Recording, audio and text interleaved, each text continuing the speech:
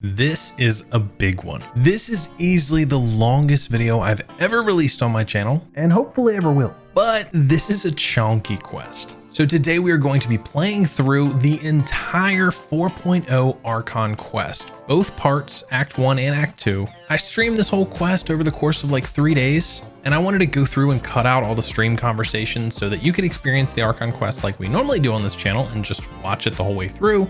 But there's a lot of conversations that we had on stream during playing through the quest that, to be honest, would take just forever to go in and cut out. So, couple of disclaimers. This was kind of an experimental thing for me. I was trying to see how I liked actually streaming it, which I did really enjoy. But I think if I'm going to stream it next time, I might switch up how I do it. We'll talk about that more later on. But for now, the first day I streamed the quest, I did have chat up so you can see kind of what we were talking about. The next day I streamed, I decided to stream without chat. And then the last day, I believe I streamed without chat. So there's chat in some of these, not chat in some of these, because I was thinking like, oh, this way, like it'll feel more like a regular video, but I was still interacting with chat. So regardless, this whole thing is kind of scuffed. If you weren't able to catch the stream and you want to make sure you don't miss the next one, make sure you subscribe down below and click the bell. That'll let you know every single time I go live or post a video. No matter what, I had a ton of fun playing this quest with you guys. For those who did come out to the stream, thank you so much. It was such a blast. There's a couple clips at the end where chat was showing me some Fontaine Secrets, so that was really fun. And yeah, I just had a really good time making this. Unfortunately, I couldn't edit it all the way down like I wanted to, but nonetheless, I hope you guys enjoy. And if you stick through to the end of the video, you are a real one. Let's go. Here we go. Good old caravan rebot. Now let Paimon think. What were we up to the first time we came here? Let me know if the sound and everything is okay. If y'all like, if the game's too loud, too quiet, whatever, just let me know. For early game, is Gene worth building? Yes. Scoop, what's up? Do reviews? I don't know. Reviews for what? Oh, Paimon remembers. Nahita's consciousness had been trapped by the doctor. Oh, but we followed the clues she left behind to help her. I like that that's their way of like catching us up to speed. Like, in case you don't remember what happened last, here's what happened last. Good memory, Paimon. I guess we have stumbled upon this place at some point before. So much time has already passed since then. And it seems Sumeru's changing for the better now that Nahita's in charge, right?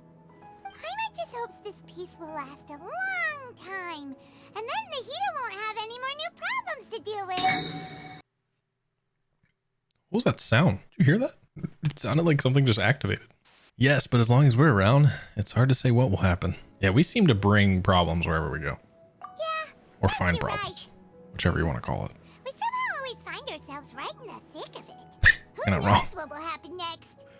Oh, by the way, one more thing. I did go back and fix the first, like, I don't know, 15, 20 minutes because I was having audio issues live. So there was no game sound for the first like 20 minutes, but I did go back through and add those voice lines in where they're supposed to be just for the sake of the video. So it's a little bit more watchable, but you will hear me say, oh, you guys don't have audio. And it's because I'm fixing it in the background. Just wanted to throw that out there. Don't worry too much about it because you won't really notice it too much, but you might hear me talking about the audio issue. Anyway, don't worry about it. It's fine. It's fine. You go back to your video. It's fine.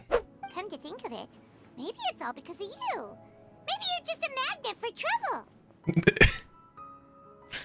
Don't think there's game audio? Okay, I'm glad you told me. Just look at profiles and character builds, crit ratios. Oh, got you. Not really, to be honest with you. I don't think I would be very good at that. There's a lot of people that are way smarter than me when it comes to like builds and stuff. I probably watch a lot of the same videos you do when you're trying to make a build. I would just think that you might be the problem, Paimon.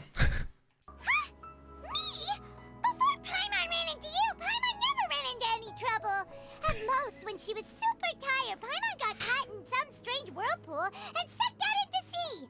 And even then, you fished Paimon out. Anyway, for Nahita's sake, maybe we should think about heading to our next destination for now. Ah, look who it is. Running into you in a place like this. I can see you two still love wandering around. Well, they don't call me the one. Oh, wait, they call me the traveler. Never mind. Since when are we just wandering around? We're usually taking care of some serious business, even though it may have nothing to do with our journey. But never mind that. It's not wrong. You here? So I just finished a oh, commission crap. in the desert for a usual client of mine. Nothing too interesting. Just escorting a shipment of goods. I'm on my way to report back. That's when I saw you two all the way over there, chatting away.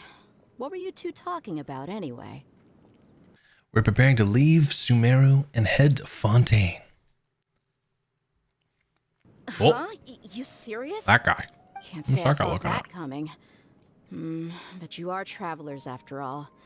I guess you'd never stay for too long in one place.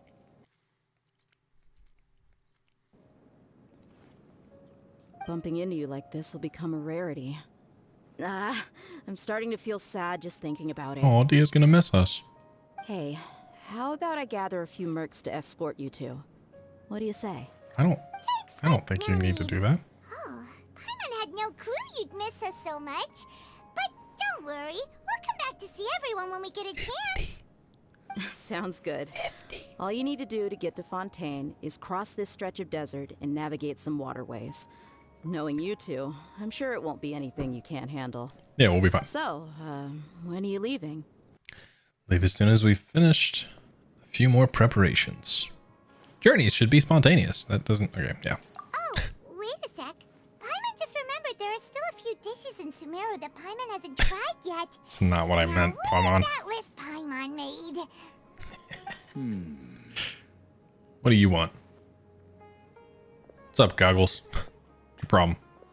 I see. Guess you won't be needing a going away party or Dips. anything. It's sad enough to see you go like this. Though, now that I Still think no about audio? it, Sumeru wouldn't be what it is today without you.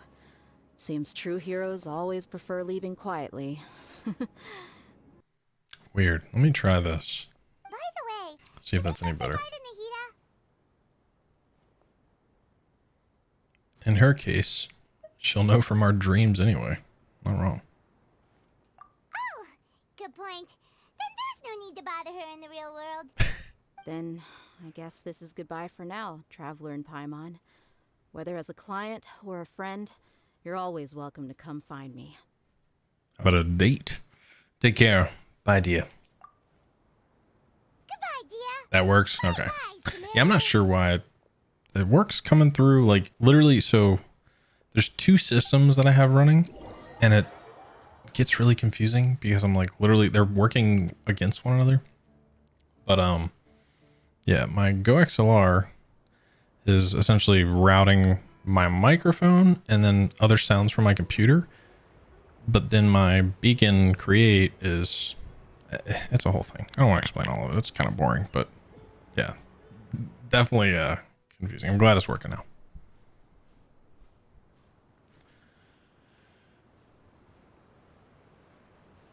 I was gonna say, also, I'm seeing a lot of these videos being like 8 hours for this, so probably won't be doing all of this tonight, but definitely some. Look at it, it looks so good.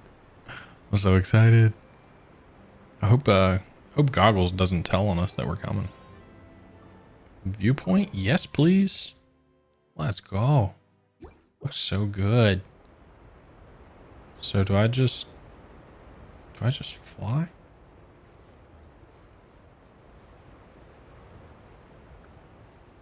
Yeah, I was gonna say, if you Google interactive map for Genshin, you can find everything. Yeah, and I saw some of these videos for like the Archon Quest is like 8 hours. I think this quest is, I don't know that the whole quest is 8 hours, but quest seems long, which is cool, but oh, yeah, I was gonna say it's gonna be a long one. I was looking to see how long it would be because I was like, maybe I can do this all in one shot, but I don't think so. So we'll probably check back tomorrow and do more. Is there anything? I'm not gonna explore too much. I'm just gonna beeline the story.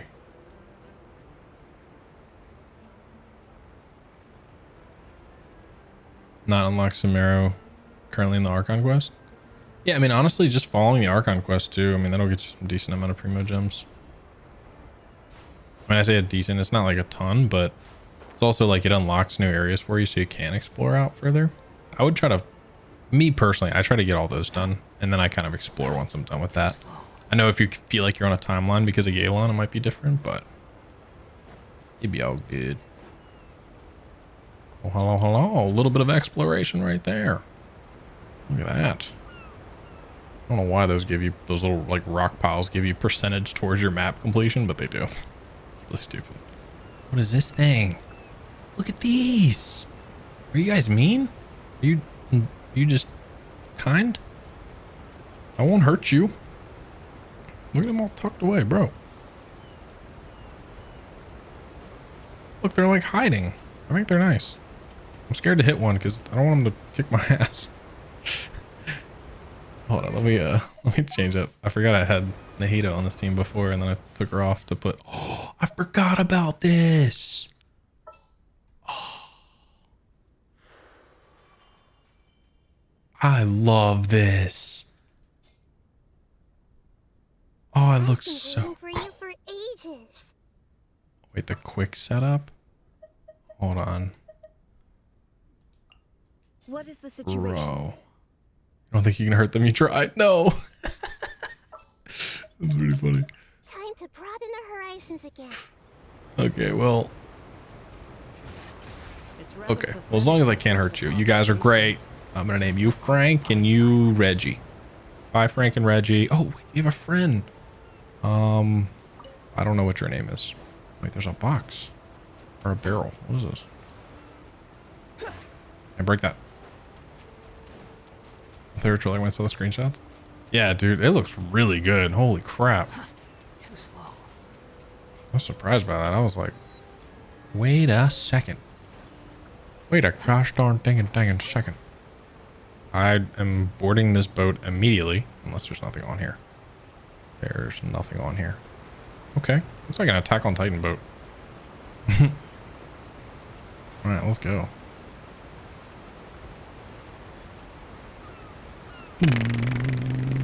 Wait, is that our first Hydro Oculus? Oh, bruh.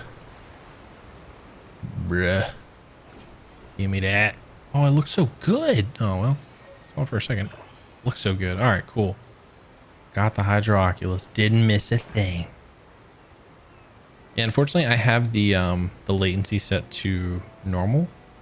So instead of low, I think that was causing some resolution issues last time.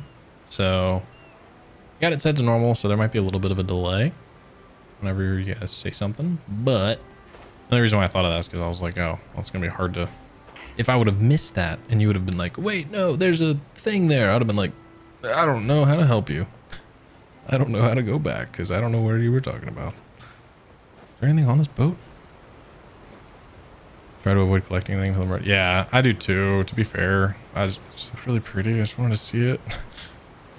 I normally do that when I'll do like all of the Oculus in one fell swoop. But unfortunately, I didn't do that with Sumeru. I still have all my Oculus or whatever. Oh, come back, bro. Oculi from Sumeru.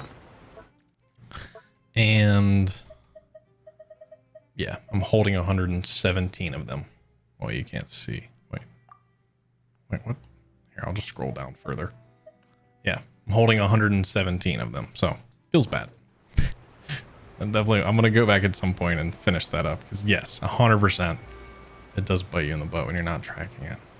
All right, but I'll just remember that I just collected that one. Because yes, that is a very good point. Oh, skirt. What is that little thing? All right, let me out. Hello, hello. After crossing all that sand and water, we finally made it. Oh, this must be Fontaine's port.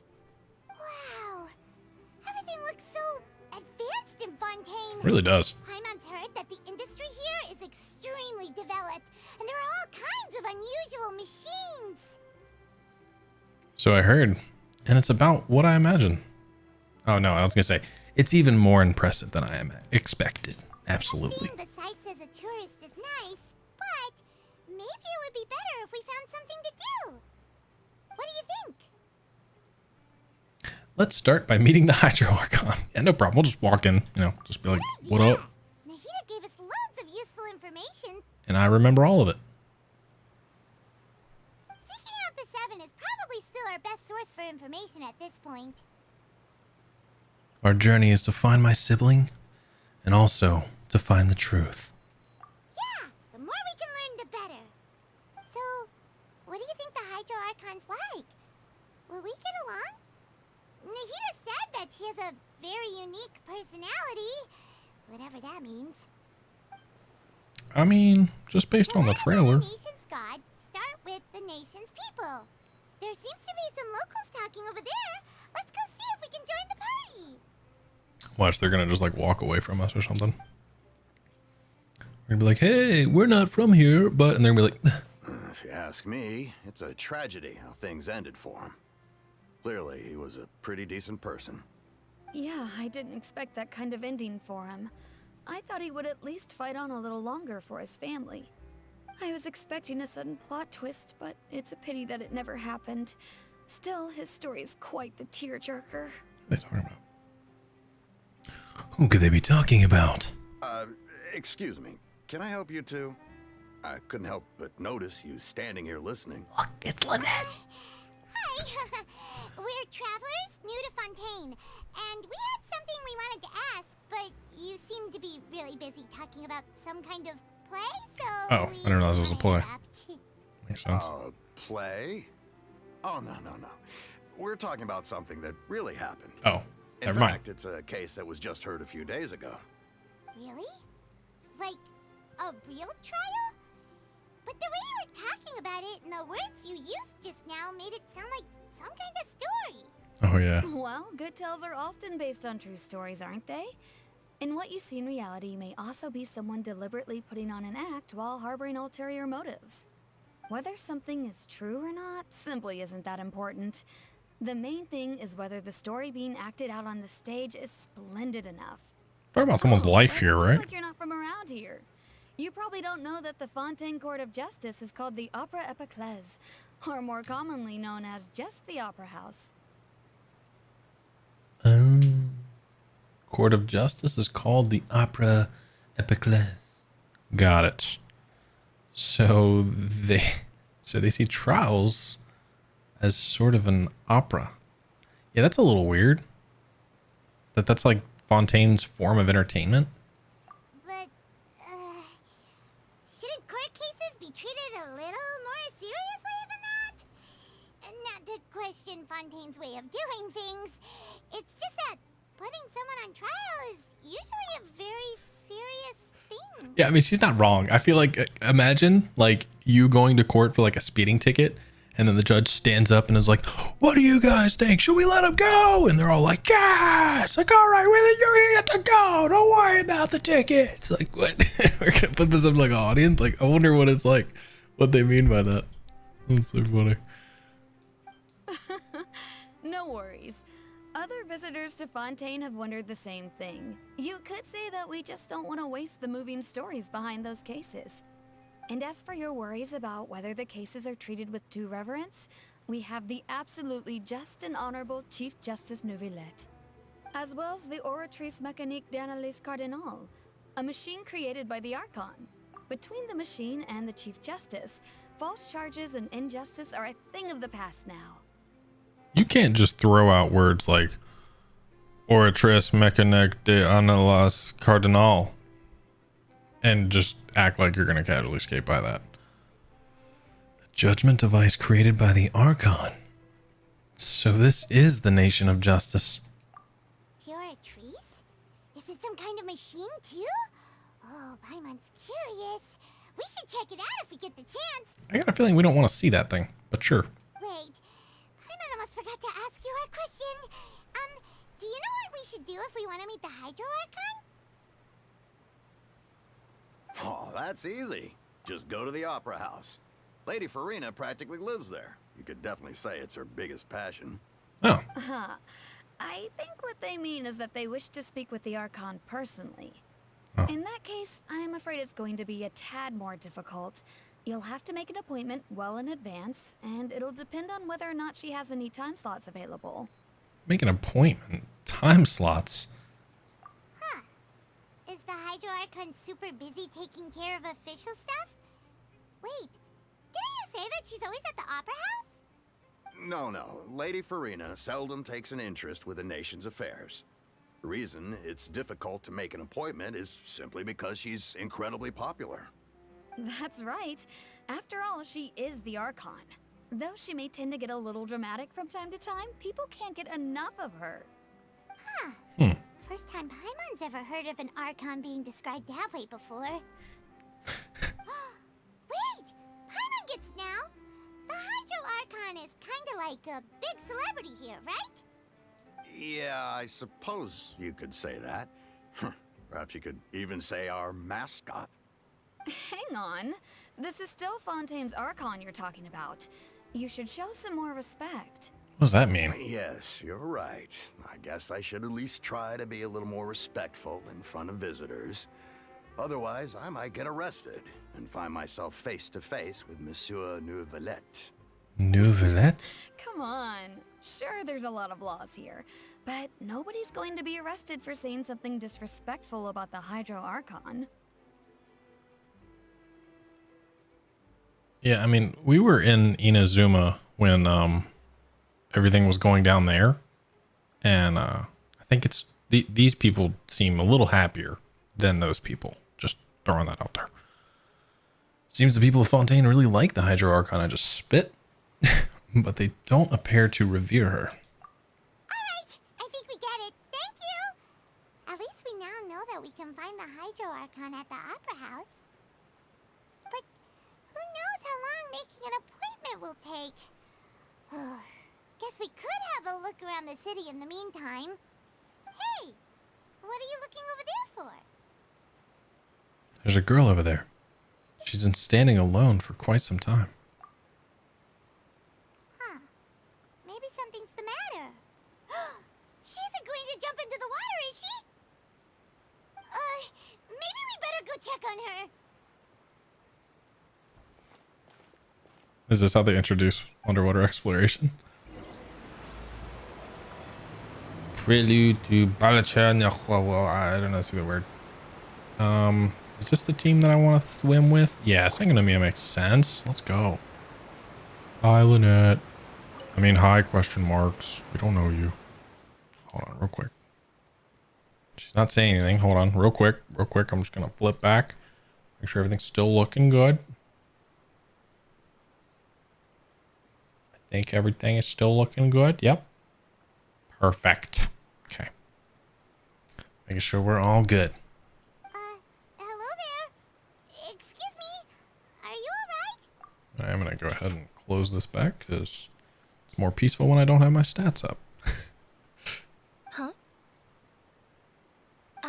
I'm fine. Thanks. Yeah, no problem. All right, you have a good one. Okay then. We just noticed that you seem to be worried about something. About many things, actually. But there's nothing I can do but just keep my troubles to myself. I was just reminiscing about a place my brother and I would play when we were kids. It was just atop that hill over there. See? You're pointing at the sea.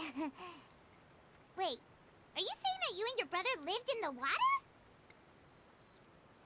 Maybe they're mermaids or fantastical race from Fontaine? No people call the waters around Fontaine a sea. It's actually just an inland lake that's filled with fresh water. Oh, where's Marshmallow? And no, I can still see that hill clearly in my memories. Now it's been completely submerged. He would skip and jump, tossing sand in the wind. The sun shone brightly, and the air was filled with the scent of the sea.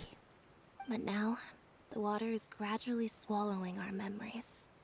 It won't be long before it swallows us. Sorry. Paimon doesn't really get what you mean. What? I don't believe we've had the pleasure of meeting. Are you Lynette's new friends? Oh, and you are? Thanks for looking after my sister. She often comes here to reminisce about our childhood, that's all. There's no need for any concern. Oh, allow me to introduce myself. I'm Linny, and this is my sister Lynette. Linny. If I had to guess, I'd say you must be travelers from abroad. Nice You'd to be meet correct. You. Paimon is Paimon, and this is the Traveler. We just arrived in Fontaine. We were just talking with your sister. even though we didn't really get what she was saying. I see. It's unusual for Lynette to be so willing to talk with anyone. In fact, she seldom speaks at all. I'm usually the only one she ever talks to. Oh, really? Then you two are just like us! Paimon's always the one talking for some reason.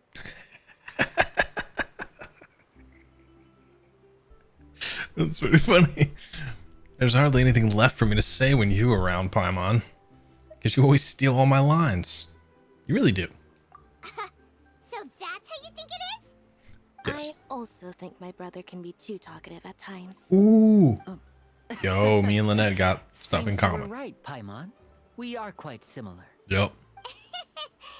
So, what did Lynette mean just now when she said that the water is engulfing your memories? And that it won't be long before it engulfs you too? Oh, that. It's from a prophecy that's been circulating in Fontaine for some time now. Well, I suppose prophecy isn't exactly the right word, because that implies a certain amount of uncertainty. There's no doubt about what's happening in Fontaine now. What? Oh. What's happening in Fontaine? Where to begin?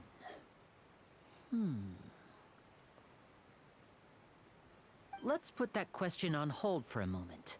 We still haven't formally greeted each other yet, have we? Did all the introductions earlier not count? Hello, traveler. Hi. Hello, Linny. It's a pleasure to meet you.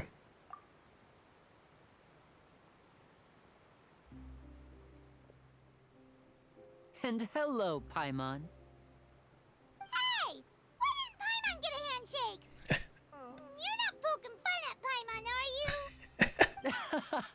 Please, don't take offense.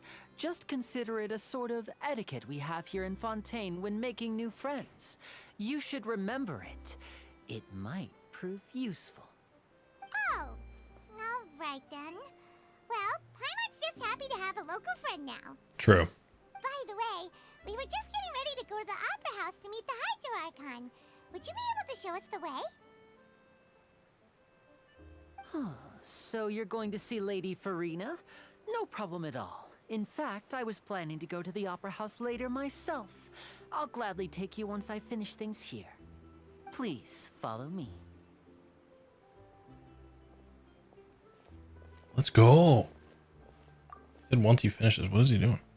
I'm gonna go ahead, since we're kind of all big chilling right now. I think I'm gonna go ahead and switch to this. Yeah. Just kind of take the chat down for now. Just so for like, because I'm probably gonna record this, so or not record, but I'm probably gonna like cut this up into a recording. So that way it'll at least feel more like a video later on. We get to actually follow. Oh, is this the part? That's where he's gonna jump in the water? Oh no. Dang it. Really wanted you to jump in the water. You guys look great. Like the whole red and green look going on. What up, Kazuha? How are ya? You said you were going to see Lady Furina? Well, it seems Lady Furina has come to see you. Oh, great. That's stressful. I said I was going to keep the chat off, but honestly, like, I kind of like the idea of having the chat there. I don't know, because here's the thing. Even if it's not like super active, at least if I like say something about chat, like if I say hi or something, then it's going to make sense as opposed to me just saying hi to nothing. So I think we'll go that route. I think we'll just keep the chat up. I don't know. Let me know what you guys think. Completely up to you. I'm doing great. I'm super pumped to meet Furina. Super nervous, but hey, maybe she'll, oh, hello. She looks so cool, dude. She looks like she could kick our ass.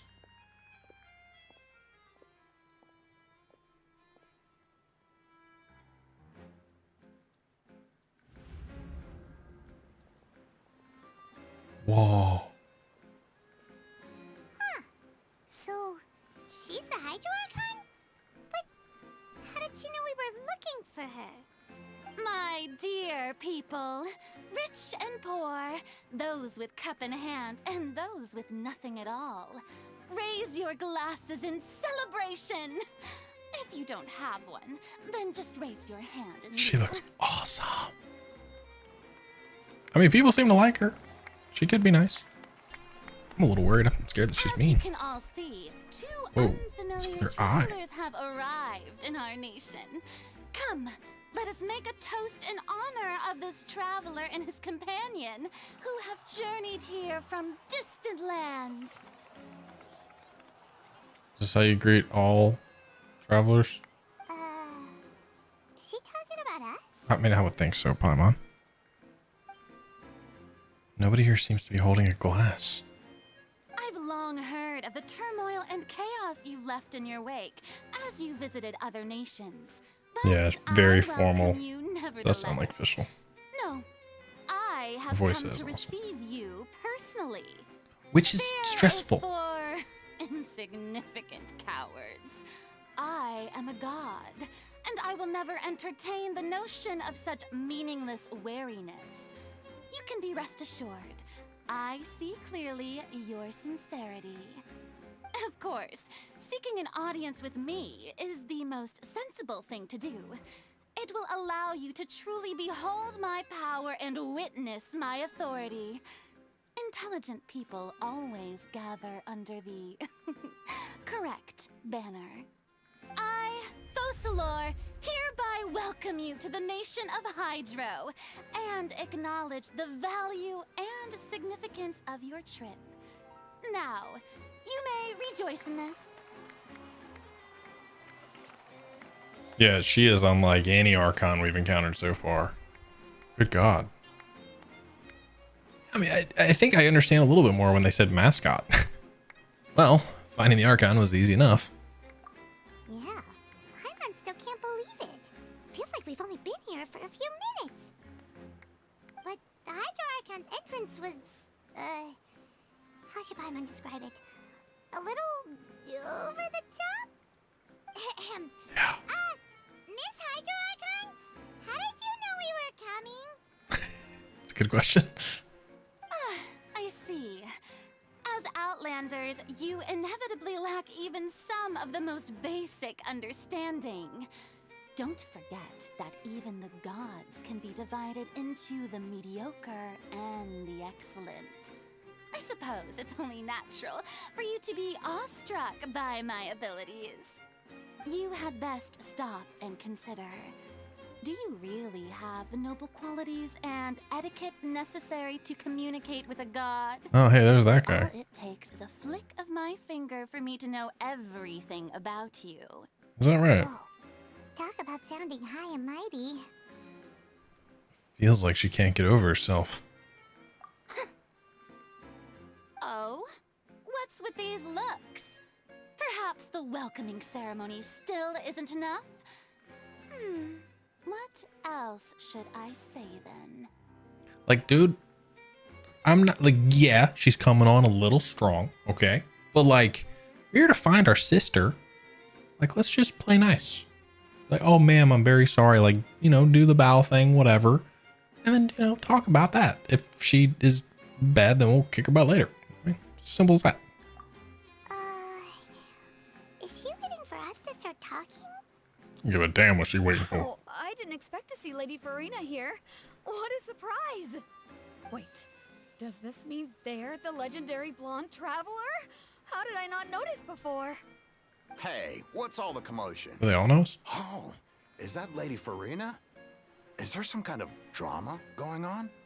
Of course. That's the blonde traveler. The one all those stories are about. Excuse me. Lady Furina came here to personally see him. Oh, I bet this is going to be the duel of the century. A duel? Are we about to get sent to the opera house? Because, bro, look, I'm just going to say it. If I've got to absolutely destroy her in front of her people, I will. I will gladly do so. But can I switch my team first? Also, why do all the people know us? I knew my nose was itching way too much the other day. They had to be talking about us, for sure. Ooh, I've got to see this. I knew Lady Furina would never disappoint.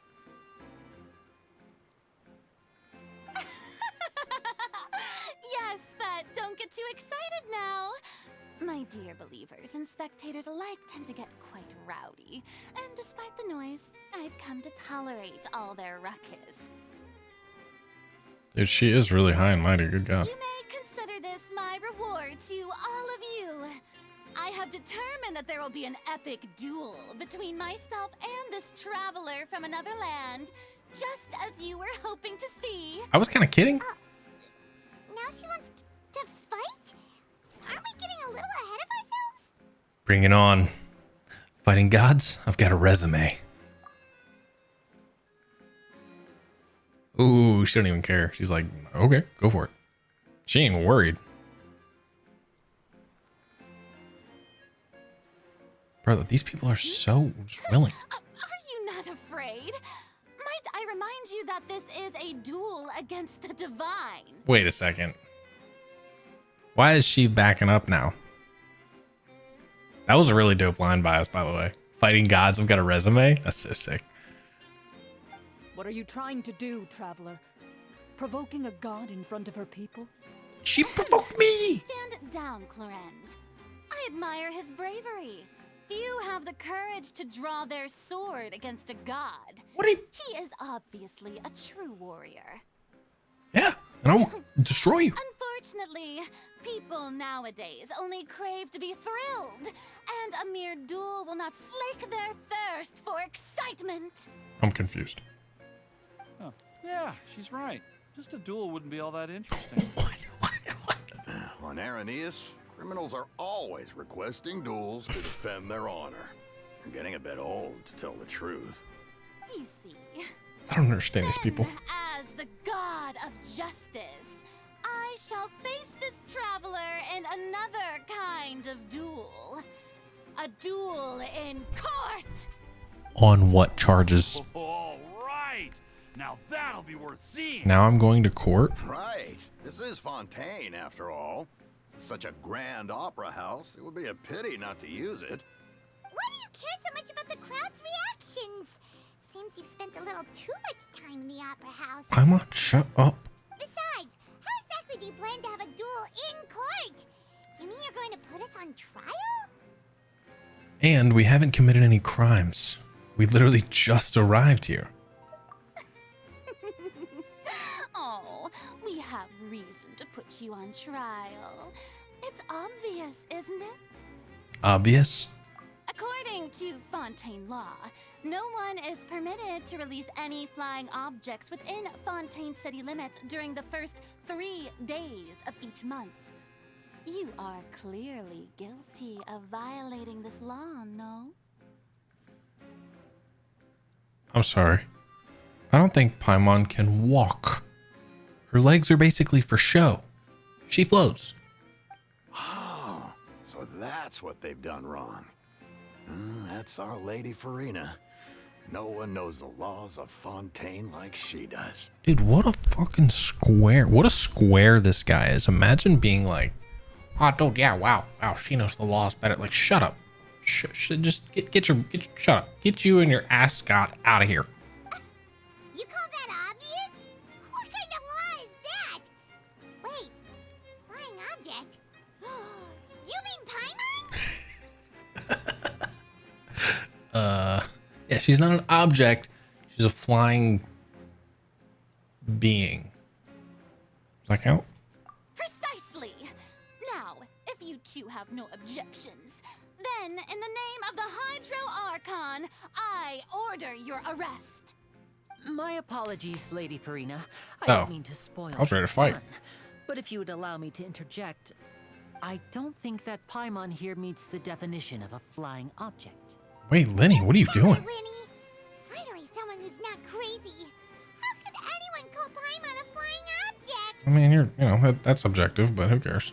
Ah, great magician Linny, my beloved citizen. I'll permit you to object, but how exactly do you plan to prove your claim? Because she has a consciousness? As a magician who just rained on your parade, I naturally should shoulder the responsibility of saving the show. So, with such an audience gathered here, allow me to perform a trick for everyone. Is this gonna work? Wait, does he use that to... What is he doing? Oh, he just gave her a leash. What's that on Paimon's back? Hey, when did you do that? Ah, when Lenny patted you on the back. Oh, bro, he's big brain. Wait, we remember. It was 2 seconds ago.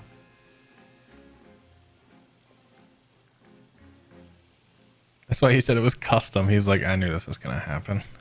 Damn, okay, so Lenny's like... There. Lenny's big brain. I like Lenny You so can all far. clearly see, Paimon should be classified as, well, something like a balloon. This rope has been in the traveler's hand all along. It was just that no one could see it before. Huh? You call that magic? You've got to be joking. Oh my god, you're not even a main character. Shut up. I thought it was pretty good. Nice one. All right, you know what? Don't worry about it. It's Etienne, you're back in. Thought you weren't cool? You're cool again. Huh.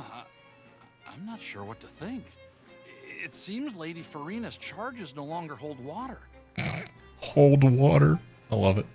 Oh, she's not happy about this though.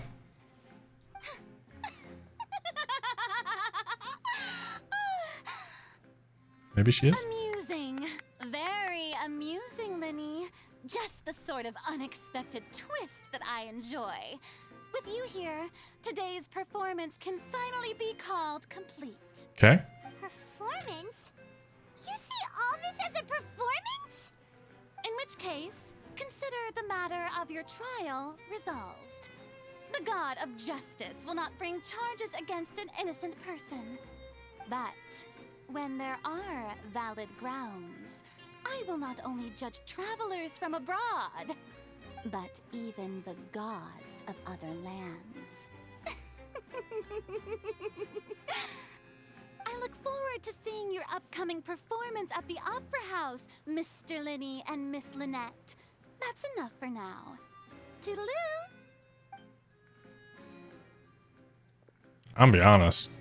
She's kind of insufferable. But I think she's supposed to be that way. I still like her design, and I don't really care. So I'll definitely still be wishing for her. But holy crap. Like that. She's gone. Well, that's the most unpredictable Archon Paimon's ever seen. You never even had a chance to ask her anything. But that's a problem for future Paimon. That whole scene just now was really... Thanks for bailing us out, Lenny. Did you know what was going to happen? Don't mention it. I just happened to remember that there was such a law, so I did a little preparation, just in case. I didn't think it would actually come in handy. So, now do you see what kind of god Lady Furina is? Yeah. She can be a bit confusing at times, but she is still amenable to reason. Yeah, confusing is a good way to put it. Is she really that reasonable? Anyway, Paimon had no idea you were a magician, Linny. It sounded like you'll be performing at the Opera House, right? I just know a few simple tricks I use to make a living. Lynette is my assistant. It will actually be my first time performing on the most prestigious stage in Fontaine. Nice. The Congrats. Opera House. It's huge. But isn't the Opera House where criminal trials are held in Fontaine? Yeah, but it seems like that's just entertainment for them. When there are no public trials being held, the Opera House hosts a variety of other performances. To the people of Fontaine, the line between a trial and a performance can be a little blurred. You don't say. And speaking of performances, I would be remiss to forego this opportunity gifted by fate. Might I invite the two of you to see my performance? Sure. My brother's always excited to make new friends. Oh. Oh, sure. We don't really have anything to do now, and we wanted to go to the Opera House anyway. I would be delighted. Splendid. In that case, why don't we go together? I'll show you the way. I just have something to take care of first. Is there any way I can help? You really mean it? Then I'll take you up on your offer. This is a magical item known as a magic pocket. Perhaps you can help me distribute them to the people here. Magic pocket? Huh? What are they use it for? About that. You asked me before about the prophecy, right? Let me start by telling you a little more about what it entails. Thank you. Okay. I'm not sure exactly when it began, but a prophecy has been circulating around Fontaine. It says that every person in Fontaine is born with sin. No matter how the nation of justice holds trial after trial, this sin cannot be absolved. Until one day, the water levels in Fontaine will rise, and the sinful people will slowly be drowned. In the end, the people will all be dissolved into the waters, and only the Archon will remain, weeping on her throne. Only then will the sins of the people of Fontaine be washed away. Dude, that's brutal. Why? Why is it like that? So I wonder if, like, is she doing that, or is it just happening? That sounds pretty gloomy. Why are people in Fontaine born with sin? What is that supposed to mean? There are lots of guesses. Some say that the ancestors of Fontaine stole the power of the seas and stirred its wrath. Others say that the people of Fontaine never heeded the first Archon's warnings and offended Celestia. But here in Fontaine, evidence is what matters. There hasn't been concrete evidence for any of these claims, so they can only be regarded as conjecture. If even the people in Fontaine don't know what sin they committed, wouldn't it be better just to ignore the prophecy completely? Why bother feeling guilty all the time? That's exactly what the people did at first. But in the last few years, the water levels in Fontaine have actually started rising. But now the water is engulfing our memories. It won't be long before it engulfs us. Many places have already been completely submerged, and now lie beneath the sea. Oh. Many people carry on with their lives as before and shrug it off as a natural phenomenon. But my family and I think that the people of Fontaine shouldn't ignore the possibility, which would end up sentencing them to death. That's a really cool story tie-in for the underwater exploration. That's like master level storytelling. That is really cool. We hope that at least the people who reside near the waterfront can move away before it's too late. So we've started distributing magic pockets to them. As a magical item, these magic pockets have astonishing capacity. I'm sure they will come in handy when people are moving their belongings. Oh, Paimon gets it! It's Oh. like preparing for a rainy day! But this is more than a bit of rain. If the prophecy is true, then there's no way to prevent the disaster? Perhaps only absolute power could ever contend with such a catastrophe. But who knows? We're just tiny specks in the grand scheme of things. Now, if you'd like to help, then please give these magic pockets to anyone nearby. Be sure to convince them to take it, regardless of what they say. Lenny, that last line got me a little sus about you. I don't know about that. But I will do as you ask, because that's what I'm supposed to do. Hi, everybody. Hello. Hi, sir. Yeah, would you like my pocket? So you also believe in the prophecy. Keep it. I won't have any use for it. What? You mean you don't believe in the prophecy? No, I believe in the prophecy. But I also believe in another story. Oh, yeah? The story says that people once lived in the ocean.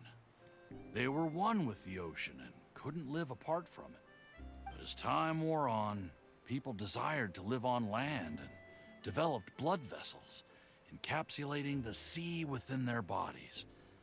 Thus could people set foot on land. So, if you ask me, when the water rises and takes us all, it'll be like we're going home.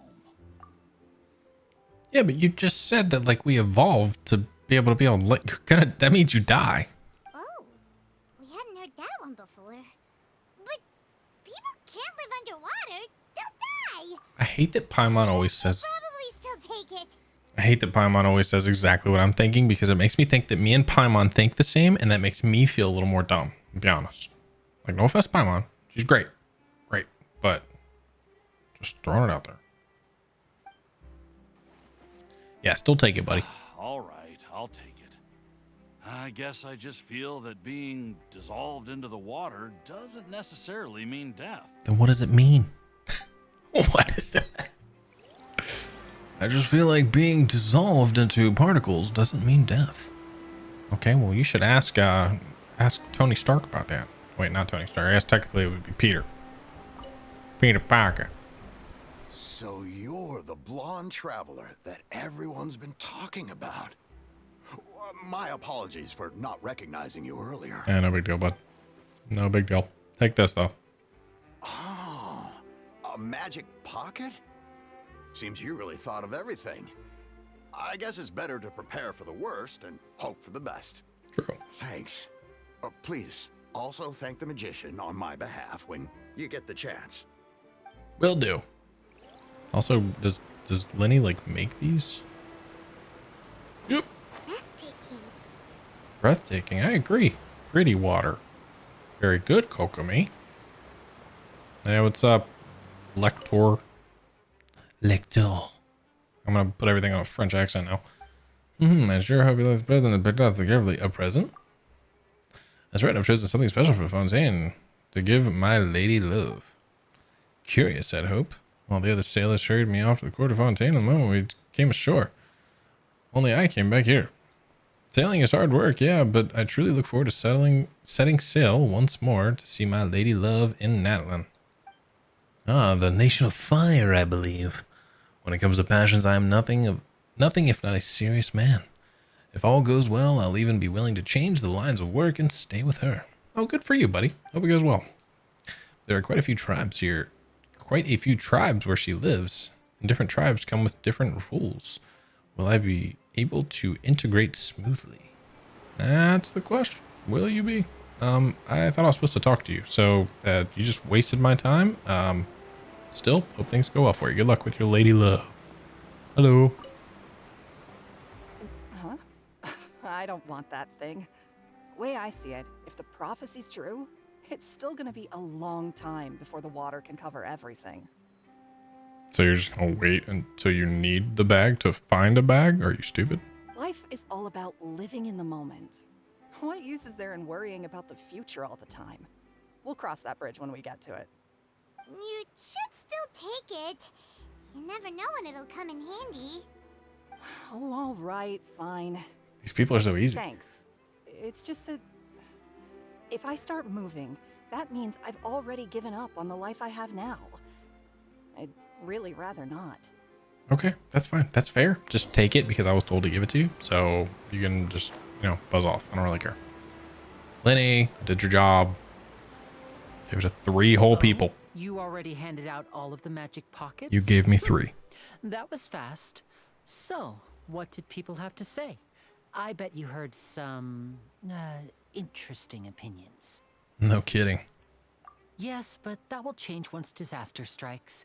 I know they'll change their minds, so it's only right to help them prepare. Is there anything else you need to do before we leave? Yes, one last thing.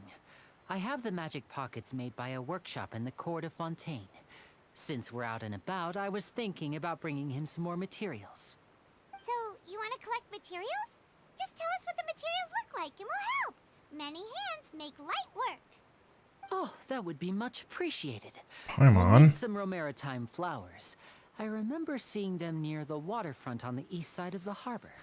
Already got me picking flowers. Paimon's signing us up for busy work. Come on, lady. What are you doing here? What are you doing to me? Where's these flowers?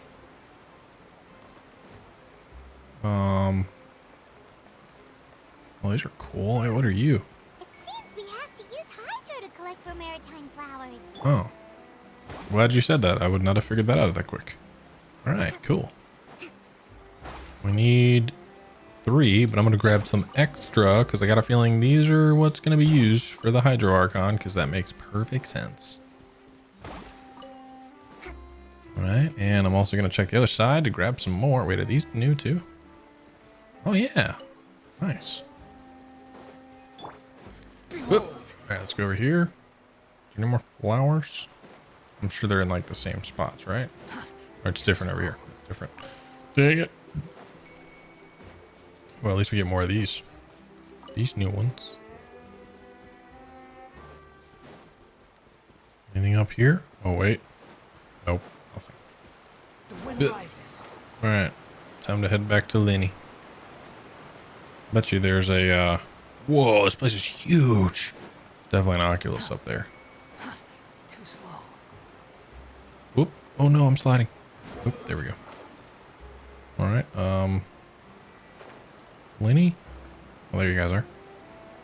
I didn't go around, don't worry. I was doing your job like you told me to. Hello. You made quick work of that. I can tell you're an experienced traveler. I've also finished collecting a few here. Wait, I want them. Maybe next Where'd they go? time you'll feel like helping too, Lynette. No way. I'm in power saving mode today. Otherwise, I fear I may not have any energy left for the performance at the Opera House. I'm totally stealing that. Fine. I'm in power saving Though mode the today too. performance is still a long way off. Now that we're finished here, we should get ready to head back to the court of Fontaine.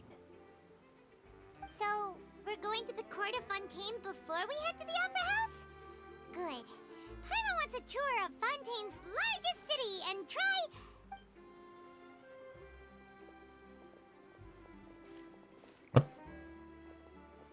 Wait, shh. Have you noticed that person over there? The young girl. Huh? What's wrong with her? Yeah, right. Power saving mode sounds great. She's obviously a thief.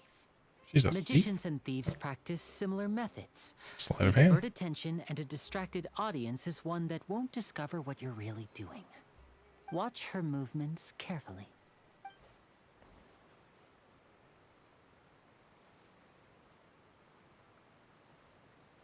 Are we gonna report her? Oh, he's right. So we get to see a trial? Shh, keep your voice down. We Wait, need did to my think of a face way to freeze? catch her, but it seems she's very alert. Perhaps we should split up. Hold on. My face is frozen. Uh-oh. Well, wait. Well, let's go full cam for this. Oh, yeah, that's great. That looks great. Okay.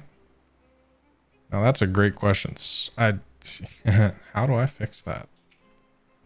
Okay, hold please. Just watch me here. Okay? Don't move. Nobody move. Everybody? Maybe if I'm scared to deactivate it, but I guess let me try to do this. Hold on. I'm gonna cut this off and cut it back on. See if that works. Deactivate. Activate. Nope. Still nothing. Yeah, I am a master ventriloquist. It's actually my hobby. Oh, dude, I don't know how to fix this. This has never happened.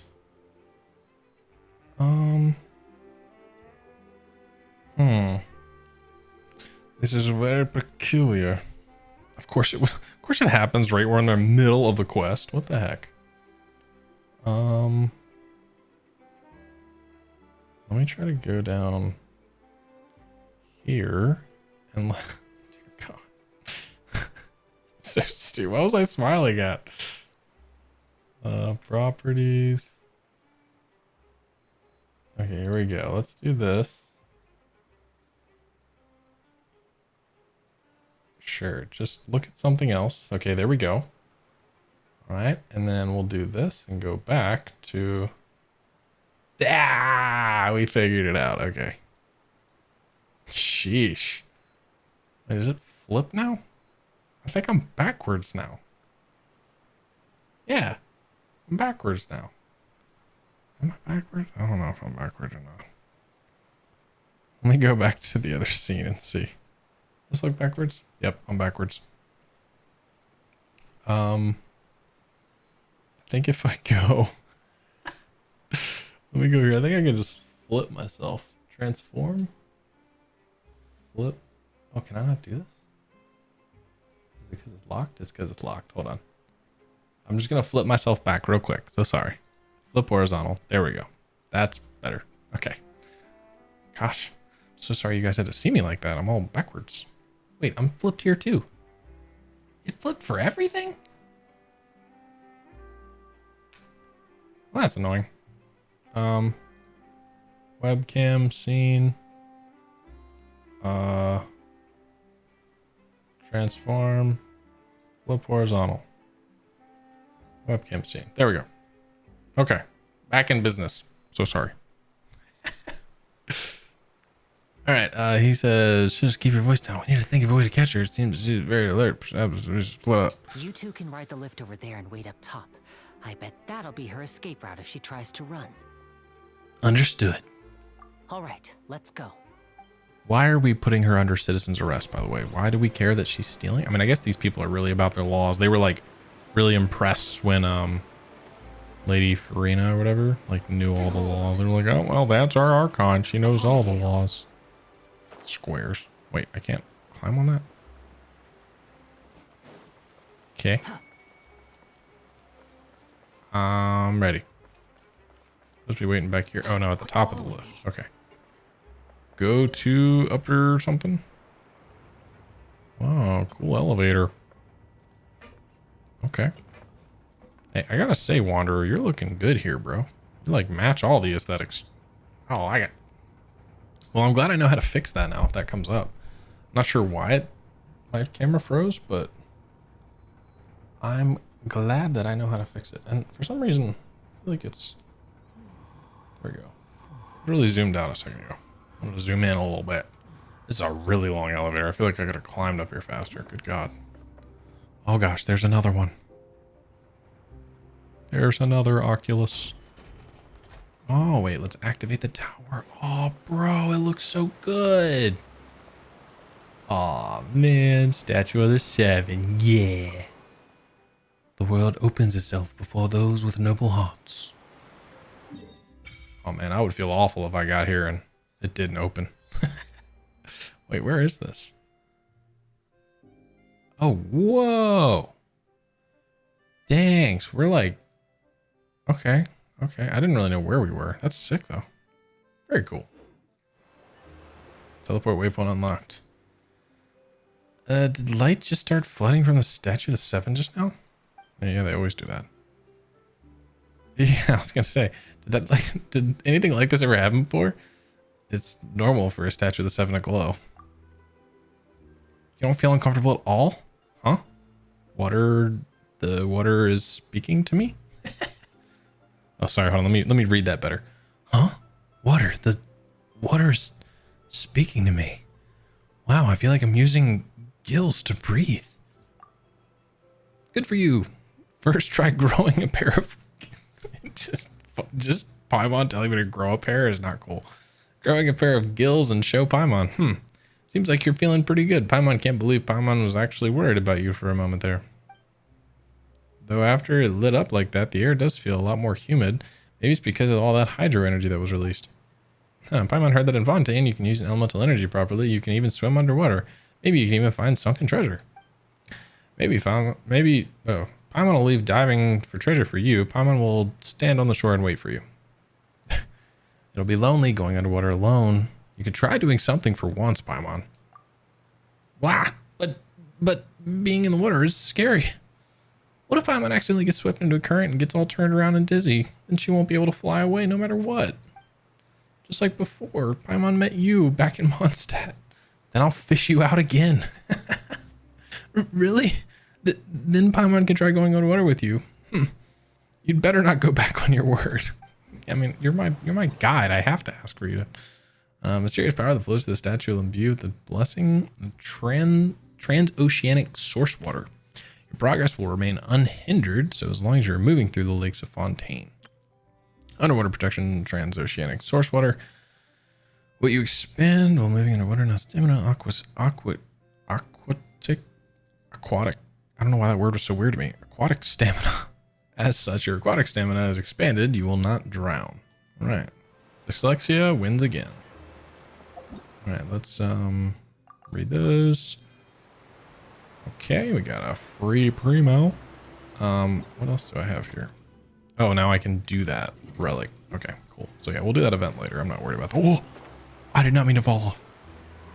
Well, I guess I do have a statue of the 7 now. We could just go swimming for a sec. Oh, what's the rush?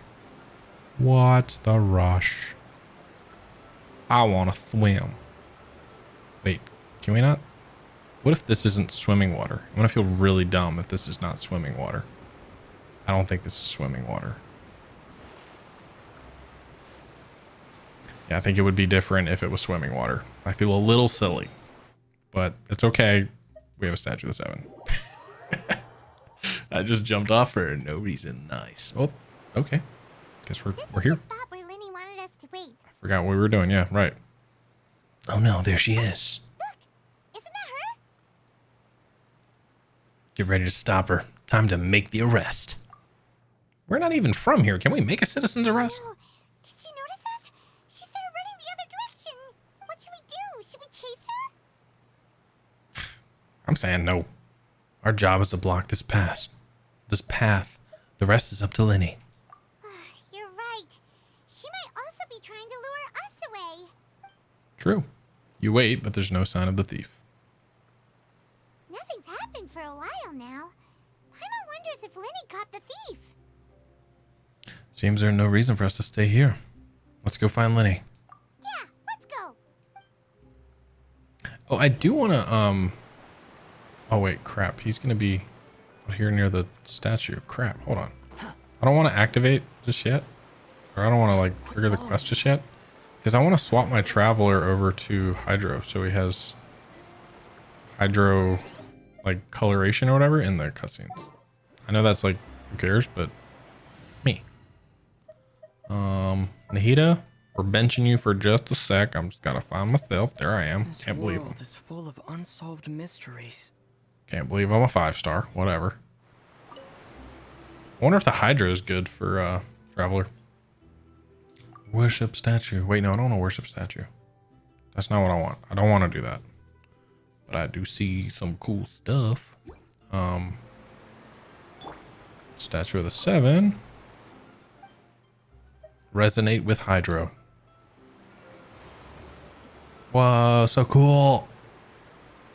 Hey. What is that? Oh, that was sick. Wait, is Hydro Traveler gonna be dope? Oh, you can actually. Oh, what? And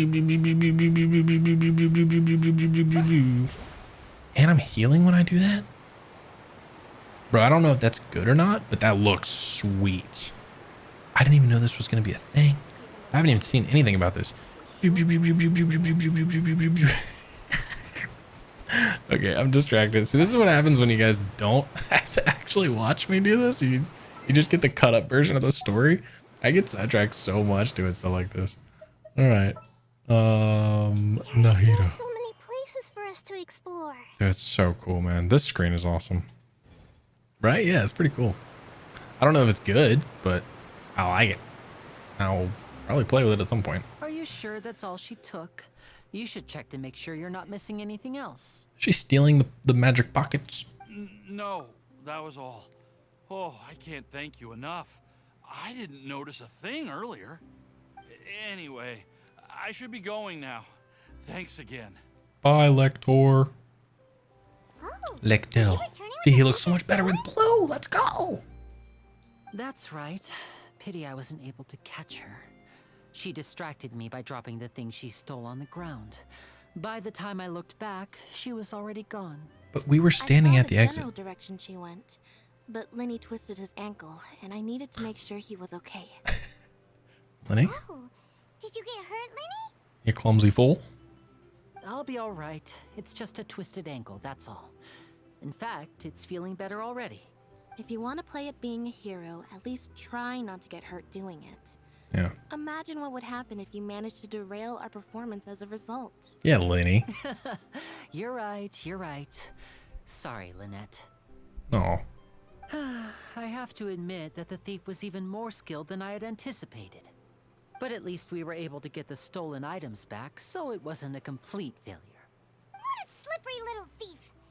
Guess things turned out all right in the end, though. Lenny's initiative paid off. My dog's down here laying on my All shirt. right, let's put this little detour behind us. We should go to the court of Fontaine now. All right, good. Finally. I wonder when this part of the quest is over. Like, I feel like we haven't really done much. We've been streaming for almost 2 hours. I'll probably try to get like some more cool story stuff. I don't want to be on too late. It's already 1:20 my time, so probably won't be too much longer. But what do we get? What do we get here? New recipes.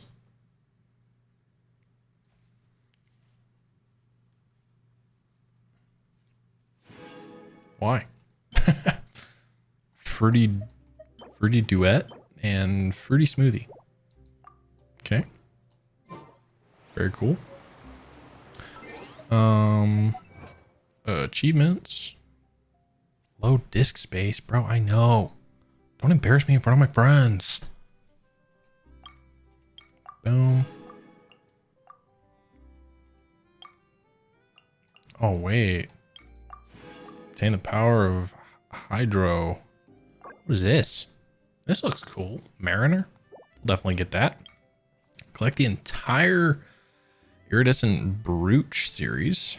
And then collect the entire history, blah, blah, blah. Okay, so these are just collecting books. So we'll probably get those eventually. I'll look that up, how to do that. We're not going to search for them. What am I? What do I look like? What do you think this is? All right, here we go. God, imagine if I hit the button on accident and we went down. That would have been rough.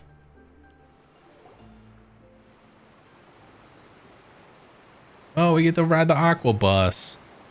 I'll probably do the aqua bus, get like my bearings in the area, and then probably stop from there. This thing to go into the city?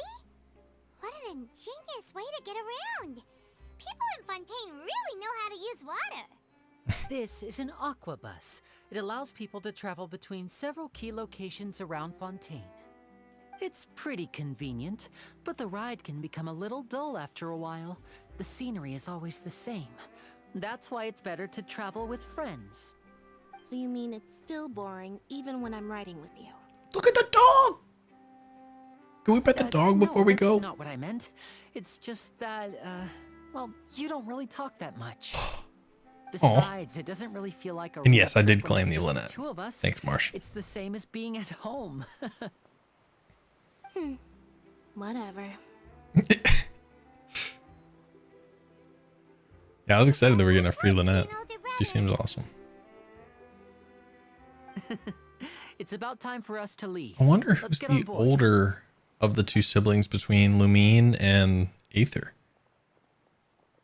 I wonder if there is an older sibling or if they're twins. Wait, who is this? Oh no, it's the girl from My Hero Academia, the girl that works on all the equipment or whatever. That's what she reminds me of. Oh, excuse me. Aren't you the great magician Linny and his assistant Lynette? Yes. Hello. I don't believe we've... Oh, she's got a vision. Cryovision. I'm Charlotte, a reporter for the Steambird. Hi, Charlotte. Nice to meet you. I like your monocle. Nice to meet you. From the Steambird, huh? We've often relied on your paper to promote our performances. It's an honor to meet you. Wait, could that be the legendary traveler who's been making headline after headline in their journey across Tibet? I guess you could say that. Amazing. You recognized everybody almost immediately. Good at her job. I wouldn't be much of a reporter if I didn't know who's who, would I? Wow, today must be my day. Who knew I would end up on the same boat as so Oh, they are twins. Okay, I didn't know that. Could my Very vision cool. finally be showing me some favor? I need like the minute by minute play. Who's the older one? Unless they were born at the same time.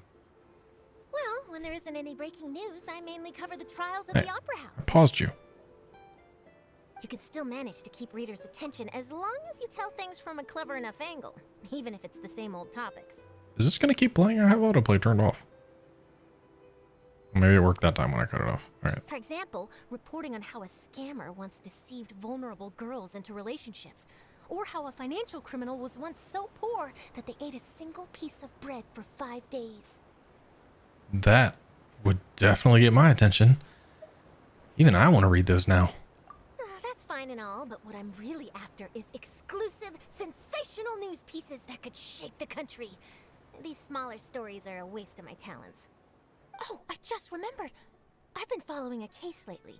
Well, a series of cases actually. Please, look, before you start talking, you're going to get us off track. And we're trying to get to the opera house, okay?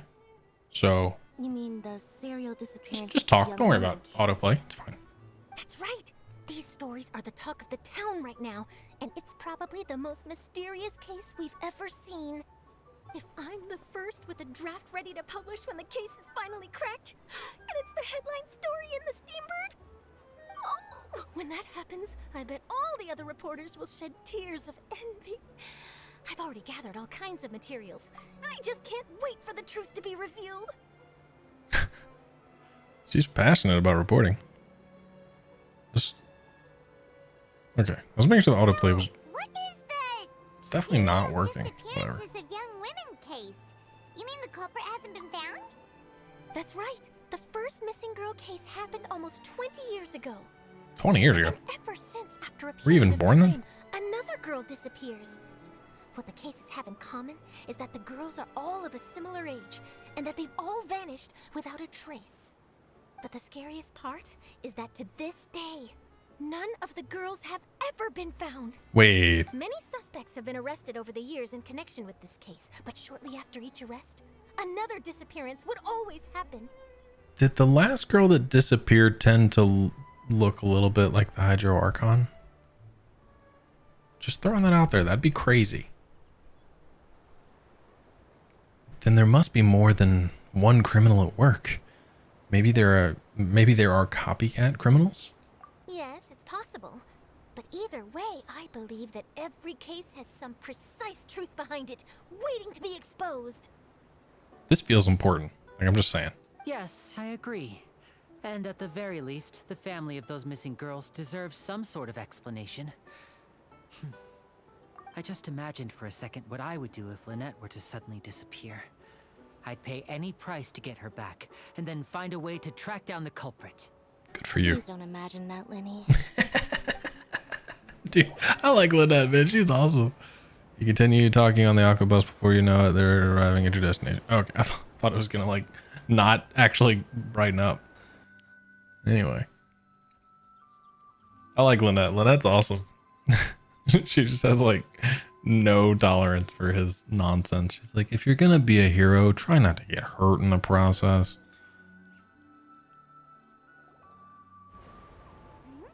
Hey, we're almost there, look! It's pretty. Ooh, there's a statue of the Seven. Can anyone else link with statues of the Seven? Or is it just us? Is it just like outer world cosmic beings? Oh, it's so pretty.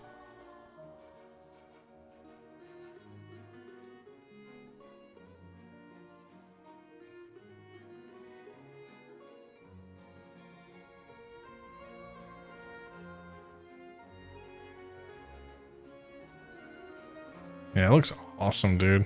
All waterways and stuff. Kind of gives me like Pompeii vibes. I mean, not that it went well for Wait, isn't this place supposed to be engulfed? Well, I guess Pompeii was like a... Was Pompeii a flood or a volcano? I should know this. Never mind. Don't worry about me mentioning Pompeii. Well, I really enjoyed chatting with you. Life should be full of pleasant little surprises like this. Yeah. Yeah, us as well. The ride went by too quickly. Yeah, debatable. I have an interview to get to. I should get going before I'm late. Do you want to interview us later? Okay, Hyman hopes we can chat again soon, Charlotte. See ya! Bye now. Oh, be sure to stop by and see me at the Steambird when you have time. Will do. I like her. I like her way more than I thought I would. Always running around and interviewing everyone. Well, where should we go now? If you don't mind, how about we stop by my home first? Besides, I still have all the materials we collected. Sure, we wouldn't mind at all.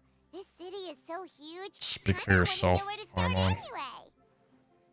I need to do my dailies, bro. I was gonna finish up this part and then go do my dailies. Paimon's just like, yeah, sure. We're not on a time schedule. It's fine. We're just, you know, Whatever. I just want to see the opera house. What is that thing?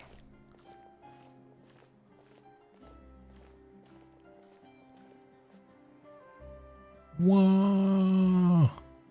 This looks so cool. This place is so pretty. This might be enough to get my wife to play Genshin. She started Genshin, and I don't even know if she finished the first quest or not, but she was not super into it. Okay. Maybe this is a good stopping place. Too slow. For our quest right now. Quit following me.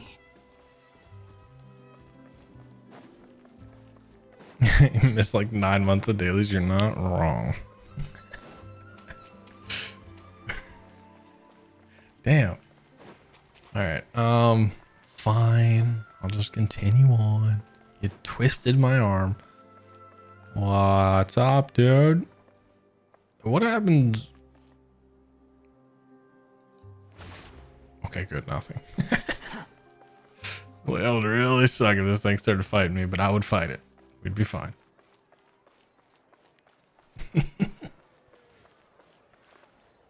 Marshmallow flaming me up. I love it.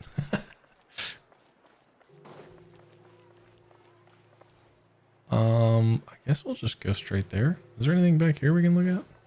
Oh wait, I can steal some fruit. What's this? Oh, give me that more.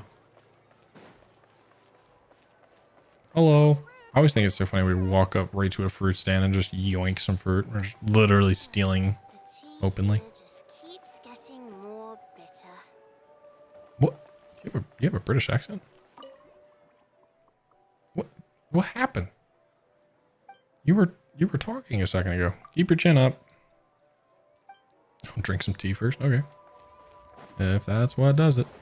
Bro, look at these like alleys. Oh god, I want to explore so bad. Okay, you know what? We're not going to explore too much right now because 100% I'm going to absolutely just get completely sidetracked.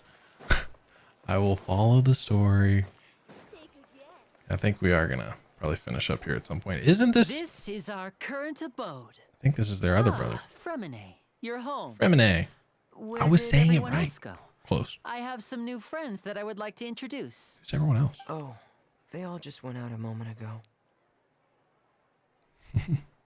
I see. Everyone is getting busier now that father will be returning soon. I suppose that can't be helped. Who's your father? Father? Allow me to introduce you to my little brother, Fremine.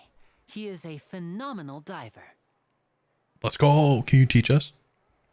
You were there a few months hello. ago. Yeah, no worries. I hear you. Nice to meet you. He doesn't sound excited to meet us at all. Traveler. Oh, you sound very proud to have a diver as a brother, Linny.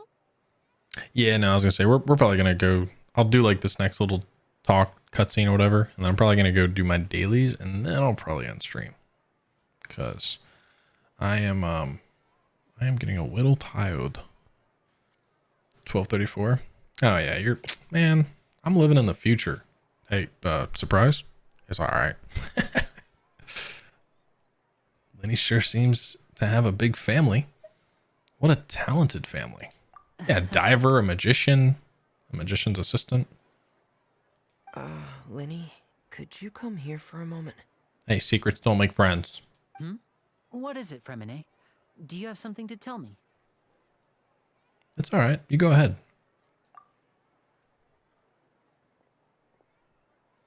I don't like these new people.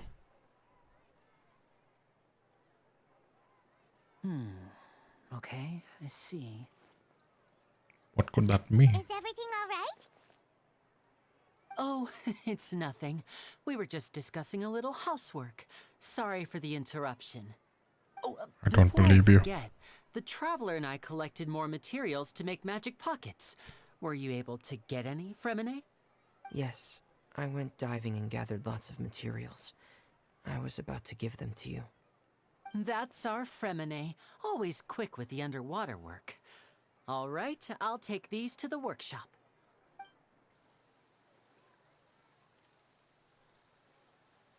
Uh-oh. It's raining now. Housework. Yeah, what housework? I don't trust that one bit. But I like them, so I trust him. It's fine. I just think he's lying to us right now. Does look like rain. Yes, you're very persistent, or very observant. Sunny just a moment ago? Yeah. Fontaine's weather sure is weird. Hey, what's up? I'm afraid that's just how it is here. How are you, It often Iki? rains on days where there are trials being held in the Opera House, but don't worry, it'll clear up soon enough. What's wrong, Fremine? There's a legend about the rain that I tend to believe. Uh-oh. It's said that a dragon of water once resided in Fontaine. Though we don't know where the dragon went, every time it weeps, the skies will cloud up and pour out rain. I mean, we've fought a water dragon before. As a child, my mother told me that if I wanted to go outside and play, I should yell toward the sky at the top of my lungs. Hydro Dragon! Hydro Dragon! Don't cry! Could that Hydro Dragon be the elemental dragon of Fontaine? Another one of the elemental dragons of Teyvat? If it's an elemental dragon, then having the power to make it rain wouldn't be very unusual. Let Paimon try something. Hydro Dragon, don't cry! Is it working? Okay, it's not working. Doesn't seem to be of any use. It is just a legend after all.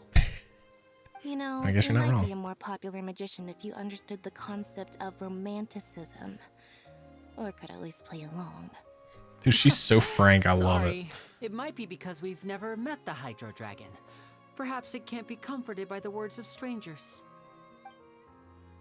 After some time, the rain stops. Okay, good. It rained for longer than I suspected. Oh, it's already getting late. Was there something you needed to do, Linny? Yeah, some preparations for the show at the Opera House. I need to find a way to catch the last aqua bus of the day. On the day of the performance, just ride the aqua bus to the island of Araneus. I'll have Lynette meet you at the fountain in front of the Opera House. Sounds good. You go ahead, Linny. We'll see you at the performance. Oh, are you leaving now? What is it, Fremine? I'm in a hurry. Oh, I get it. You feel nervous delivering the materials for the magic pockets, is that it? Perhaps we could trouble the traveler to help us take these materials to the Beaumont workshop and deliver them to the owner there? I'm afraid that Fremine can be quite introverted.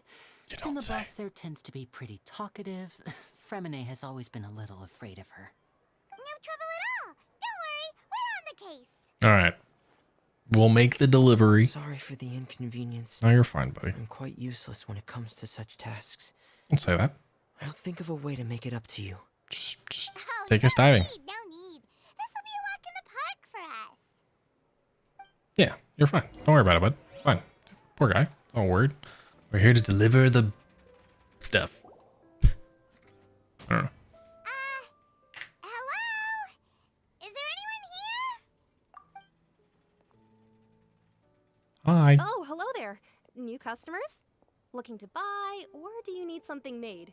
Or perhaps you're just looking for a chat with me. Oh no, we're just here to deliver some materials. Here they are. They're for making... what were they called again? Ah, these must be for magic pockets. I could tell right away. I've already made several orders worth now. Do we need to pay? No need. They've already prepaid several batches worth. When they told me what they'd be using Why is she them for, glowing? I even offered them a discount. But they insisted on paying the full amount, saying that I had a business to run. It seems both their hearts and their pockets are made of gold. Oh, Whoa. So, is Linny actually loaded? I mean, I can't say for sure. he's a but famous who magician. knows? Maybe there's good money to be made being a magician in Fontaine. That's what I'm saying. Hey, is this machine what you use to make stuff here? It looks really advanced. She's literally like Why use your hands when a machine bashing can do the work? a It would be a waste molten not to use rock. the latest technology, and wasting is a kind of crime. So Where advanced. does a big machine like that get its power from? Ah, well, it's a little complicated. I'm not sure I can put it in layman's terms for you. Layman's terms? But basically, Please. everything we usually use here in the city is powered by indemnitium. It's a I'm sorry, type what of now? energy that's produced from trials. Huh? How can trials produce energy? Well, I'm not completely sure of all the details myself, but basically, Can we go back to layman's terms? when a trial is in session, the Oratrice Mécanique d'Analyse Cardinale harvests people's belief in justice Layman's? and converts it into energy to be used all around Fontaine. So that's what its other function is? Paimon heard that the Oratrice was created by the Archon to make judgments. But Paimon still doesn't get it. How could something unreliable like people's beliefs be turned into a stable power source for these machines? Well, Venti and Nahida both said the gods rely on belief to obtain power. Oh, yeah! So that means the Hydro Archon relies on the machine to take the energy created by belief and turn it into power for all of Fontaine, right? Even though I've never heard anyone really put it that way before, it sounds like it makes sense. Besides indemnitium, we have another type of energy called pneumosia. It isn't produced by the power of the Archon, but it is unstable by nature. Even now, it still cannot be widely used by civilians. I thought I'd find you hard at work, but here you are chatting the day away. Since you're already talking, I'm sure you wouldn't mind a few words with me. You again? Didn't I already promise you that I'd have the more I owe to Confrérie of Cabriere by next month? Why are you hounding me now? Yeah, but how do we know that you won't go running off by the end of this month? I want 50% today. Wait, no, 70%. That's not how you negotiate. Huh? You... Seems business isn't so great for the workshop. We've already finished our job and delivered the materials. Maybe now's a good time to leave? You're right. Sounds like a usual case of someone owing somebody else money. I don't want to say either of these things. Hey, hold on. Before you go around trying to collect payments, why don't you settle your own debts first? If Confrérie of Cabriere wants to poach clients from Northland Bank, that's fine. But I'm afraid you still owe the bank a hefty sum of mora. So why don't we work things out between us first, before you get back to your little conversation here? Where did you even come from? You're from Northland Bank. But we said we'll pay everything we owe next month. Why are you hounding me now? Is there an echo? Traveler, Paimon! I didn't think I'd run into you here in Fontaine. What are the chances? We're surprised to see you too! What are you doing here in Fontaine? You didn't want to stay in Snezhnaya? We sure seem to have run into a lot of friends today. Fontaine really is a curious place. Long story short, I've already been in Fontaine for some time now, and honestly, things have been pretty boring. But it seems that fate brought our paths together today. Not only will I have some good friends here now, but ones who always seem to find trouble. Either way you look at it, it seems things are going to get a lot more interesting now. Pretty sure we'd want to avoid anything that you'd find interesting. Besides, our trip here has gone pretty well so far, right, Traveler? I think we've already weathered enough storms for now. I don't mind a little excitement every now and then. I don't mind a little excitement every now and then. Go on. Hey, you, Northland Bank boy. Aren't you forgetting something? Northland Bank Birdie, you know who you're talking to? Don't interrupt. It's not often I run into the Traveler like this. Why don't you wait for me over there for a while? You kidding? Aren't you the one looking for us? You really expect us to sit and twiddle our thumbs while you catch up with your friends? Precisely. Listen to me, boy. If you want your mora, fine. Why don't you come and take it? Hey, I just said not to interrupt. Oh, by the way, Traveler, the last time I took Tonya and Tusser ice fishing, Tusser said... Hey! That's way over the line! All right, boys, let's see who has to pay up now! Can you at least let me finish one sentence? Fine. Though the bank told me not to get rough with our clients. You're the ones who started it. This is an act of self-defense. You two will have to be my witnesses, okay? Go ahead. They're all yours. I'm sure this won't take long. Are they not even going to show him? Oh. Oh, I get to be the guy. That works. Back up, bro. Y'all, look. I am a master with child. So, y'all just back up. Okay? It's a done deal. Easy. Easy. Self-defense, yeah. What's your deal, Brad? How are you so strong if you're just a staffer from Snezhnaya's Northland Bank? Wait, don't tell me you're... Yeah, he's that guy. Oh, now you notice. It's a little late, don't you think? Just make sure you understand that you don't mess with Northland Bank. Got it? He just runs away. He's like, he's him. So cool, man. Huh? Wait. Now's my chance. That didn't even matter. Huh. That was weird. What just happened? Are you feeling all right? I'm not sure. It's as if I suddenly lost control of my hydro powers when I needed them. Maybe there's something wrong with my vision? Strange. How could that happen? First time Paimon's ever heard of someone losing control of their vision. I was gonna say. Never mind. It doesn't matter. If I want to stay sharp, I shouldn't be relying too much on my vision anyway.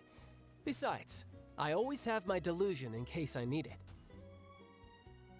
You'd better not. You better not use your delusion too often. I don't have a vision, so don't ask me. I don't want to tell him not to use his delusion. His delusion's sick.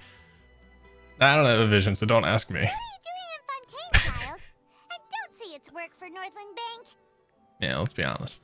Well, I guess it's because I've been in a bad mood lately. What kind of reason is that? Wait, since when do you feel down about anything? I don't know. Maybe I still have a lot to learn about myself. But recently, there seems to be some sort of restless power stirring inside of me. And I don't know why, but every now and then I feel like I'm in a terrible mood. Maybe you losing control of your vision just now is connected with that power you're Oh, I wonder if that's the delusion. That is a possibility. So about this power, do you have any idea where it came from? I can't remember if I ever mentioned it before, but when I was 14, I fell into some unknown abyss.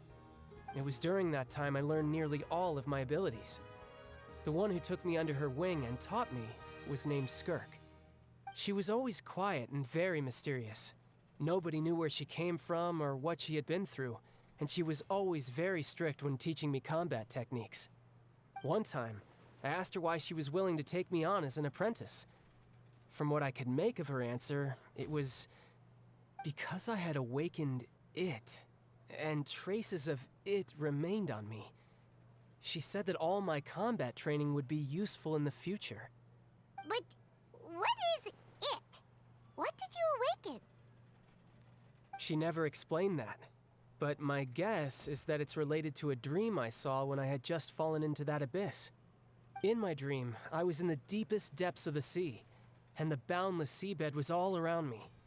But in front of me appeared a whale that was so massive, I felt like I couldn't breathe. You were underwater, makes sense. Oh, that sounds familiar! When we fought against you before, you summoned a huge whale that seemed to leap at us. Is that the one?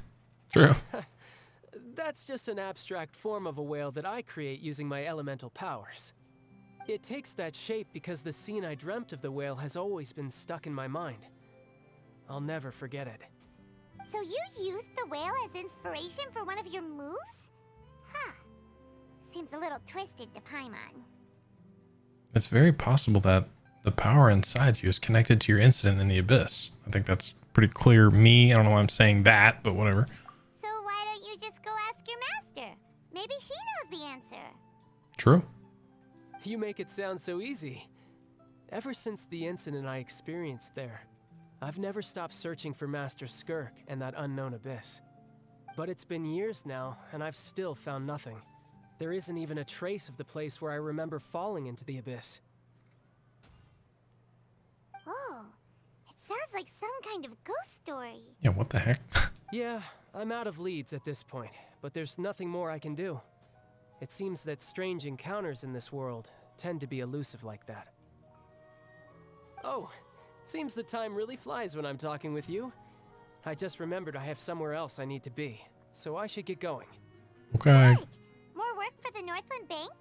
No, it's more of a personal appointment.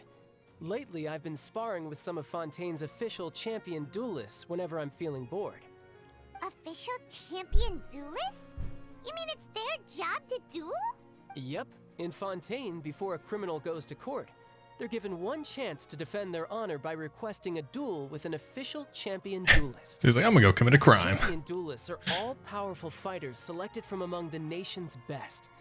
And the duel itself is a no-holds-barred fight with no specified stopping point. So engaging in such a duel is regarded as a symbol of defending your honor. If a criminal manages to win the duel, they'll be acquitted. But if they lose, they'll have no choice but to stand trial. And the worst-case scenario is that you're simply killed in the duel. Nice. Though it's rumored that Fontaine has a death penalty, from what I can tell, no one has ever been officially sentenced to death.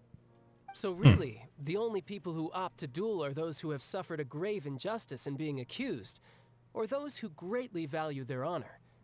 Otherwise, why gamble with your life? So, do many people actually get out of their trials by winning the duel? No, I'm assuming no. Apparently, it's exceedingly rare for anyone to actually win. Fontaine probably enacted this system as a way to show that the nation respects the honor of its citizens. Besides, none of the champion duelists are to be trifled with, which is exactly why I was itching to face them as soon as I got to Which is exactly why I'm here to trifle. The one I'm meeting today, Clorend, is the strongest of the champion duelists. Clorend. I had been asking her for some time before she finally agreed to face me today. Well, that's child for ya. Paimon feels like we heard that name somewhere before. When we met the Can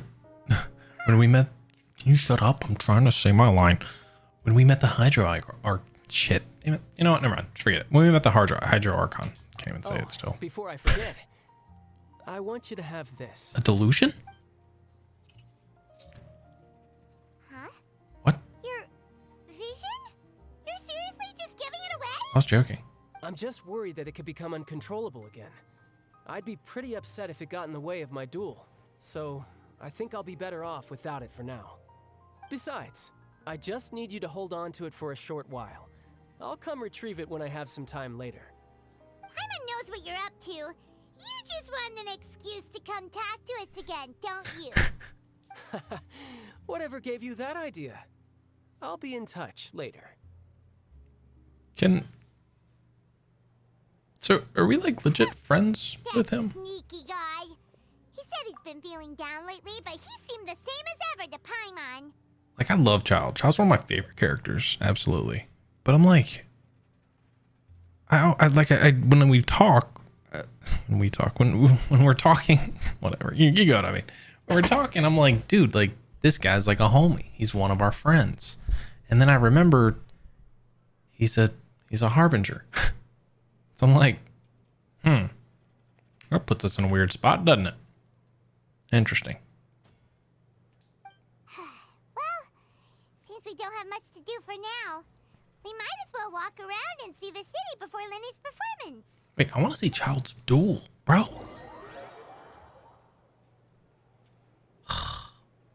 Not fair. I'll go watch magic. I'll watch a fight. Wow! Who could have seen that coming? The reporter who was barely around for most of the story was the murderer all along! Hey, don't blurt it out, Paimon. It's rude to spoil the mystery for everyone else. Sorry. Paimon was just surprised, that's all. Yeah, true. I guess he has a Paimon never saw lower ranking. the murder mystery novel novels here are amazing. I don't know, man. I feel like he's like, what's like a good comparison? Like the Espada and Bleach. Like I feel like he's like Grimmjow, where Grimmjow was like 6, but like was he really 6? I mean, I guess he kind of was, but still, you know what I mean. One of them was definitely stronger than their number. Never thought I'd see the day where Paimon would enjoy reading. Do you have any idea how long we were loitering here? The whodunits here in Fontaine are a lot different than the light novels you see from Yai Publishing House. Both have their merits, but Paimon thinks this style of novels are more, well, novel. Oh. It's so exciting to reach the moment when the mystery is uncovered, especially in the one Paimon was just reading. You should buy a copy and read it too. I'm good. You already spoiled who the murderer is. Oh, sorry about that. Paimon will be more careful next time. Hey, shouldn't we be heading to the Opera House to see Linny's performance soon? It's almost time for the show to start, so we should get going. Yeah. Let's go see the magic. The Opera House is on Aranias, so let's go ride the Aquabus. Aquabus. Yow. I guess technically we're gonna get to, we'll be in the same place if he's fighting the champion or whatever. Shouldn't it be in the Opera House? I would assume.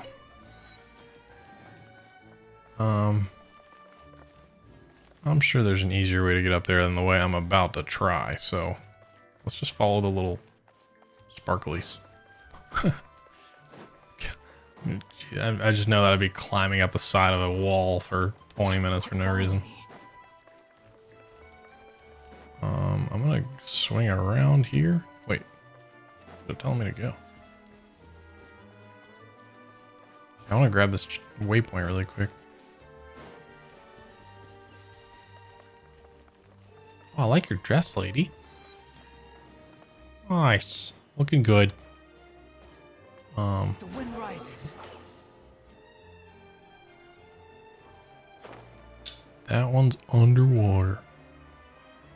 Oh my gosh, it's a ghost. The kid just appeared.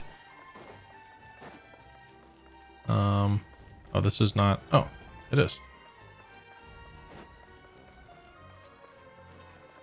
You almost looked like a main character for a second.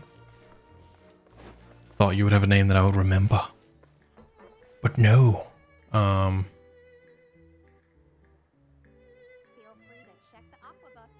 Navialine. Got it. It's like, I don't know what to select. Alright. I didn't realize I moved last time. I don't know if it did move. Maybe it did. I don't know. Whatever. Brrr. Here we are. Well, can I have some of these flowers? Oh. Well. Waiting for the Aquabus. Hold on. Nope. Nope. Nope. Nope. Nope. Nope. Yeah. Oh. There we go. Nope. I really wanted that stuff. Oh god, I was so glad there's not more in that one. Do I just hop on? Guess so. Sit. I'm ready.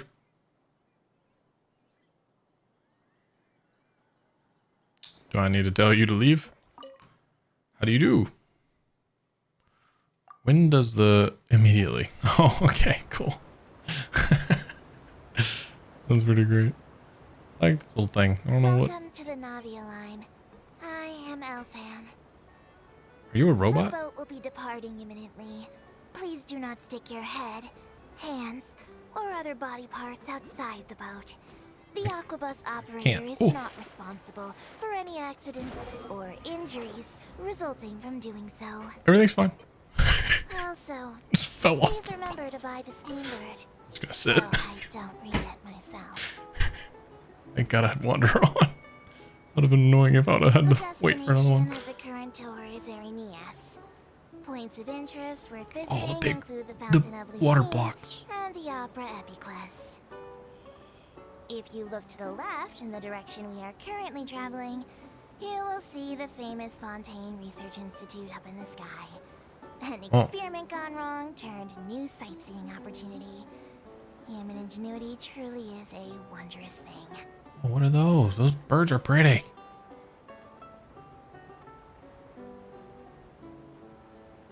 I knew I would enjoy this the first time.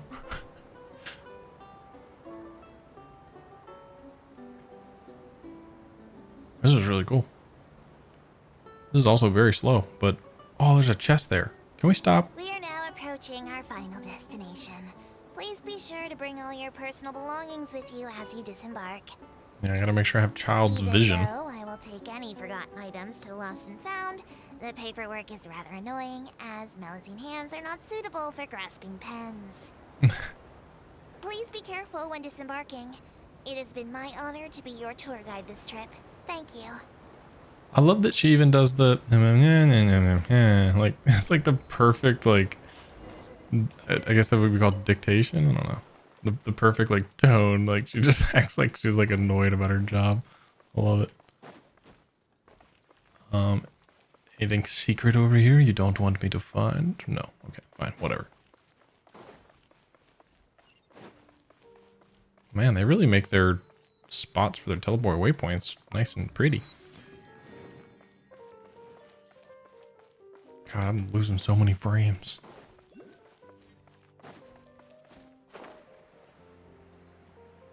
Oh, there's a chest over there. Okay, sure. I'll bite. Let's figure out this little puzzle. No. Okay.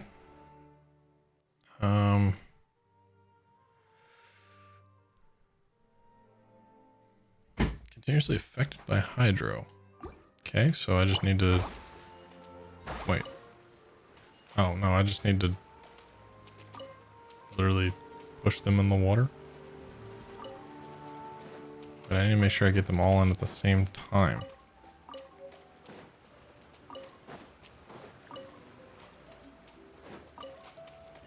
Yay! That was easy. Oh, this is one of these chests. Crap. Make the most of these supplies. Wait, there's a Oculus in there. But I will not be picking. Look at this duck. You are crazy looking. You're huge, dude. Look at him, like beside me. Oh, what?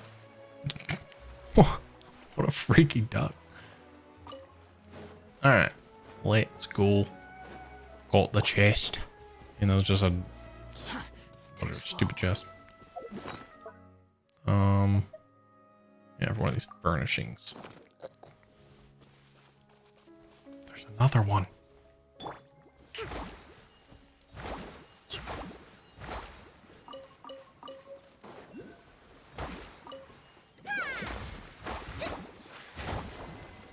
How does... Okay. So, now I really don't know what to do.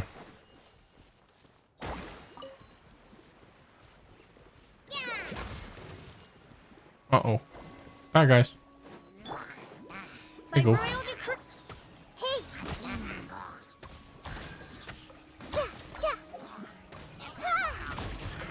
I see everything. Okay.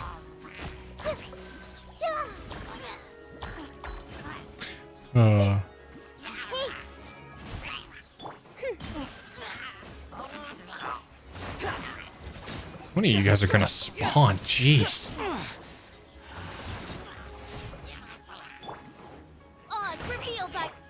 Wait, they might not stop spawning. I don't think they do. I think they just spawn forever. Because I'm not getting any XP or anything for killing them, so I'm assuming this is just like... This could be a forever spawn. You know what? I'm gonna let you guys have that chest. That's all yours for now. I'll be back. Wait, is this where the... Oh, this is where the ice skaters are, I think. Is that what that little symbol is? I think so. That's sick. Okay. Alright. Now that we've been sidetracked quite enough, Go grab this teleport waypoint. Be on my way. Oh, it's another baguette. What's up, dude? There we are. Oh, this is cool. Ah, yes. Yeah. Oh, there's so many birds here. Poor Timmy. Whoa! Now this is fancy! The Opera Epiclese. What a place to hold a performance! No wonder Linny and Lynette were looking forward to it. Huh. Looks like there's a lot of people standing around the fountain up ahead. Oh, Archon, please bless us with a bright and healthy child. We pray. I don't know why you always feel the need to ask so much. I'll be happy as long as our child is healthy and lives a peaceful life. I guess if they're our kid, then there's no doubt they'll turn out smart. Maybe this is one of the customs in Fontaine. There sure are a lot of couples here. Vache. Huh? What's wrong? Vache. Vache. Did you just say something, Paimon? No, Paimon didn't say anything. Are you hearing things? Strange. Whose voice was that just now? Welcome to the Fountain of Lucine. All the water flowing through Fontaine converges here. It's customary for newlyweds to come here and wish for children. Yeah, and be super into themselves 100%. You scared Paimon! They'll definitely be smart. When he asked me to wait here for you, remember? Right. By the way, Lynette, I seem to hear a faint voice just now. What do you mean? There are a lot of people here right now. It seemed as if the voice was coming from the fountain. Hey, you're not trying to scare Paimon, are you? Besides, it's the middle of the day. It's not the time for eerie things. I see. I might be able to tell you something that could help explain the voice you heard. In fact, you might not be imagining things at all. I suspect that what you heard is a result of your hypersensitivity to the hydro element. Others in my family have had similar experiences. It's because of his sensitivity to the hydro element? But what would hearing a voice have to do with elemental power? When do you cry, Paimon? Wait, what? Weird question. What does that have to do with anything? Just answer me. When do you cry?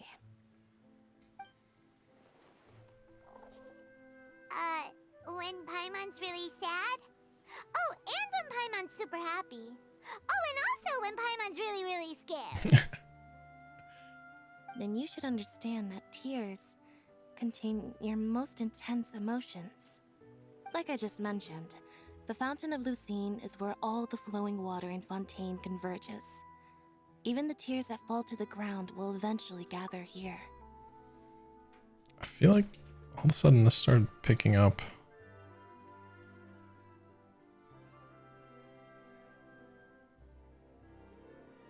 I don't know. How's everything sound? All of a sudden I started seeing like another bar pick up my sound from my computer. I don't think this one's working at all. So we can probably just hide this one. I guess it doesn't matter. Let me know if the sound's weird. If the sound is weird, then I'll fix it. If not, whatever. I don't know. I guess if it's recording all those bands, it will be an issue later on, but let's just do this. I don't think this one's working at all. All right. Actually, I think now I can check. Haven't noticed anything? Okay. I don't know why that started acting weird.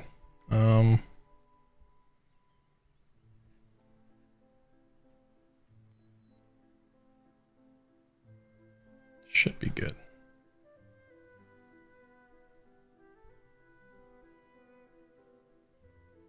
I don't know. We'll just have to see. Oh, man. Tech issues never cease to make me want to cry. All right, like I just mentioned, the Fountain of Lucine is where all the flowing water in Fontaine converges. Even the tears that fall to the ground will eventually gather here. So maybe what you heard was the intense emotion coming from someone's tears. Huh? That's an interesting explanation. I'm not sure I buy it, though. So, what did the voice say? It seemed to be calling out someone's name. Huh. If you were hearing their emotions, then Paimon wonders what happened to them. Rather than worrying about them, we should worry about my brother first. Don't let that calm look of his fool you. He tends to get pretty nervous just before a performance. So chatting with Lenny might help him relax a little before he goes on stage. Oh, right. That makes sense. Let's go in and see Lenny.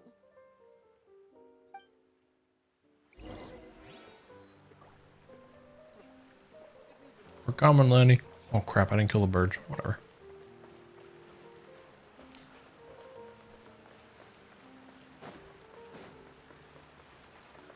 Honestly, I'm not a big fan of opera. Oh, it's so cute.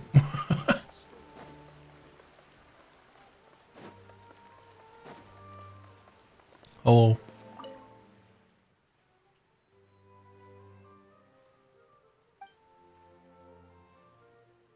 I don't know any of these people yet, so I don't want to ask any questions. It won't mean as much until I actually know who they are. These fruit snacks are weird.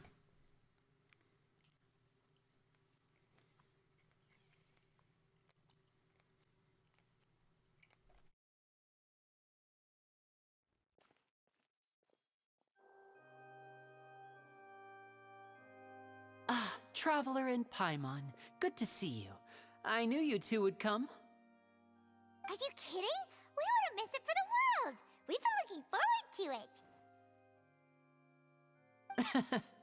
I The can scene tell, looks awesome. judging by how early you Looks really good. arrived. But you're actually right on time. The audience still hasn't started entering the venue yet, which means now is the perfect chance for us to take you to the best seats in the house. Wait just a moment. I'll fetch the tickets.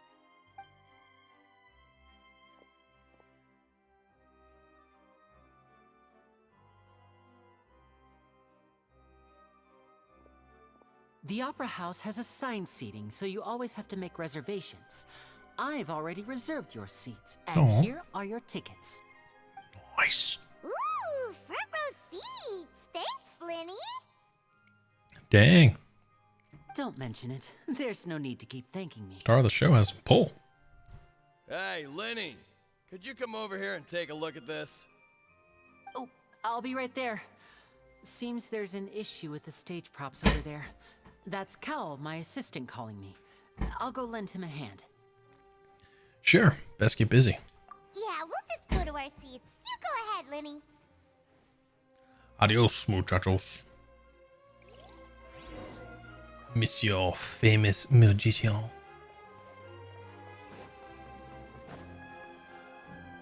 Whoa.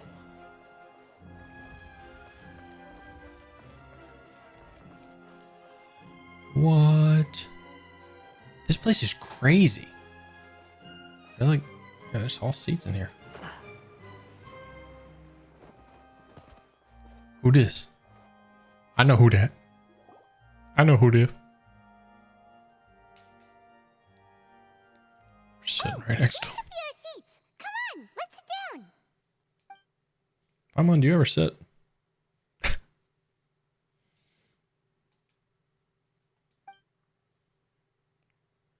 Cool.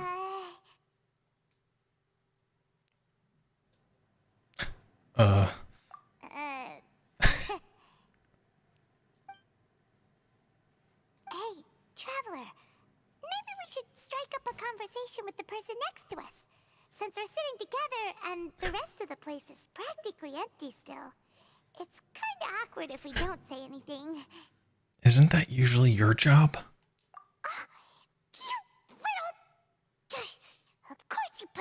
Paimon. Excuse me, I did not realize you felt awkward. I am terribly sorry. I would be perfectly happy to chat with you if that is what you would like. Oh, so you heard all of that? That voice. Boy, you sure have good ears. Paimon thought she was keeping her voice down. Wait, that's not it. Paimon's sorry. Paimon's the one who was being rude, talking under her breath like that. So let's talk, but, what should we talk about? This is getting even more awkward. Oh, Paimon's got it. You're also here early and sitting in the front. Are you a friend of Linny's too? A friend, you say? Well, if Mr. Linney would like to be my friend, I would be more than happy to reciprocate. Oh, so you're not friends with Linny then? Oh, this is getting more awkward by the second. Paimon nearly forgot to make her introduction. Nice to meet you. Paimon is Paimon, and this is the Traveler. We just arrived in Fontaine. Nice to meet ya. It is an honor to meet you two. I have heard of your deeds across Tevat. Stop. And as required by proper etiquette, I will also introduce myself. I am... Oh, Monsieur Neuvillette. What an honor it is to have you here to see my show. Ah, Mr. Linney. I should say it is in fact an honor for me to see your performance in person. Wait, Neuvillette? Could he be...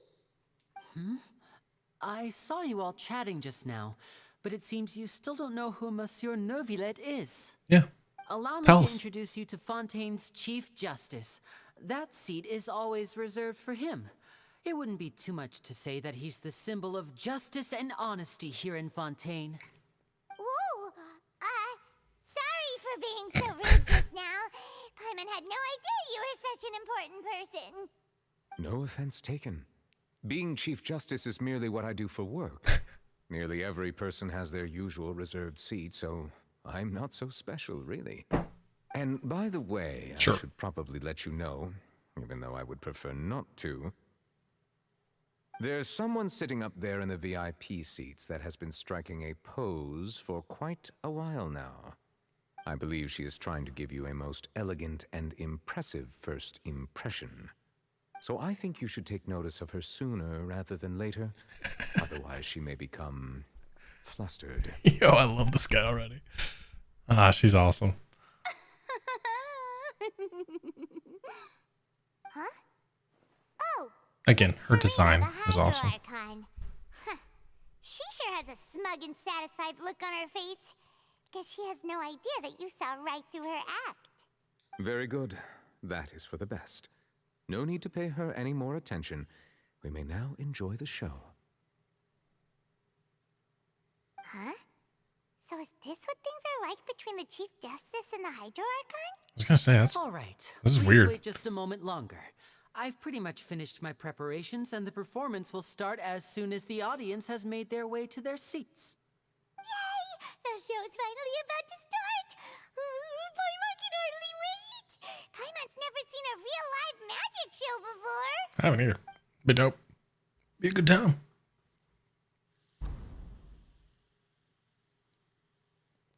Ooh! They're dimming the lights! The show must be starting! Sorry. Paimon will try to stay quiet. Welcome, one and all, to the Opera Epiclese. I am the star of today's show, Linny. And over here is my sister, Lynette, who will be working as my wonderful assistant. Yay. Please, let's give her a warm welcome. Yay, Lynette. Did anyone clap for Lynette? Hello, everyone. Oh. I know she may seem to be a little sleepy right now, but that's just a sign that she's nervous. Whatever. Now, some of you may be thinking, two vision holders who can freely manipulate elemental powers performing magic is not true magic at all. So, I would like to take a moment to assure you that elemental powers will have nothing to do with what you will witness on the stage today.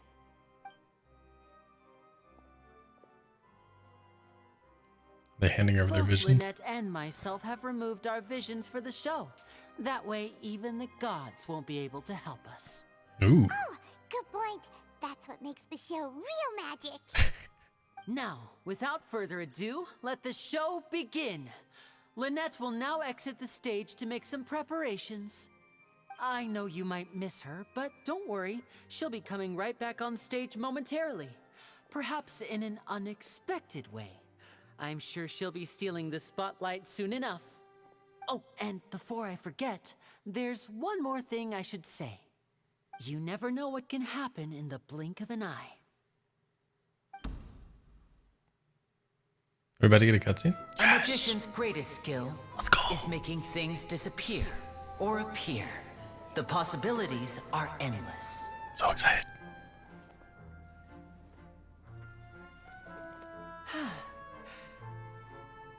There's nothing in your hat. Oh. Huh?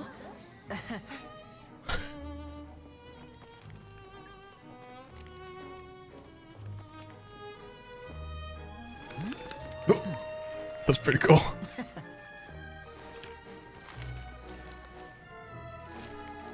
But this isn't what you came for. Oh, this is like the act that they did at the beginning of the special program. You've seen them all before. We have. So it's time for something truly extraordinary, don't you think? This one's Like I'm just a little glowing. tricky.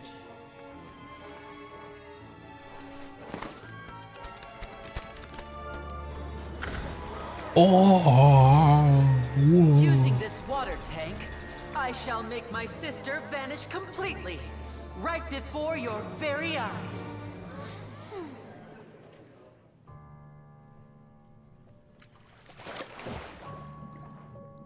I don't have a good feeling about this. It's actually quite simple. She'll just turn into air bubbles and float right out of the top.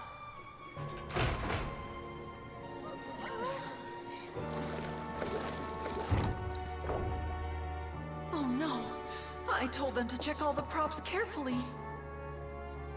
With the lid on, even air can't escape. An amateur magician would be getting very nervous right around now. Luckily, it's me on stage, so let me show you what a true virtuoso can do. Oh.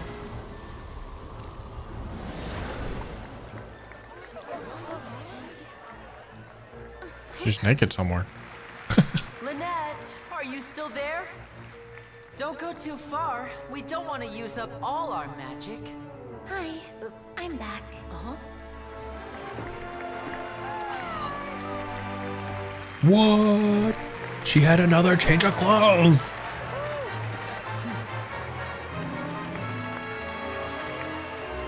That's pretty cool.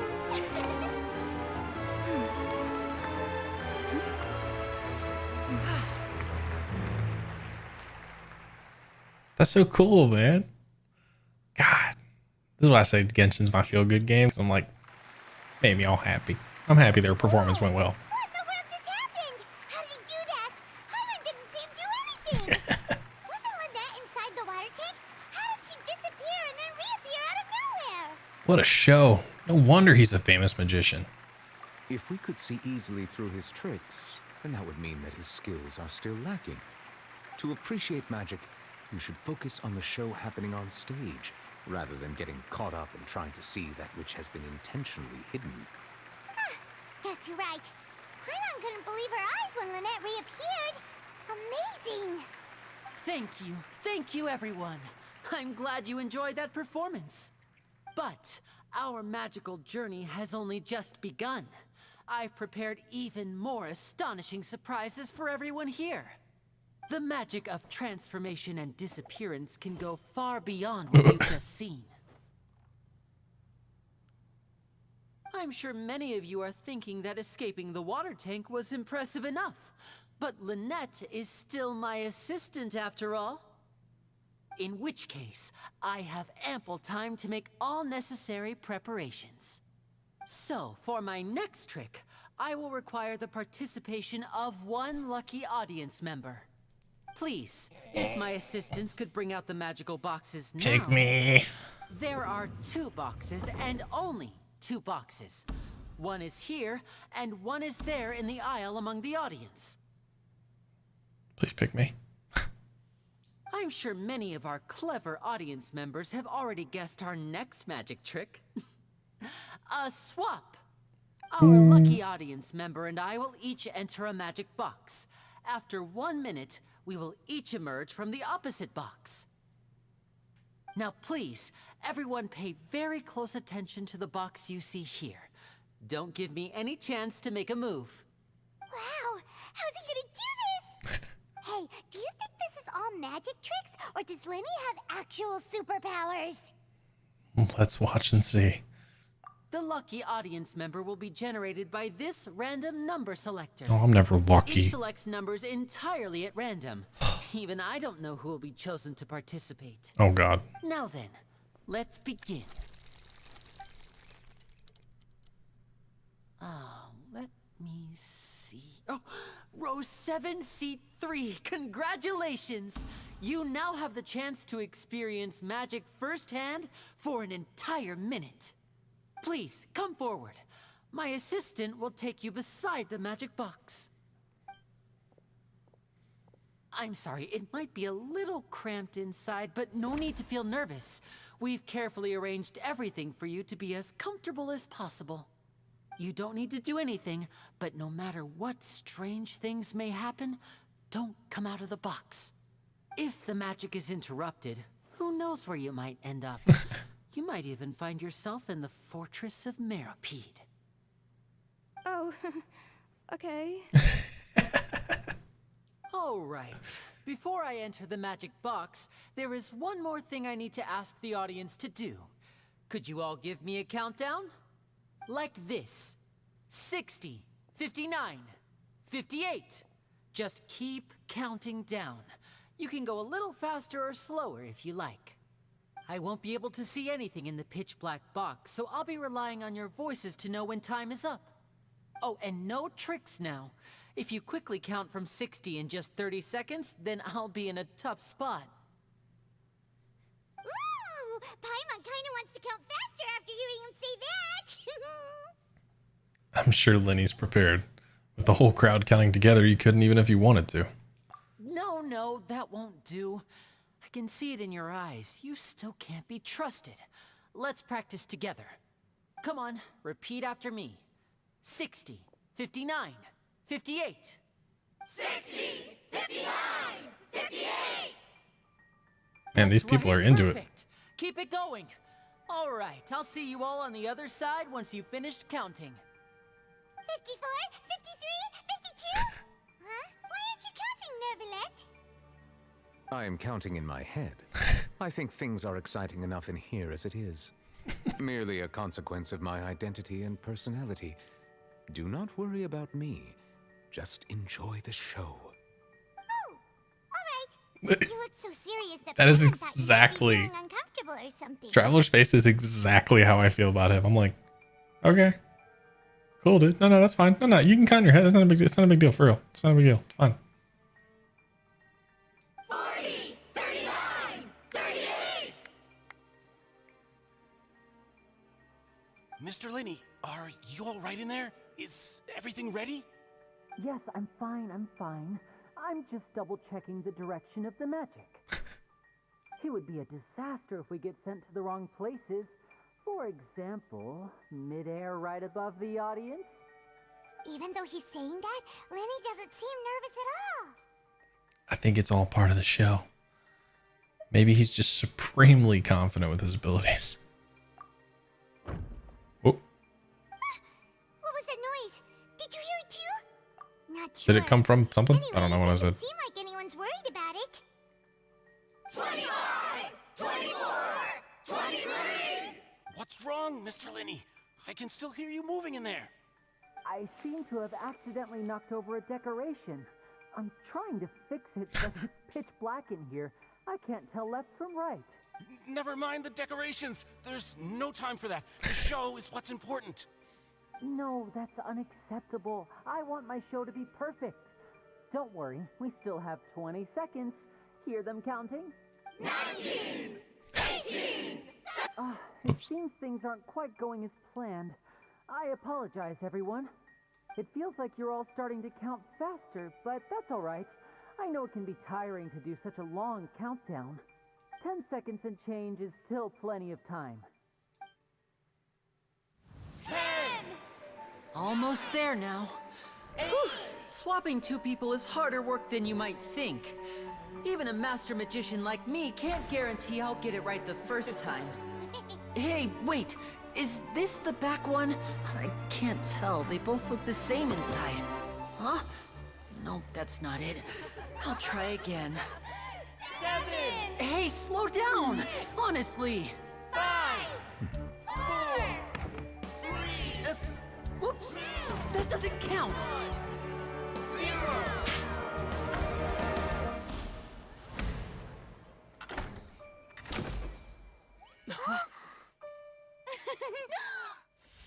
Ta-da! Hey.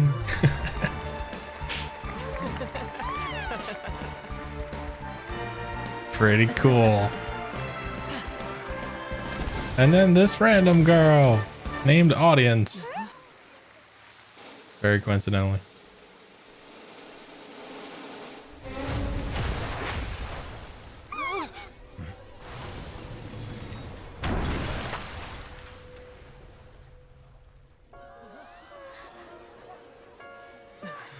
What's supposed to happen?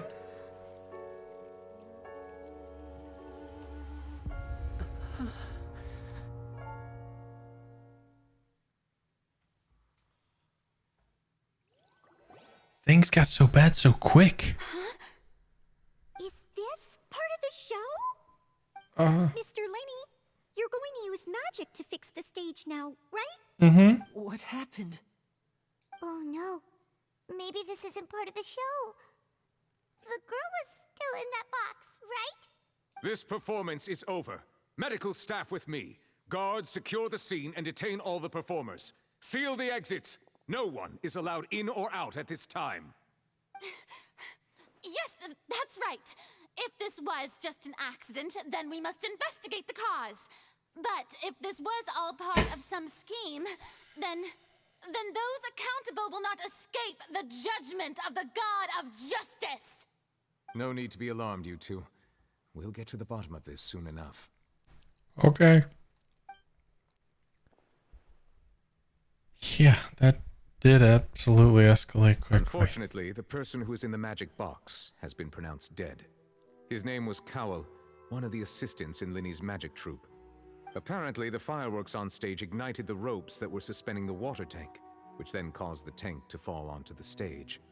As of now, we are still not sure why we found Cowell in the box, rather than the guest from the audience. What in the And world? after an initial search of the area, the guards have confirmed that the girl is nowhere to be found. It appears that this incident was not merely some mishap with the performance. And there are many indications that it is connected with the case of the serial disappearances of young women. The serial disappearances case? That's the case that Charlotte mentioned before. And to pull it off like this, in front of an audience, including the Archon and Chief Justice? I know the truth. I can see through the whole thing.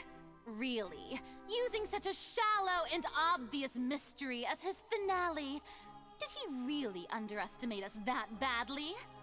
I say that our powerful magician, Mr. Linny, is now the prime suspect for the serial disappearances case. Oh, great. Huh? Why me? This whole thing was an accident. No, this all occurred during your magic show, did it not? The missing girl disappeared after being chosen, did she not? The deceased is one of your assistants, is he not? Now that I think about it, that whole speech about magicians making things disappear was nothing more than a provocation, a bald-faced challenge. That can't be right. How can Linny do this? He was in the box on the stage the entire time. We could even hear his voice.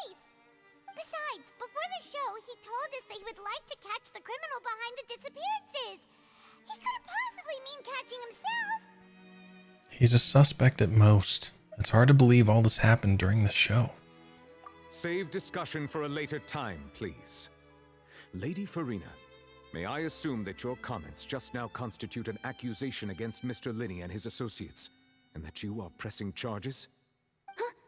I just think that he... Well, I think it might be a little early to talk about formally pressing charges. But what Lady Furina said just now makes perfect sense. Looks like she's gonna personally deliver justice. A kidnapping and murder carried out under the cover of a magic show. Lady Furina said it all. Goodness. Brendan, yeah, sorry. So we I just saw your message. I apologize.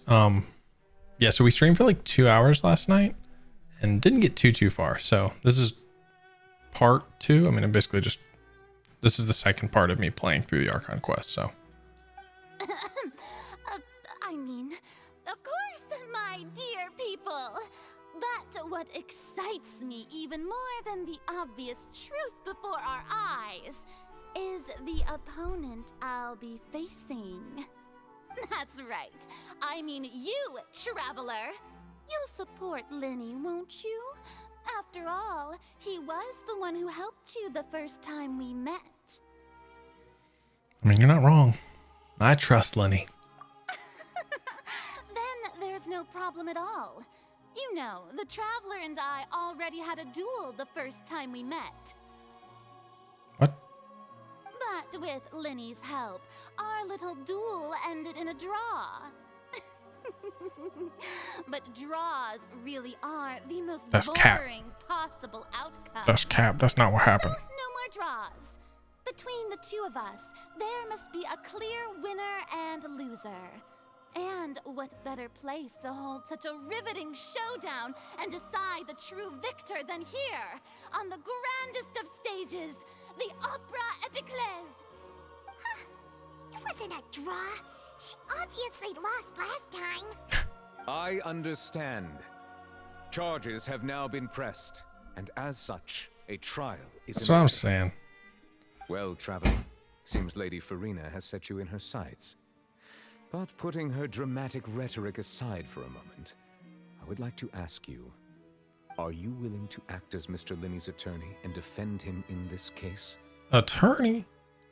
I mean, sure. Yes. Yes, I am. Very well. Yeah, The trial Linney will be is held a day from innocent. now in the Opera House. 100%. Both sides may investigate the scene to build their cases and search for the truth. Okay. Linney and his troop are all potential suspects and shall remain within the Opera House. The audience may begin to leave in an orderly fashion once they have been cleared by the guards. A day isn't that long. Let's see what kind of case this big shot outlander can build in such a short amount of time.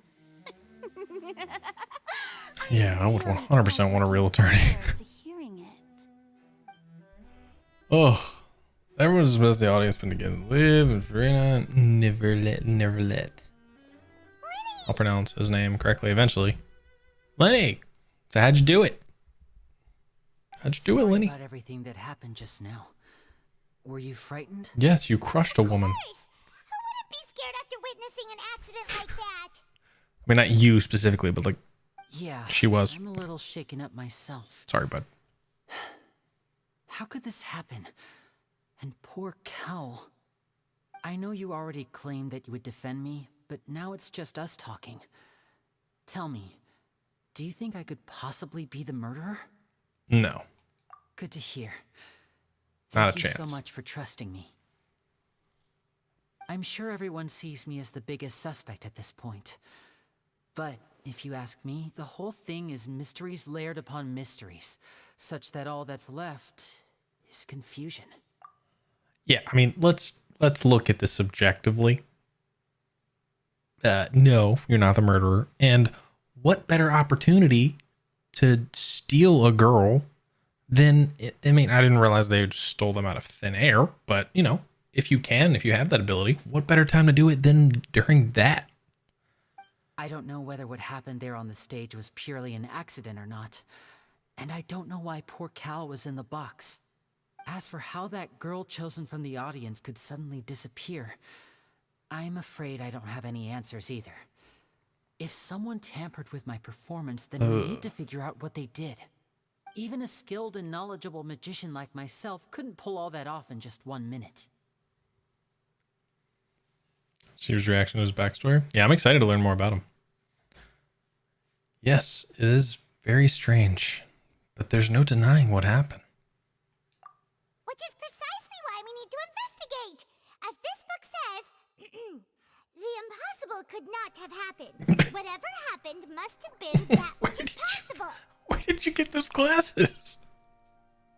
Paimon bought them when we were reading at the bookshop in the city earlier. Pretty cool, huh? Don't worry. Paimon used her own savings to buy them. It wasn't from our travel funds. Oh, good. I think they look cute on you, Paimon. Oh. You have good taste, Lynette. That's the right attitude. Feeling depressed isn't going to help me now. I need to get back to my normal self. But with the guards watching our every move, it's going to be especially difficult for Lynette and I to prove our own innocence. Good thing you agreed to be our attorneys. Thanks for that. We'll be counting on you. Wait, attorneys? They're thinking that that Paimon is a second attorney? Yeah, the glasses are absolutely a upgrade for Paimon. Oh, man. Yes, thank you so much. Be surprised, but not in a good way. I mean, I'm down. I'm down for whatever story they give us. No spoilers. I won't let you down. I'm used to this sort of thing. Yeah, just leave it to us. Yeah, that Paimon? No thanks. No shot I'm letting you. Letting you be my attorney. Where did Lynette go during the performance? Oh, well, I'm afraid that would involve some of our essential trade secrets as magicians. The secrets behind our magic are past saving, Linny. Not wrong. I suppose you're right. The truth behind our tricks is going to be important evidence that will be weighted during the trial. Oh, brutal. 'Tis truly a pity. As a magician, our magic show is a work of art. We've poured countless hours and spared no effort in perfecting it. Yeah, that does suck. But if revealing our secrets will help you uncover the truth behind what happened, then it will be well worth it. We should go somewhere else if we're going to discuss our magic tricks. We'll go speak with the guards, and in the meantime, you can go investigate the stage and the seating areas. Alright, let's go have a look while the investigation teams are still here. Detective Paimon is on the case! Like, I couldn't take her seriously before. Now there's no shot. What in the world? Hello, officer. How's the investigation going? Dude, her voice is killing me. We're Linny and Lynette's attorneys. Oh. I see. You must be the traveler that Lady Furina mentioned. Listen, I'll be perfectly honest with you. I'd avoid getting mixed up in this whirlpool of a mess if I were you. Too late for that. What do you mean? Come with me and you'll see. The deceased is one of Linny's assistants named Cal. Even though he hadn't joined the troupe long, he was hardworking and everyone generally liked him. The assistants are usually in charge of setting up and inspecting the props, as well as assisting with the show and keeping the crowd engaged. As you probably saw when you were in the audience, the water tank suddenly fell and smashed the box with Cowl inside it. But why was Cowl inside? Wasn't the girl supposed to be in there? This is the real mystery. We've already searched the scene and were unable to find any traces of the girl. However, if you look carefully, the box was positioned directly under the water tank. The ropes holding the tank were then burned by the pyrotechnics on stage, causing them to snap. All these factors lining up so perfectly makes it hard to see this as a mere accident. If anything, the more logical explanation is that the whole incident was intentionally planned, and Linny is the most likely person to have access to all these areas. But he doesn't have a motive. She's not wrong. Are you both good friends of his? Well, you can't say we're good friends, but we've known each other for a little while. Like a day? So in just a short time, he was not only able to win your trust, but even convince you to act as his attorneys. That's kind of what we I do. know there's no such thing as magic. The real trick of a magician is holding the audience in the palm of their hand. It's not really his fault. We just kind I've seen a of lot of cases. insert And ourselves. I can tell you that people are the least reliable kind of evidence. But that's not always true. People can also be the most reliable evidence. Look at us. Sorry, I tend to be pretty straightforward. Just know that I'm warning you for your own good. I appreciate Anyway, it. You may investigate the scene of the crime yourselves if you're curious. Who knows, maybe you'll be able to come up with some new evidence. Ah, yes. You can use the case record to confirm your current evidence and clue collection. Situation. And some sort of... Okay. Cool. Clue collection and undiscovered case record. Investigate corresponding area to locate them. Use perception skill. Hey. Clues can be investigated with the essential radios around the zone and advance the overall progress. Alright. Guard's investigation report. I'll tell the magic performance wrote down the case just saying what happened. The deceased identity. Deceased of the one. Okay, we're just talking about Cal. Alright. Time to go to work. Time to use the perception skill. Oh. Ah, yes, many clues around here. Alright, let's examine the white line. This is where the magic box was struck. Wait, this is where the magic box was struck. If Cal were inside the box at that moment, he might have dodged the falling water tank. Ah, yes, very obvious. Very obvious indeed. Okay, let's investigate this. I feel like Batman. So this is the rope that broke and caused the water tank to fall. The rope looks pretty durable. How can it be burned through so quickly by fireworks? I'm gonna go ahead and say one side of the rope looks burned. The other side looks like cut, but I don't know. Could be wrong. So either Lenny didn't realize this was a safety concern, or... Why are you suddenly so serious, Traveler? Because we might be in trouble here. He might have done it. I'm just kidding. I'm just looking at where the rope snapped. Whoa. Look! This bit is made from different material. Most of it was burned away, but there's still a little bit of it left. It seems to be flammable, like a type of flash cotton. So if a rope meant to hold something was made with that kind of material in it, then that means... Wait, why don't you write all this down? Let's take notes. Special rope. Investigation has shown the location where the rope snap was made of a flammable material. Yes, I agree. I deduced just about as much. You're a suspect, Maurice. What do you have to say for yourself? Hello there. What are you investigating? Nothing. He's like a guard. Oh, this location has also been cordoned off because the Magic Troop members are currently considered prime suspects. The investigation team is still collecting evidence. The seats were all booked in advance, so we were able to deduce the missing woman's identity by checking the guest list. Could you tell us who she is? Sure, it's not like this is confidential information. We will publish it later anyway when we petition the public to help us find the missing person. Her name is Halsey. She's a painter from Fontaine who's made a bit of a name for herself. Apparently, she wasn't a regular at the Opera House, but she'd been feeling some pressure with her work lately, which made her decide to come see the magic show. Nice. The Magic Troop members all claim not to know her. We have looked into her social connections. It seems that she has no personal grievances or conflicts of interest with the suspects. Simply put, she wasn't related to the Magic Troop at all, which matches the features of the previous serial disappearances. Were the victims of previous cases also chosen at random? That's how it seems to us, in any case. Apart from the fact that they were all young women of around the same age range, there really weren't any other connections between them. Okay then. Thanks for letting us know all this. No need to be so formal. If you do happen to see the missing girl, please be sure to contact us. For sure. It is of utmost importance that we get to the bottom of these disappearances. Halsey, famous painter. Wait, time out. It said work was stressing her out.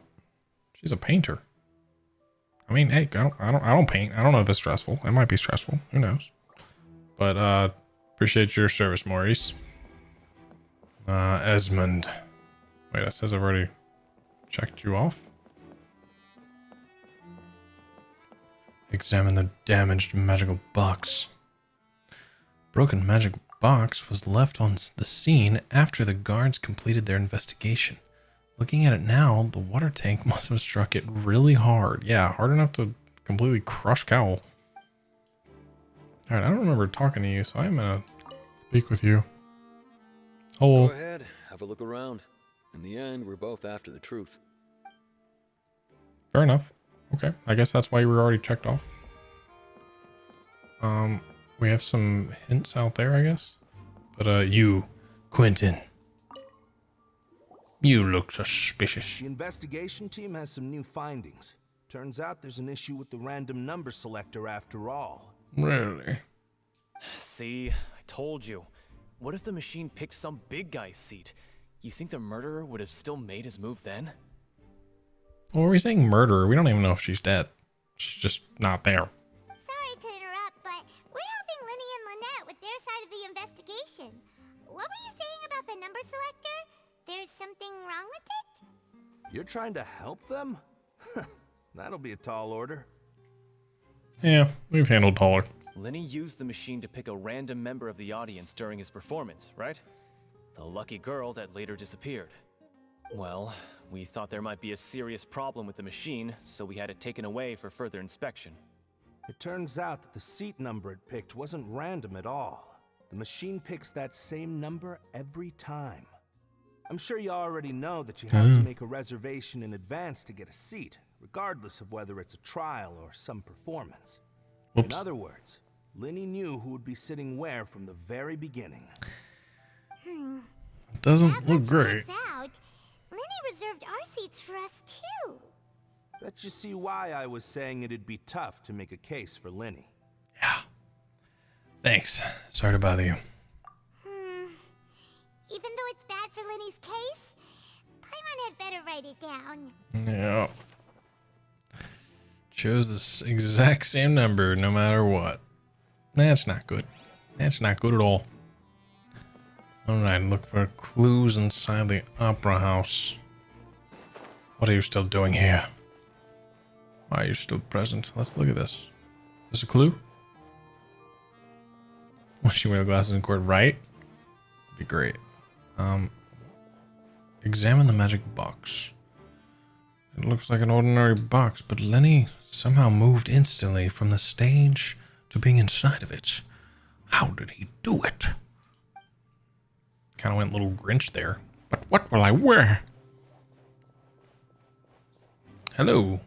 You're not a clue, so I'm not going to talk to you. Thought you were. What else do we got in here? They're talking to a guard. Oh wait, there's...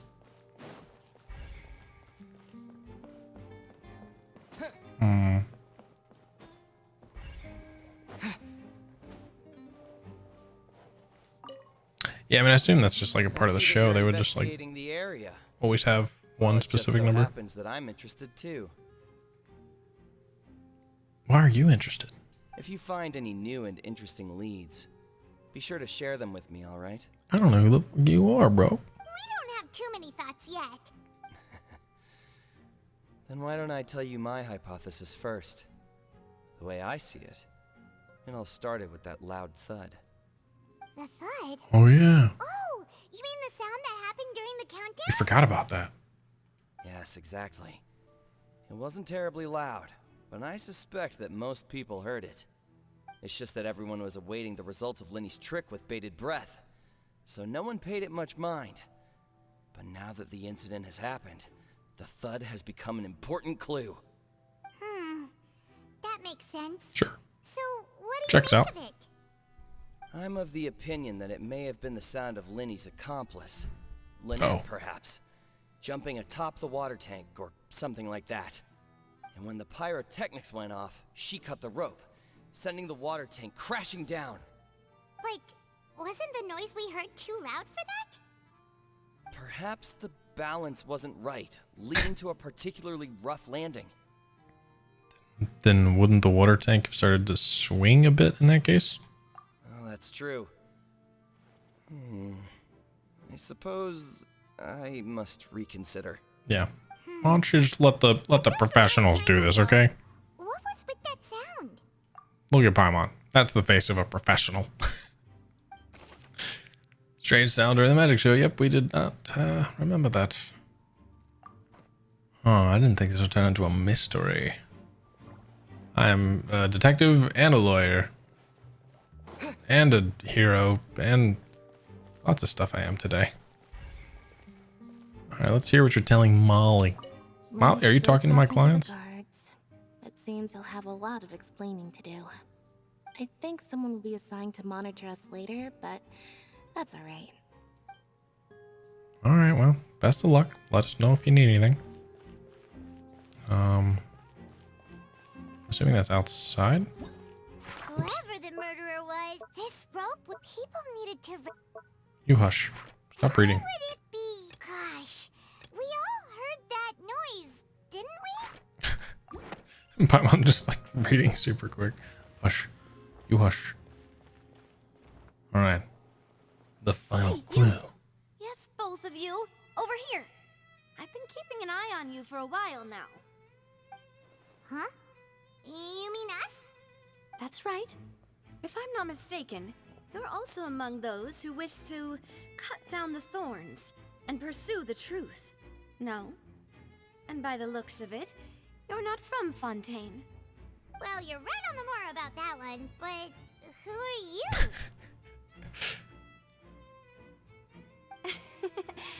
Have you never heard of the Spina di Rosula? No. From mediating disputes and providing protection to solving conundrums, you name it, Spina di Rosula does it. Nice. And I, Navia, have the honor of being its renowned president.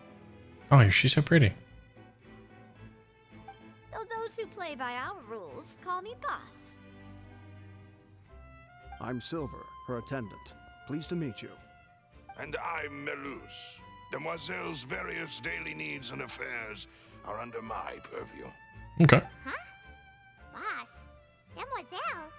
What gives with the names? Well, I am the second generation president. Melus and the others are still used to my previous title. My apologies, Demoiselle. Should you prefer, boss, I will endeavor to use that instead. No, no need. You don't have to call me boss. Just Navia is fine. All right, boss. Okay, if you say so. Not that we're members of Spina di Rosula anyway. It's true. All merely trifling details. Never mind. Now, back to the situation at hand. So you want to investigate as well? That's right. I've always kept an eye on the serial disappearance cases. My interest stems from a matter back from my father's time. Judging from the look of things, I find Linny an unlikely mastermind. Really? We think so too! That's why we're looking for clues now. But how did you come to that conclusion? Intuition, naturally. My unparalleled intuition. Okay. It's a cool shot of her. Furina sure was quick to point the finger at Linny without any decisive evidence whatsoever, wasn't she? Yeah, kind of. But that's not uncommon for her.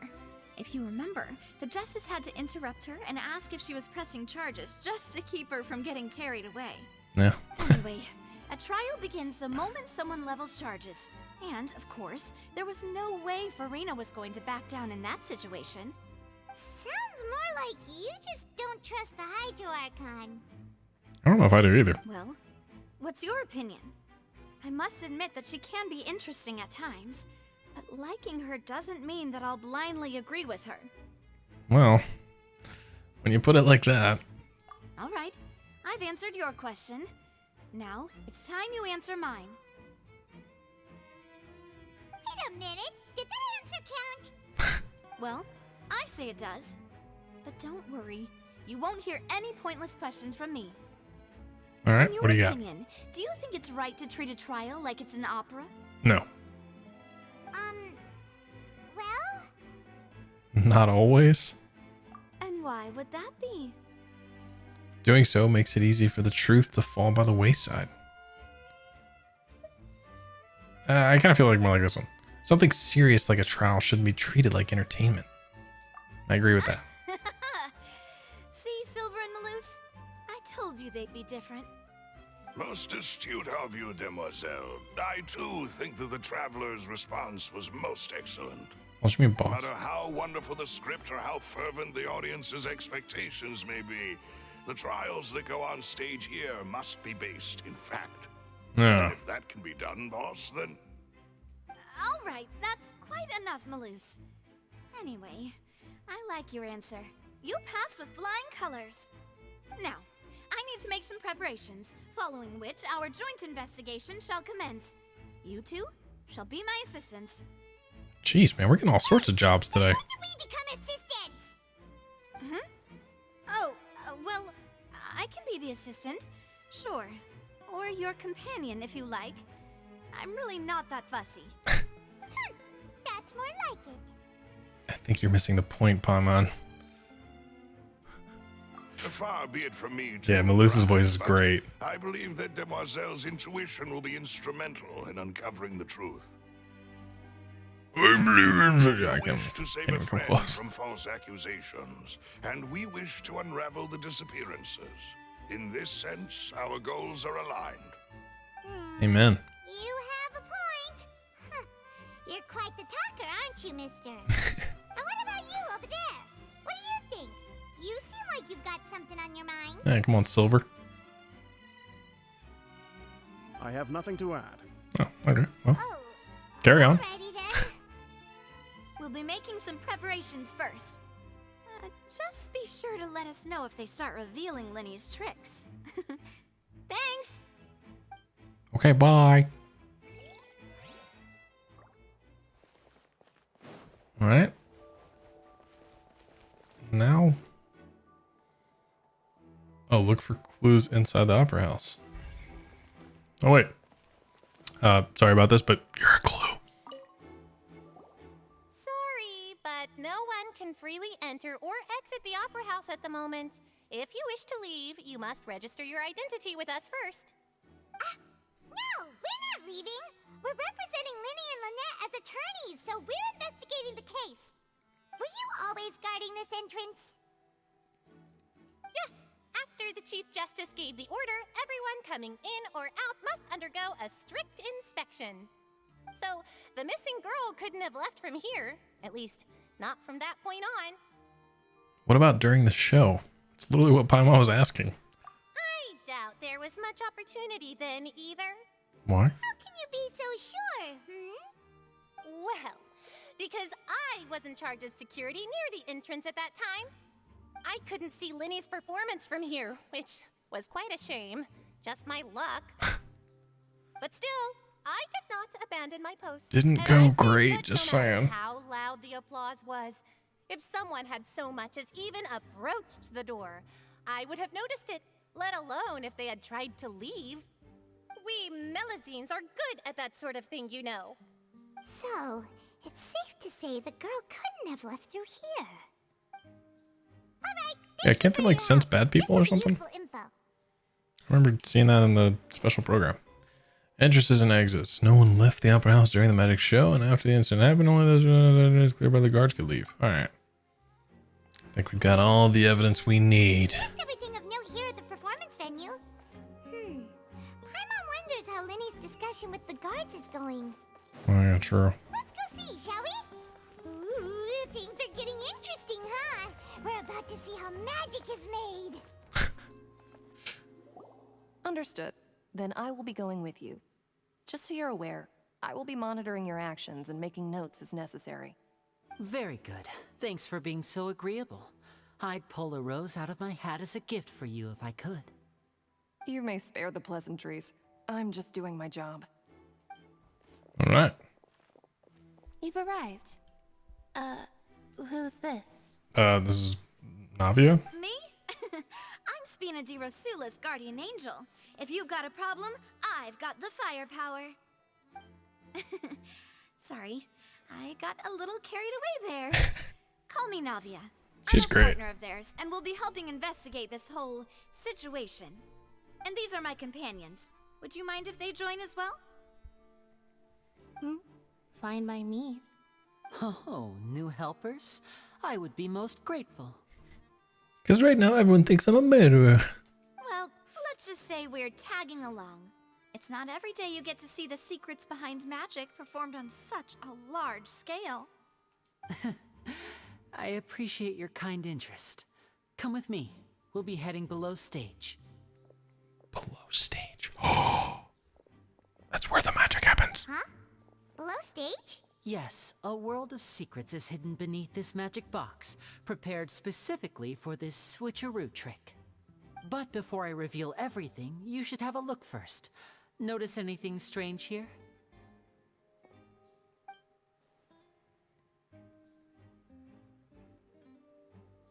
No. I'm not trying to be dramatic. Remembering the details of a trick will help you understand the methods used to perform it more easily. Huh. Weren't there balloons and other decorations here? Where did all that go? Ah, good eye. That said, you're still far from discovering the answer. The back door isn't the same. The back? No, I'm not free to play. What's different about it? Paimon didn't notice anything. Not like a crazy big spender, but I definitely have spent some money. More than I'd care to admit. Very good indeed. I thought you might not be able to catch that, given that you were sitting in the first row. The back of this door was patterned. Those patterns are now gone, replaced by a smooth wooden board. So, if you put 2 and 2 together, what do you get? There's another box inside this one. Exactly. All right, let's go. I'll tell you how it works as we head down. All right, Lenny. Oh, so there was a passageway under the magic box. And this passage linked the 2 boxes together.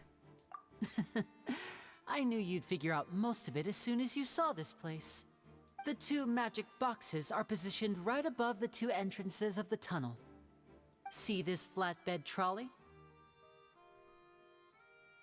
The box with the lucky audience member in it would be shuttled over to the other side using the trolley.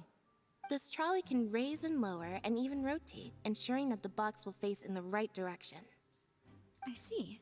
So that's the purpose of the box inside another box. Precisely. The inner box would descend after the audience member was put inside and be moved along the trolley, all while the outer box would remain on stage as if nothing had ever changed. So that's how you did it!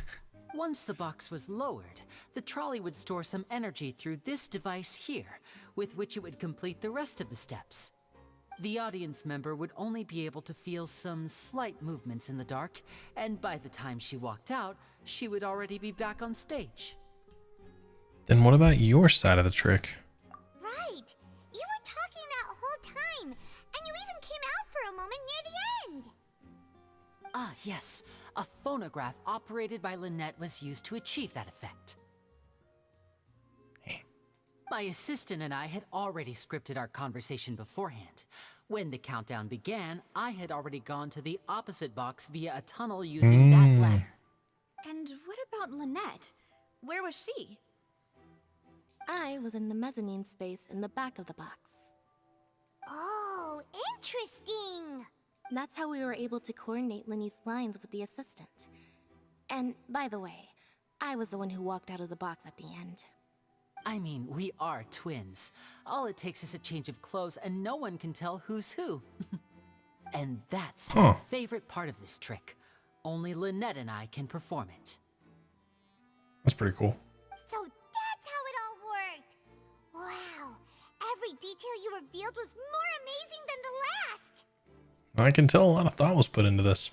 Lynette would briefly walk out of the box and then go back in, jumping into the tunnel and escaping before the box on the trolley could finish ascending. And then I walk out of the other box in the audience area, and the trick would be complete. The operative word here being would. Yeah. But as you saw, Cal was in the box, not our audience member. She, on the other hand, mysteriously vanished. We really don't know how that happened. If not for that interlude, this would have been an astonishing trick. I probably never would have figured out how you pulled it off. And Got a yet, geovision. to think that someone was able to use this magic trick to commit a crime. Right? That's what I'm saying. Look around. I think we can come up with some more leads. This is the scene of the crime, so Lenny and Lynette are not permitted to stay here. I'll escort them back up. Yes, of course. No need to be so strict now. I won't disappear into thin air, you know. But I could. Thanks, everyone. We're counting on you. All right. Gave us that explanation. On stage magic box structure. We got that. Audience side magic box structure. We got that. Perfect. I have all the information I need to... Oh, wait, never mind. I don't have all the information. Oh my gosh, there's so many more clues. Okay. Examine control board. This should be the control device for the trolley. It seems to be able to operate automatically. Let's examine this ladder. The ladder is required in order to return to the magic box above. Yes. Quite curious. Yes. What is this? What have we found? What's this? A grappling hook? Looks like a hook tied to the end of a rope. Huh? There's all kinds of odds and ends here. Lenny didn't mention this earlier. Perhaps it was a prop for a different trick. But why would it have been left here? Whatever it is, let's make a note of it first. Yes. Very curious. I'm assuming it was for the real person that was the problem, the person that made the other person disappear, to get up high. The floor is wet. Please be careful not to slip. Speaking of which, why would there be water here? Maybe it was for a trick? Oh, Paimon knows! It's one of those tricks where you pour water into a jug and then flip the jug over only for the water to disappear? And here's a broken vase. Huh. Did the trolley knock it down while moving? That can't be. The trolley moves along tracks from start to finish. It couldn't have hit the vase at this distance. Let's note this down too and think about it later. Broken vase.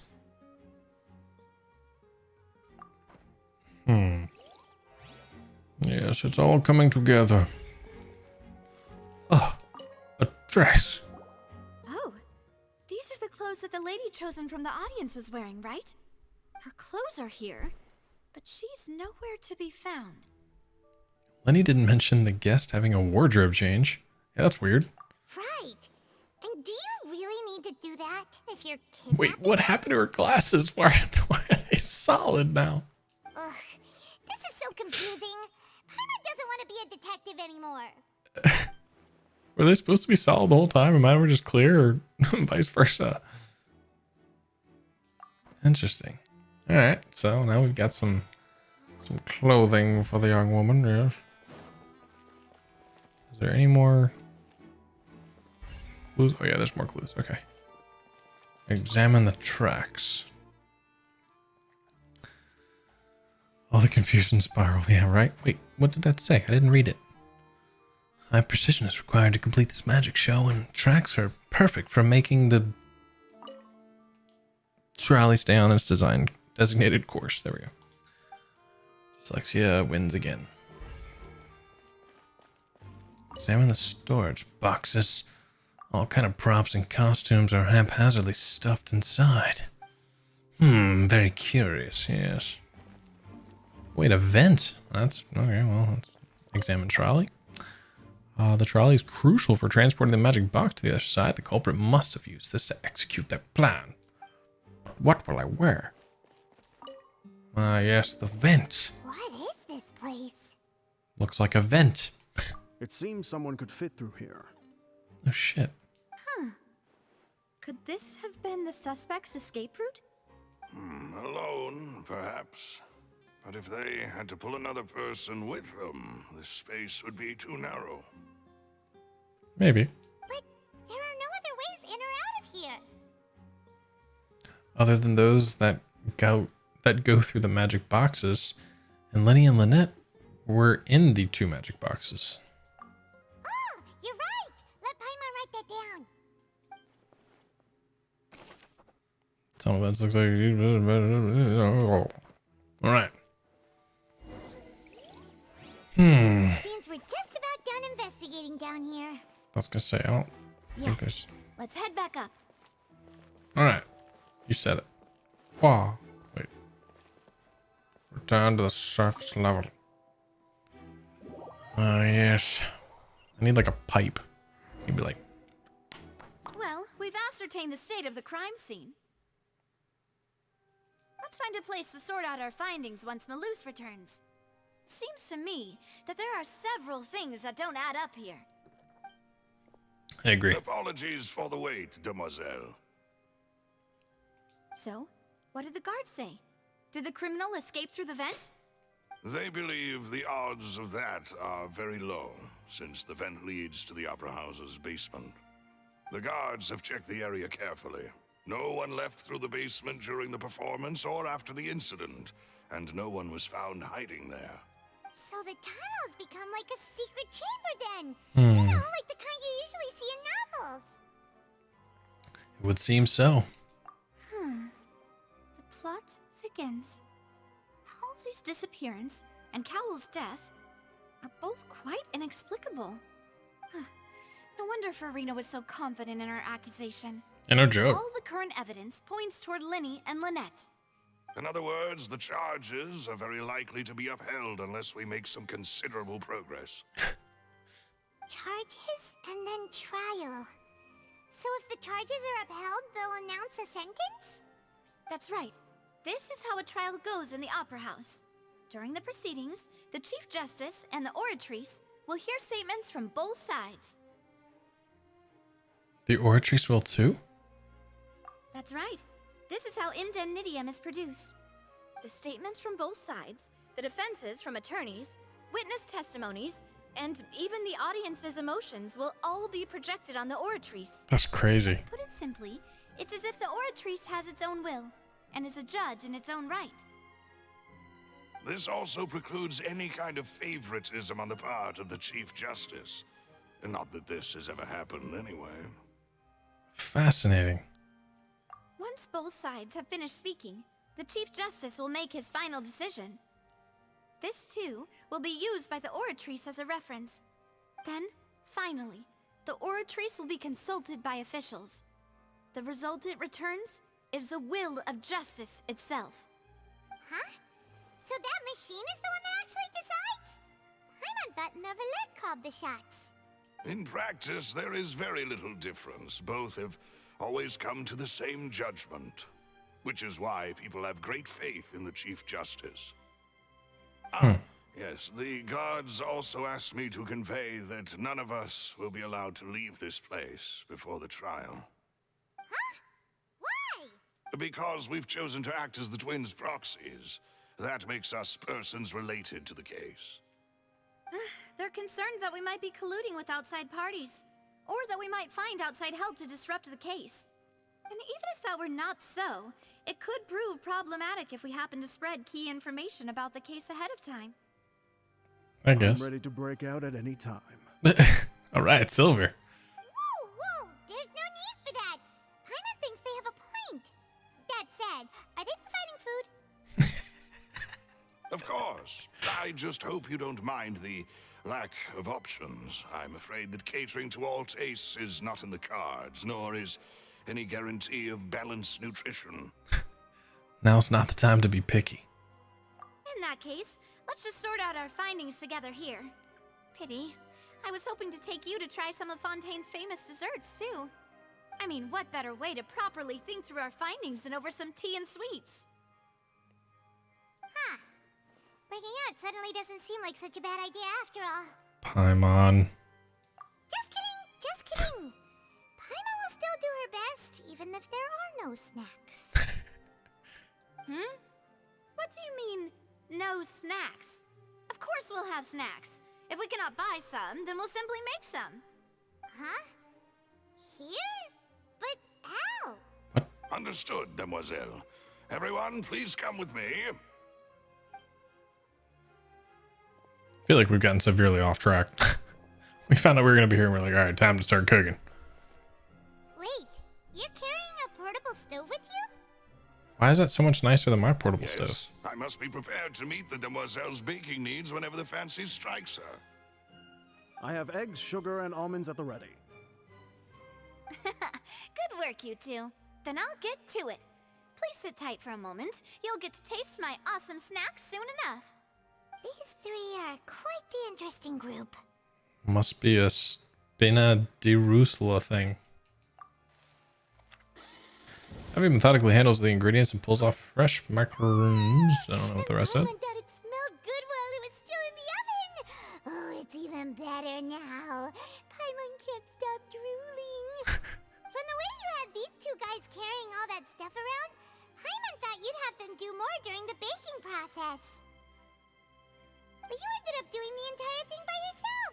Beating the egg whites, grinding almonds, everything. I was applauding. And I was giving encouraging smiles. That's not quite what Paimon meant, but okay. Paimon was just thinking, aren't you worried about getting your fancy dress dirty beating egg whites and baking like this?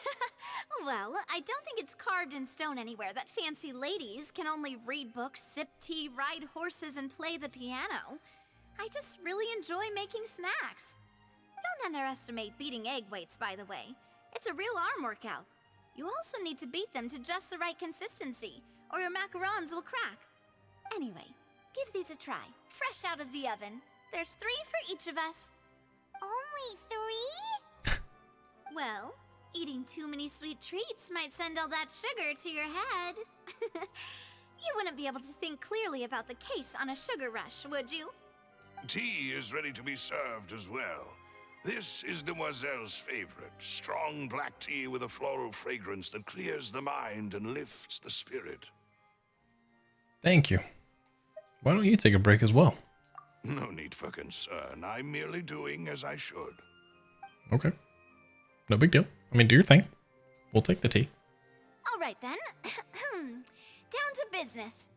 As Paimon mentioned previously, the tunnel seems to be something of a secret chamber. However, we can assume that Linny and Lynette were not alone within it.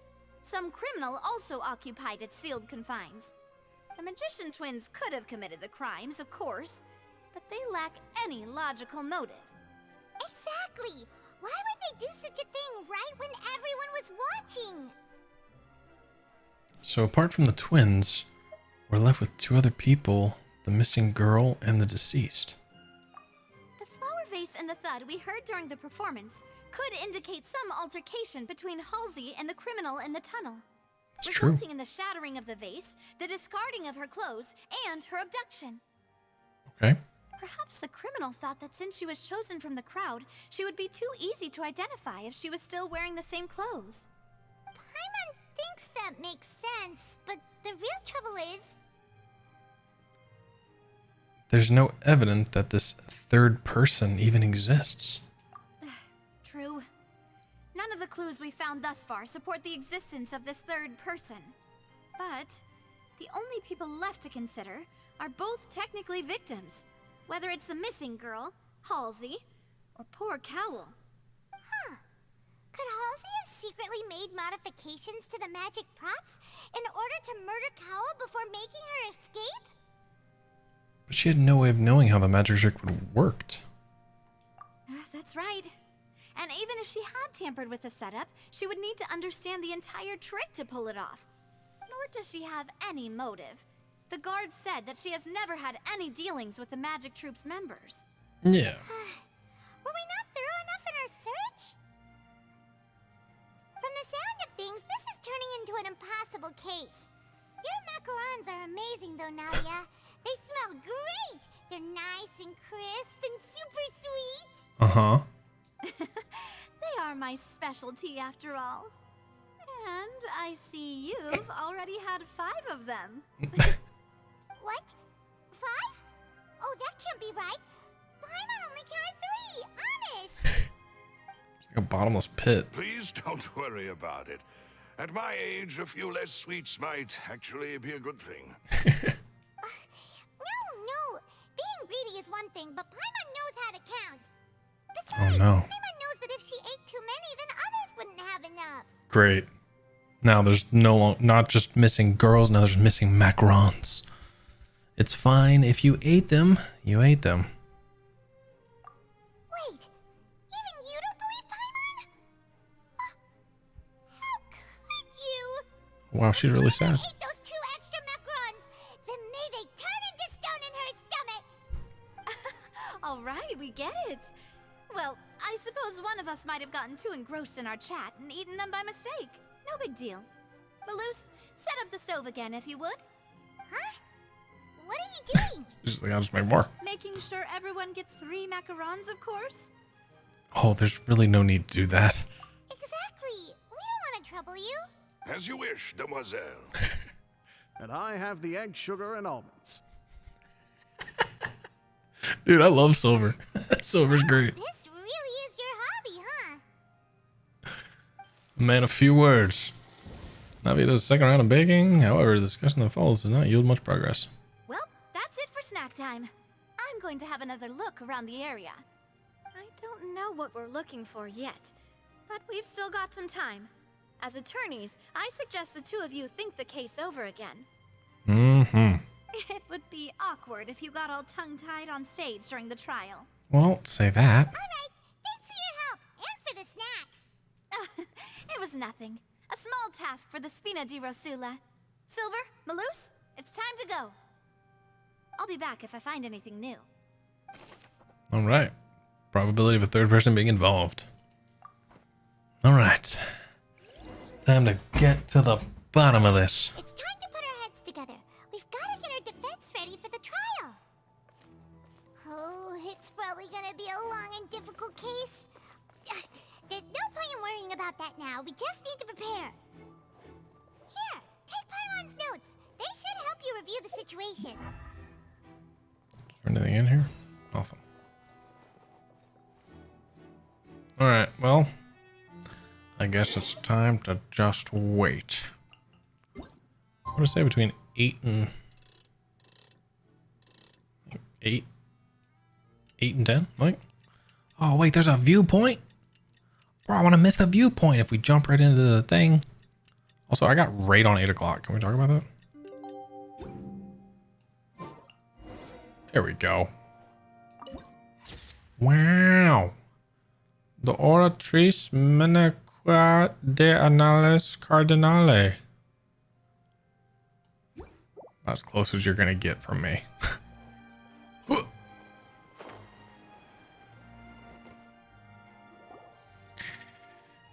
Okay. What do we do? The whole situation is so confusing. Very punctual. I do have some thoughts, but let's take things step by step. Good plan. Impossible things don't just happen. We'll get to the truth one way or another. Debatable. Just relax. Even if everyone else suspects Lenny and Lynette, at least we will be supporting them from the stands. Besides, I doubt Furina understands any more about what happened than we do. Thanks, Navia. Well, we'll be going then. Best of luck to you. Thanks. Is this gonna be a cutscene, or are we gonna have to, like, am I gonna be reading my testimonies? Ah, finally, you're back. Well, how did your investigation go? Terrible. You're gonna go away for a long, long time. To be honest, you might be disappointed. No. We're already very grateful that you were willing to help. Well now, don't you all look disappointed? Don't tell me that your investigation came up empty-handed. That was to be expected, of course. The guilty can never produce proof of their innocence. But don't let that stop you. I shall be terribly disappointed should you, my most anticipated foe, concede so easily. You just wait. Since both parties are present, I declare that the trial regarding the magic show incident is now in session. Oh. Firstly, in order for the audience to understand the causes and results of the incident, could we please have Mr. Linney explain the trick? Yes, of course. I will explain while Lynette demonstrates on stage. All the necessary items have been prepared. All right. Clearly reveals the details of the magic trick. Everyone in the audience is Thank you, stunned. Mr. Linney. All right. In that case, I take your statement to be that you ran to and remained hidden within the magic box in the audience stands once the trick began, and thus could not have committed the crime. Is this correct? Yes, that's correct, Your Honor. In that case, I call upon the prosecution. Lady Furina, do you wish to refute his statement in any way? Yeah, what do you got to say? Why, of course I do. Allow me to take the first shot and break this case wide open. Mr. Linney is clearly lying. Based on what grounds? There is no way you could have been in the box the whole time if you were to abduct Halsey and murder Cowell. In fact, I'd say you were hardly in that tunnel at all. Objection. Objection, Your Honor. Hearsay. I think that's what they say. I don't know. I don't know anything about court. That is simply your hypothesis based on the presumption that I'm guilty. Hey, bro. Oh, is I that got this. so? And if I may ask, what did you hear while you were inside your box? The audience counting down? The roaring countdown of the crowd, of course. That's how I kept track of the time and built anticipation for the finale. And you didn't hear anything else at all? Nothing that might leave an impression of any kind? No, nothing. I see. But when the count reached 30 seconds or so, there was a thud. One so loud that I believe practically everyone heard it. Huh? Hey, hang on. Something's not right here. How could Lenny not know about that sound? Yeah, I'm sure he could have heard a noise that loud from inside the box. I was right by the box, and I definitely heard the thud. Oh. Look at those scales. Could those mean... They probably represent the Oratros's stance on the trial. Oratress. I don't remember how to say it. Well then, ladies and gentlemen, allow me to use the words of the magician himself. You never know what can happen in the blink of an eye. Indeed, it seems his alibi can also collapse in the blink of an eye. Of course, I have armed myself to do far more than smash your alibi. Confidence cannot go unfounded, and my foundations are rock solid. Tell me, aren't you and Lynette actually from the House of the Hearth? House of the Hearth, who's that? Also, like, so what about the sound? Like, how does that make him guilty? The House of the Hearth? They're Fatui?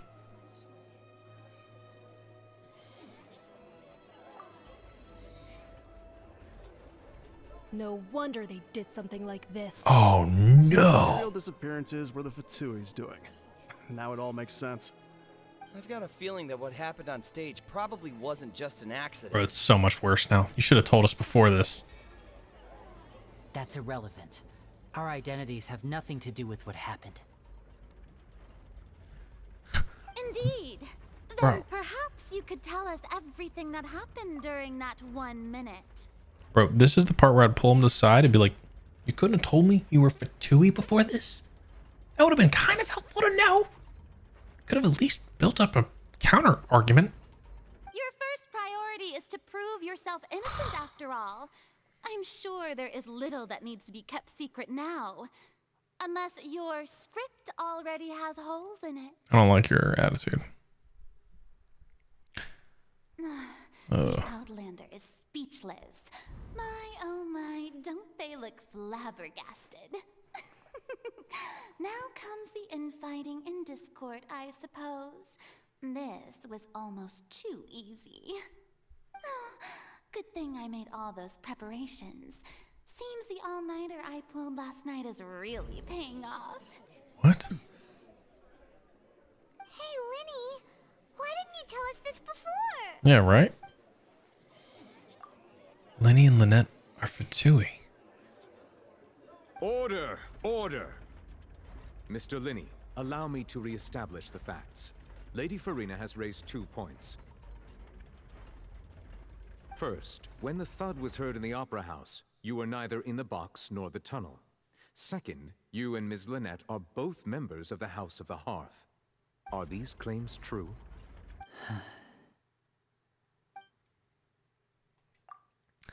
There's no doubt about a magician's ability to con others, given how Lenny has concealed his identity.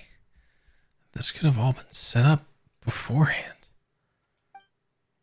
Plus, Child is here in Fontaine, along with other house operatives. There must be some scheme at work here. I've been a victim of such schemes before, and now... Please answer my question, Mr. Linney. I'm sorry. Yes, they're true, Your Honor. It's not looking good. I knew it! Well, that's it. We might as well move on to the sentencing already. What should we do now? Permission to speak, Your Honor. Granted. My client has withheld some key information. My defense cannot proceed. In that case, what is your request? I request a brief adjournment. There are things that must be discussed. Is that really necessary? They're already as good Won't as you guilty. shut up, impatient audience member? The defendant deceived their own attorneys. What is there left to discuss? Shut up. Order! Order, I say! Damn right. Your request Get him, is neuvillette. reasonable, and we shall adjourn. This trial will reconvene in 1 hour. So you would stick to Mr. Linney's defense even after knowing what you do now? You certainly have more professionalism than I thought. In that case, my dear audience, let's allow the joy of victory to steep for a little while longer. Shut up. How about that? She's mean. Of course, the journey meet with Lenny and Lynette backstage in the Opera House. Yeah, y'all got some splaining to do.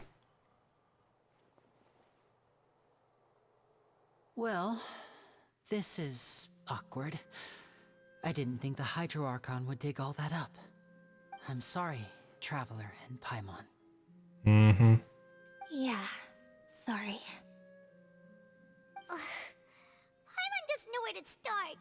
We trusted you two. We based our entire reasoning on the assumption that you weren't bad guys.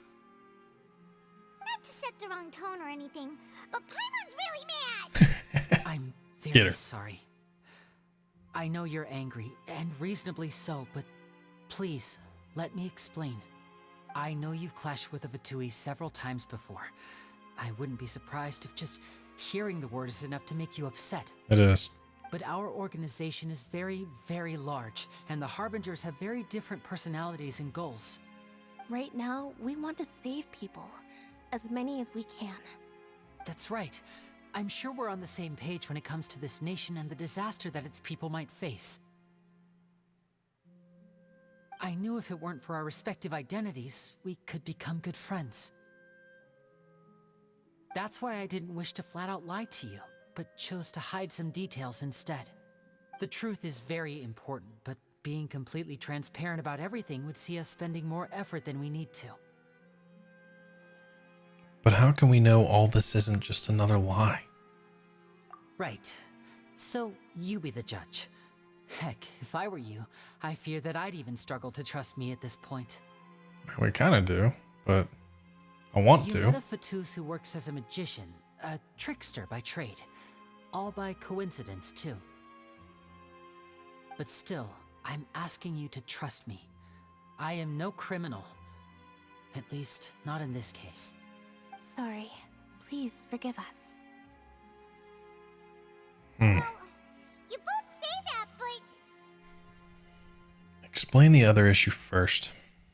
Where did you actually go while the trick was being performed? Right. Let's hear your answer first, and no lies now. Of course. I'll answer any question you ask. We've been trying to find out how the Oratrice operates. We want to know why it has a consciousness. Why can it deliver sentences accurately? During our investigations, we learned that the machine's core is beneath it. From that moment on, Lynette and I have been designing this box swap trick with the objective of getting close to the core. Is that why you needed a whole minute? That's right. In truth, the audience would take about 75 seconds to count down from 60, while I would only need 15 to get to the opposite box. So, after jumping into the tunnel, I accessed the Opera House basement via the vent, and went to investigate the room in which the core is stored. That air vent was created during the construction of the tunnel specifically to execute this step. And what did you find? Well, nothing. As soon as I reached that room and was about to investigate, I heard someone's voice. Which should have been impossible, of course. I was quite certain that I was the only one in the room. That voice seemed to recognize me and tried to speak to me. I chose to err on the side of caution and retreated the way I came. On the way back, I saw the broken vase and the clothes on the ground, but the countdown was almost finished, so there wasn't time to give it any thought. After that, the homicide occurred just as you saw. Huh. Well, that explains why you didn't hear the thud. But why did you want to understand how the Oratrice operates? Because of that prophecy I told you about, of course. We must know all we can about this nation's secrets in order to deal with that prophesized crisis. That's the only way we can save everyone. So, there you have it. The whole truth. I swear, I didn't hide anything from you this time. It was never my wish to proceed under this cloud of mistrust either. I really want to trust him. Like I said earlier, you can be the judge. If you want to leave because you don't trust the Fatui, there's nothing I can do to stop you. Well, Traveler, you decide. Paimon will follow your lead however you choose. I mean, at the end of the day, like, we're friends with Child, and, like, he's a harbinger. So, I mean, this guy can't be so bad. I believe in the facts. I will defend you from these charges. I believe that judgment will be dispensed as it should. Yeah, I will defend you from these charges. I don't know if this other one's different. Thank you. No. Thanks for giving us a chance. Don't thank me yet. The current problem is that the scales are tipped pretty badly against you two. If we want to refute the Hydro Archon's accusations, we're gonna need a seriously watertight defense. Actually, we already have the key evidence we need. Huh? The adjournment's almost over. Let's go back. Oh, Paimon thinks she gets what you mean. Lenny's statement. That's about time, Lenny. I wonder who the mysterious voice is. I wonder if that's Child. Quit following me. Alright. Continue the trial. Continue the trial. Yes.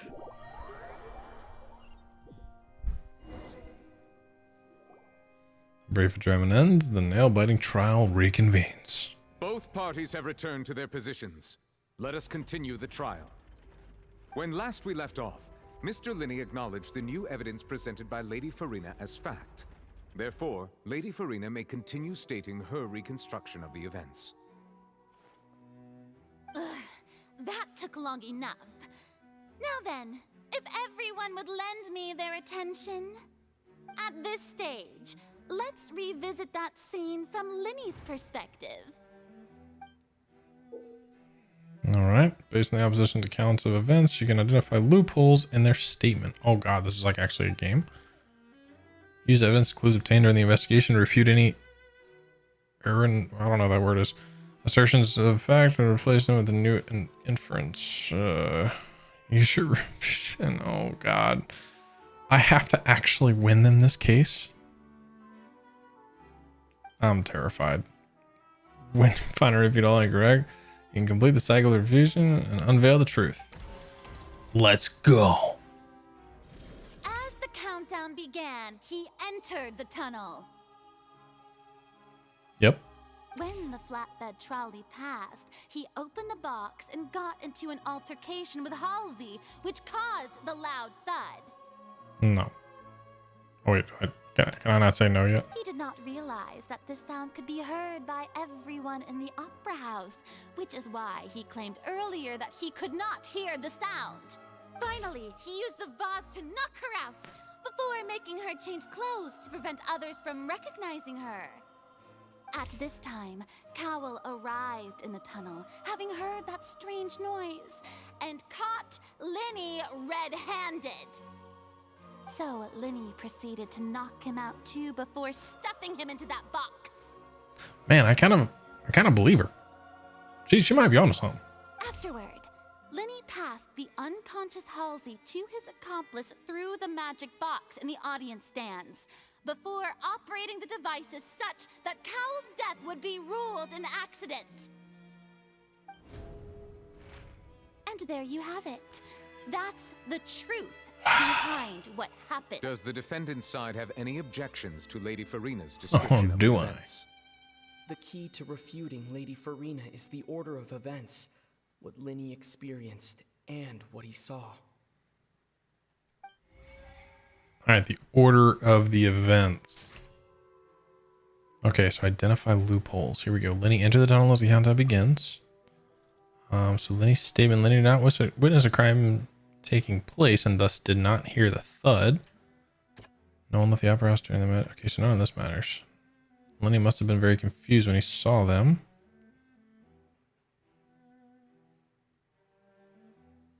Well, see, now we're gonna have to. I don't even know how to go about this. Did not witness the crime and did not hear a thud. Let's refute with that. Sure. Seems this won't produce a particular... Good. I can't mess this up. Okay. This one. Nope. Oh, the chamber that houses the Orchard's core. Oh, so we're just straight up saying that. So... No? I'm so bad. Do I not have any... I don't have any evidence to refute this? I guess he did enter the tunnel. I don't know why I'm trying to refute that. Now I understand. Never mind. Forget it. Okay. So this is a port where Linny attacked Halsey.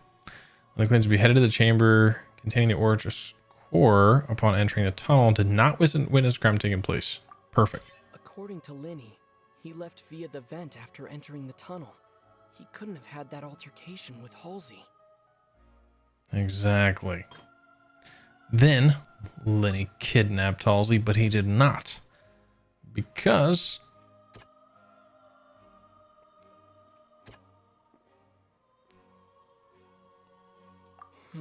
I was gonna say, I was just kidding. I was actually gonna pick this one. I was just kidding. I was gonna pick this one. Yeah. Linny went to the room that contains the Oratrice's core. This is the actual truth.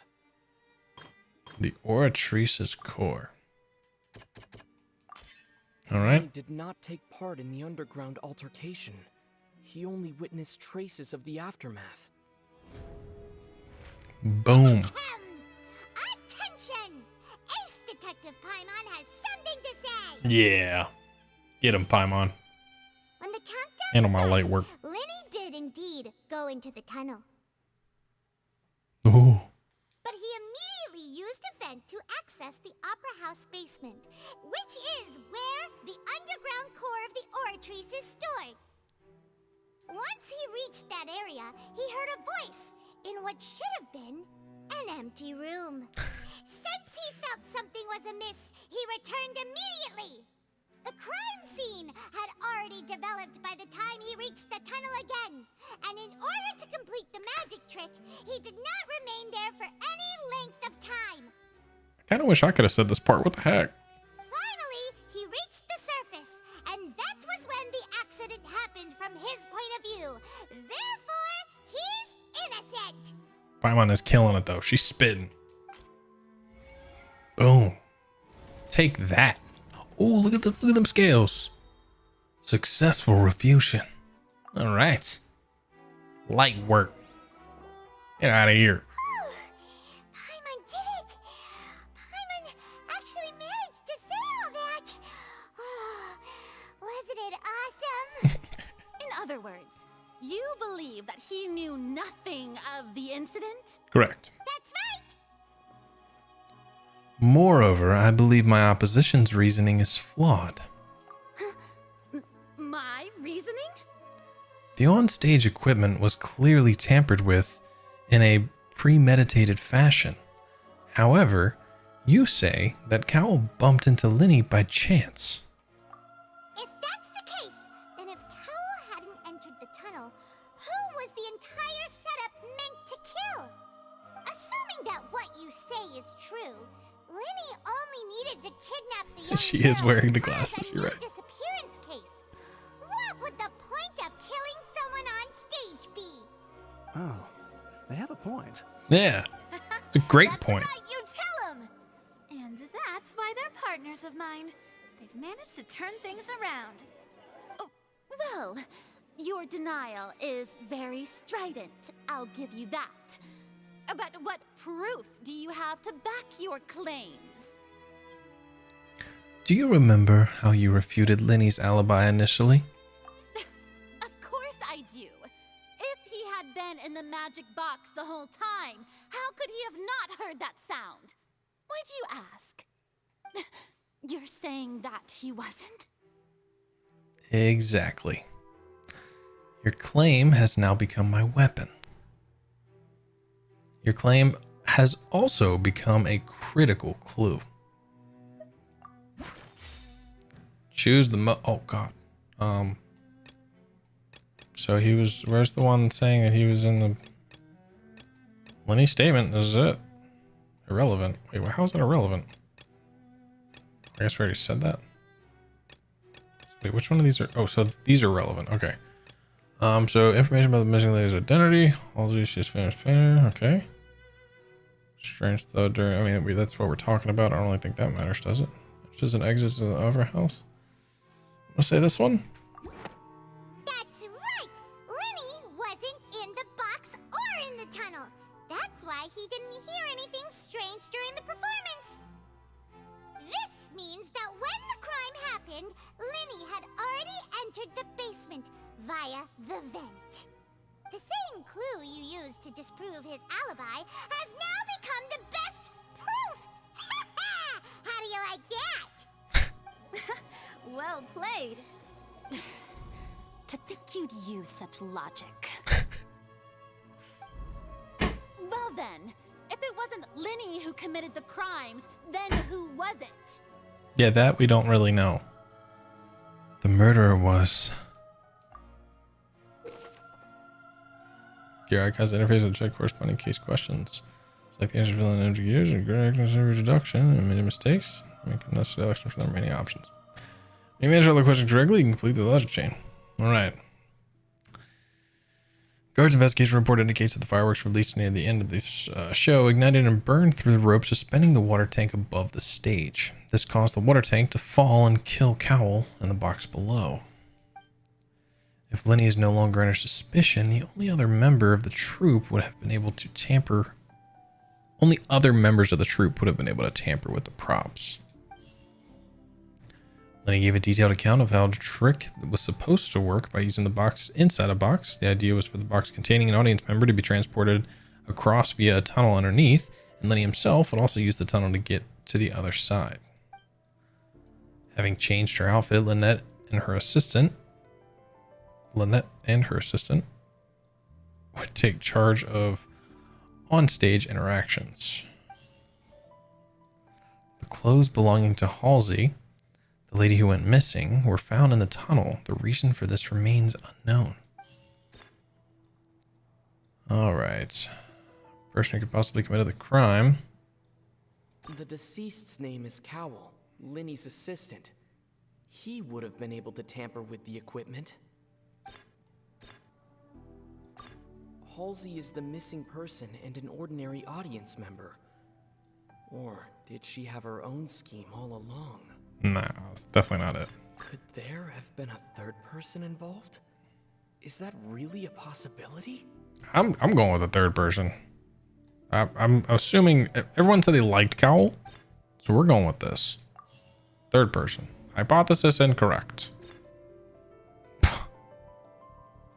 Okay. The deceased's name is Cowell.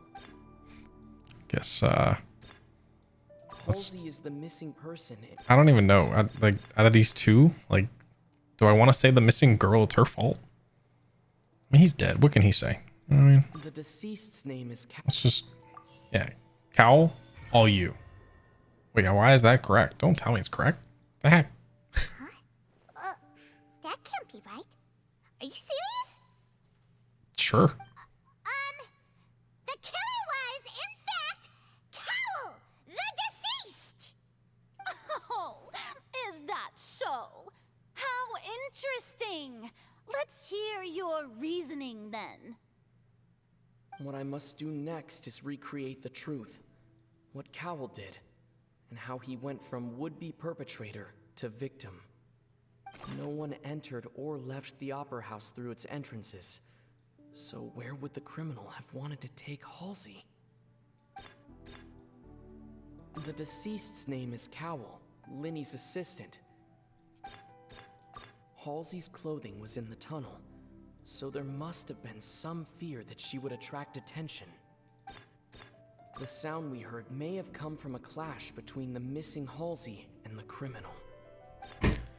Okay, so let's select that. Prove there's an altercation in the tunnel.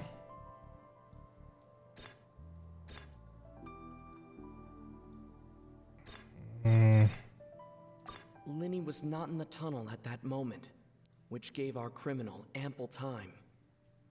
Under a minute. But hey. It would have been tough for both people to fit into that vent. They would likely have bumped into Linny as well. We don't want to tell them that. Unless we do. Linny was not in the tunnel at that moment, which gave our criminal ample time. Wait, what did I just do? Did I just change the... Oh, switch to another question. How can I prove that there's an altercation in the tunnel?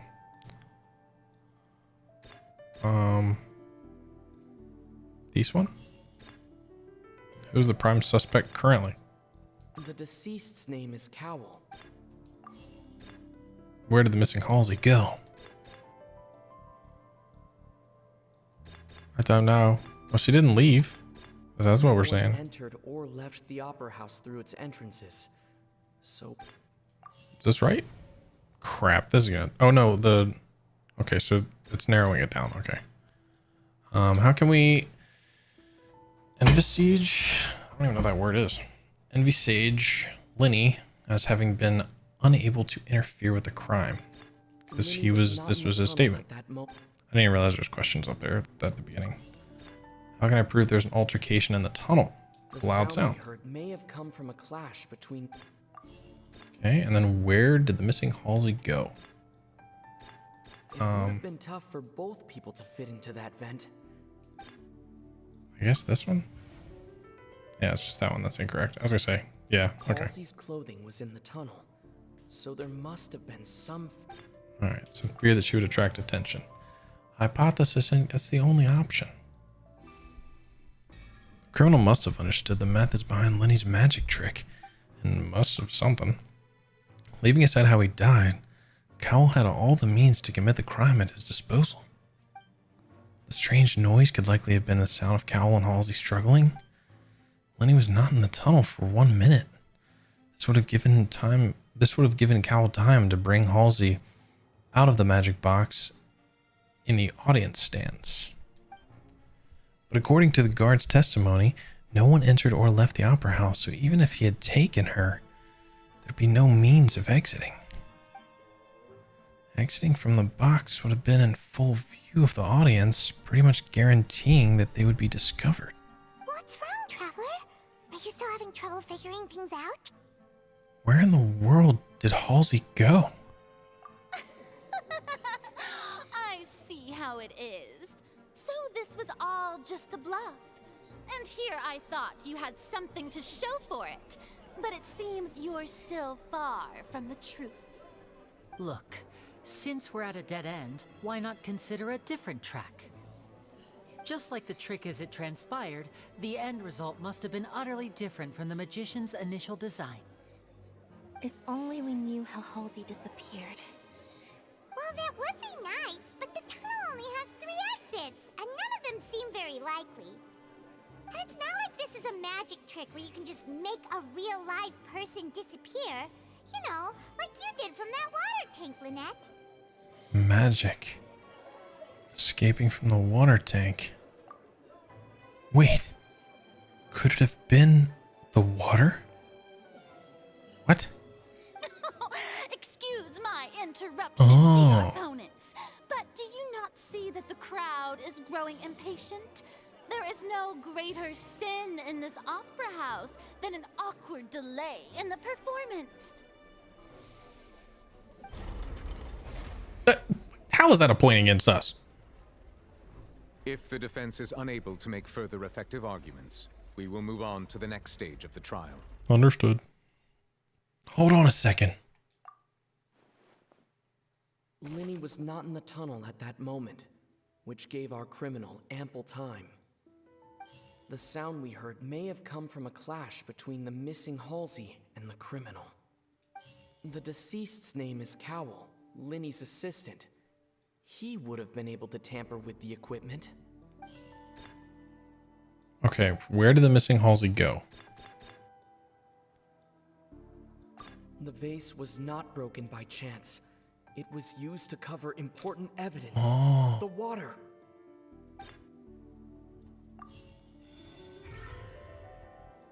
Hypotheses correct. Let's go. All right, our hypothesis is good. Together if Halsey disappeared instead of being kidnapped. Okay. Lynette escaped from the water tank, vanishing gradually and leaving only clothes behind. Very true. If there's a similar method where a person could be transformed into water... Oh, just a moment, please. I do hope you know how preposterous you sound at the moment. How could a person ever be transformed into water? This is reality we're talking about here, not some magic trick. I request that we examine Cal's personal effects. We might find something there. Must we really? I should think that of anyone. Your friend Linny already knows this truth very well. Magic tricks are ultimately just illusions and misdirection. But Halsey's disappearance is very real. We're talking about 2 completely different things. I think Even they're 2 completely different things. I trust the traveler's judgment. Real quick, just gonna switch over here. Just make sure, okay. Just making sure that nothing's like frozen or anything like that.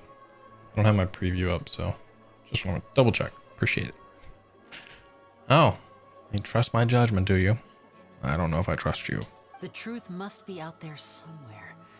Perhaps some new line of reasoning may open if we try to gather all the focal points that don't make sense. Since Cal was the deceased, we haven't placed much attention on him. But given that we aren't making much progress with the case, it wouldn't hurt to have a look at his belongings, would it? People really do come up with all sorts of harebrained schemes when at the end of their rope. The way I see it, your suggestion that we broaden the scope of our investigation is nothing but a tactic for stalling the trial. Nevertheless, I believe that this is a reasonable request on the part of an attorney. Since the trial does indeed appear to be at an impasse, I believe that additional evidence may help us make more progress. Guards, Please step into the lounge and examine the personal effects of the deceased Cowl. After some time, a guard returns with news. We are still examining the items, but we have already made critical progress that we feel must be shared with everyone post-haste. Marshmallow, I was just thinking, this is a whole thing. Like, this is a lot. It's cool, but man, I did not expect this to be like the centerpiece of this whole storyline. But yeah, I mean, it's cool. I was blown away by the Fatui thing. We're still extracting. We discovered several test tubes of fluid within Cowl's baggage, each labeled separately. Really? The notebook in his backpack claims that these fluids are... Water from the primordial sea. The primordial sea? The note's contents also indicate that Cowl belonged to an organization that sells illegal drugs and that he had an accomplice. Oh, good. Good. The notebook has many entries concerning safe usage of these fluids, in which the keyword dissolve appears many times. One of these tubes was labeled Opera Epiclese, along with yesterday's date. It is empty. The notes also state that these dissolution properties work exclusively on people from Fontaine. It's likely that Halsey was chosen as some sort of test subject. As such, we believe that the defense's hypothesis is, in fact, supported by sufficient evidence. Boom. You gotta be kidding! People dissolving into water? Could something so ridiculous actually be true? Wait a moment. This reminds me of a certain prophecy, but it's just a coincidence, isn't it? Huh. If people can become water, does that mean that the water tank's real use was as a means to hide water stains? And if Cowl was targeting that girl... Wait just a minute. Could that mean... You two, with me, quick! Demoiselle, wait! What about your partners? Let's go. Just trust me. Order! Order! It is undeniable that further examination of the deceased's personal effects has yielded some surprising results, but we cannot yet verify the veracity of these clues. Still, let us assume that these clues are indeed authentic, albeit with the understanding that Ms. Halsey has yet to be found. Guards, please continue examining the items along these lines. Mr. Linney, it appears your hypothesis is supported by the evidence, so please continue speaking.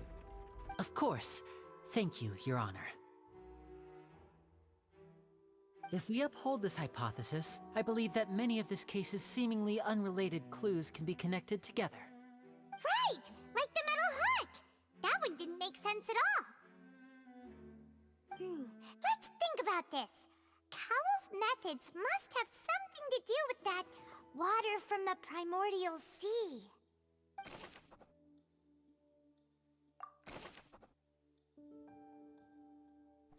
This again.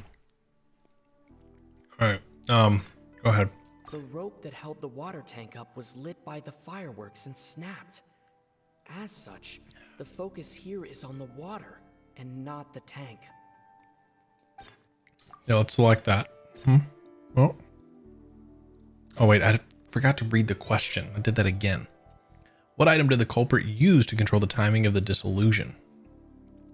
The rope that held the water tank up. That would have been this. Who's the prime suspect currently? The deceased's name is 100% this guy. What did the culprit use to dissolve Halsey? the water from the primordial sea. What item did the culprit use the mechanism? Wait. What item did the culprit use to hide the mechanism behind the crime?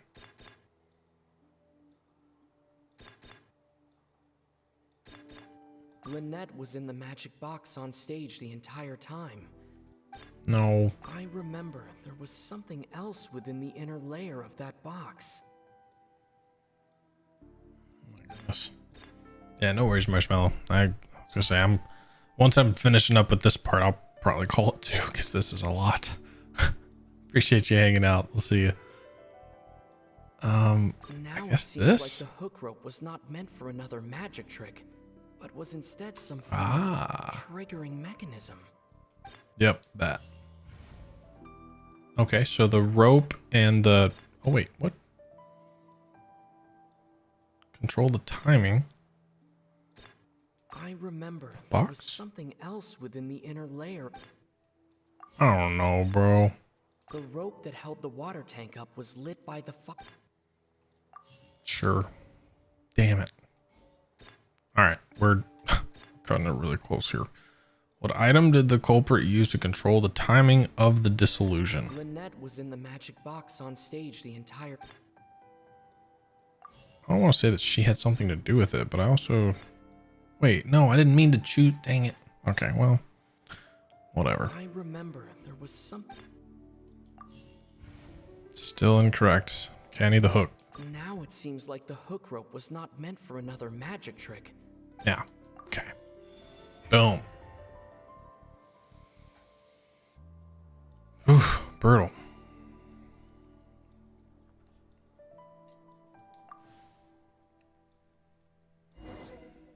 Yes, very peculiar. Bro, I can't. I can't with her. In the original plan, Cowl would tamper with the water tank rope and the number selector securing his target. When the magic box containing Halsey was lowered, the metal hook would retract gradually and pierce the balloon at the top of the box. When the balloon attached to the box popped, the water from the primordial seed inside it would pour down and dissolve Halsey. Afterward, Cowl would enter the tunnel and break the flower vase to conceal the water inside the tunnel, with the remaining evidence being covered up by the water tank on stage. But he encountered something unexpected in the tunnel, and wound up being fatally hit by the same water tank he meant to use to cover his tracks. Huh. That does make sense. No. That actually links together a lot of the more Oh, confusing Paimon's pieces better of turn evidence. than me. Ooh. We're even down. Oh dear, what do I do? Even I think they sound convincing now. Have I falsely accused an innocent person? What a humiliation. Now, it seems like the only point of contention remaining is the exact circumstances that led to Cal's death. His notes mentioned he had an accomplice who could be related to the situation. What was that? On that note, the guards have just contacted me indicating that they uncovered new evidence. I shall now invite him on stage to share it with us. Thank you, Your Honor.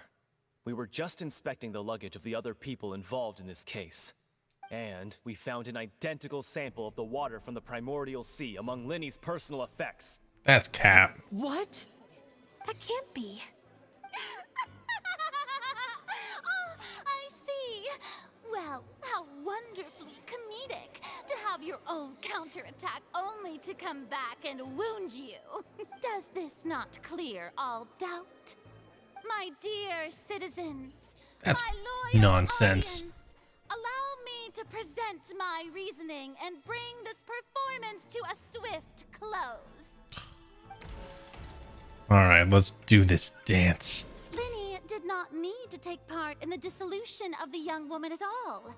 Indeed, he did leave the scene via the vent. Having made modifications to the props beforehand, his accomplice Cowl then caused Halsey to vanish using the water from the primordial sea. But upon his return, in cruel avarice, Linny desired sole credit and prepared to do away with his partner in crime. Ultimately, he knocked Cowl out, and the tool meant to cover the crime up also became a murder weapon. What? Now, as much as I regret having come to such a viciously straightforward conclusion, it does seem that the famed Fatui is quite the cold-blooded and ruthless organization. You're not wrong there. Am I right, Mr. Linny? No. We've used up all the evidence we collected. There's no way for us to make a rebuttal here. Damn. Is this the end of the road?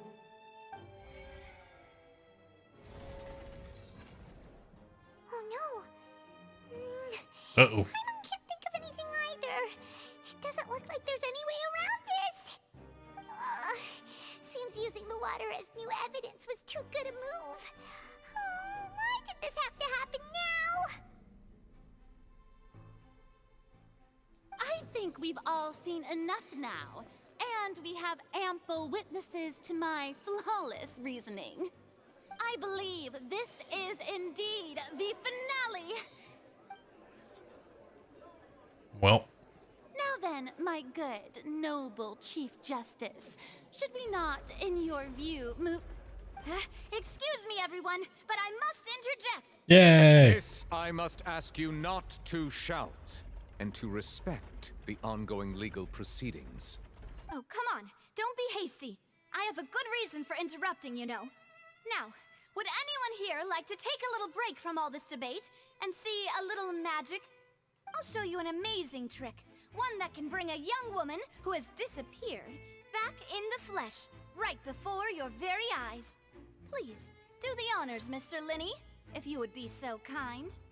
What in the world is she saying? No offense, miss, but miracles like that are beyond my scope as a magician. Come on now, don't be silly. Magic is all about misdirection, isn't it? It often conceals the truth while presenting a fascinating illusion. But once everyone believes the illusion, can't magic reveal the truth to them once again? And wouldn't such a trick be the most marvelous finale to today's performance? Come on, Lenny and Lynette, give it another go. Don't worry, Spina di Rasula has made the necessary arrangements on your behalf. But as the magic makers and stars of the show, I think I should leave the final performance to you. What is she getting at here? I understand. I'm glad you do. Oh. Click. And voila.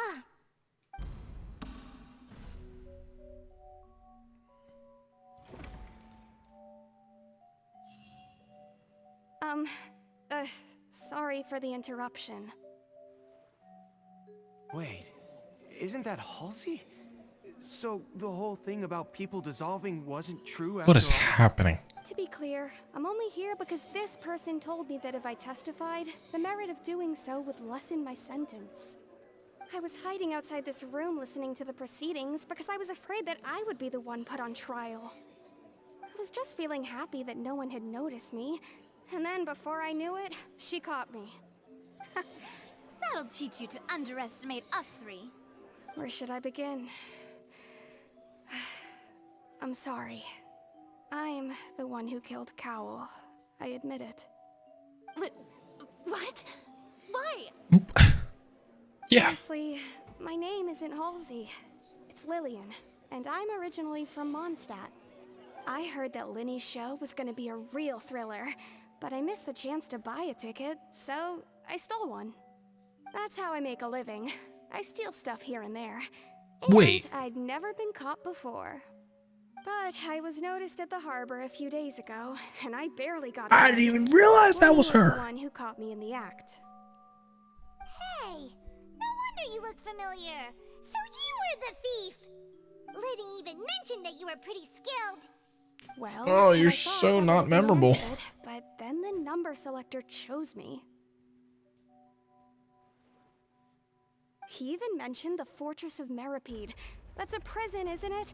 So you can imagine how shocked I was. I thought he was on to me for sure. So I played along with the show while looking for an opening to flee. But then I got water poured on me for no reason, and then someone jumped into the tunnel to nab me. I wasn't going to take that lying down, so I knocked him out and stuffed him into the box.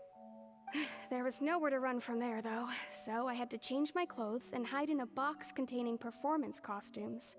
I slipped out after the first guard arrived at the scene and continued hiding inside the opera house. This is crazy. Even hide in there? If they're a practiced hand at concealment, probably. A professional thief could make it work. But I swear I didn't know that the water tank would fall down. Really, I swear it. Had I known that, I wouldn't have put him in the magic box. I may be a thief, but I'm no killer. Well, that makes everything pretty clear now, doesn't it? Yeah. Now it's time to refute the Hydra Archon's previous reasoning. This time, we need to tell the entire story from Lily-Ann's perspective. All right. Identify loopholes. So, I want to try to do this right, but Lenny entered the tunnel. He did indeed enter the tunnel. So is there any point to try to refute this? I don't think so. I'm going to go to a different one. Halsey dissolved.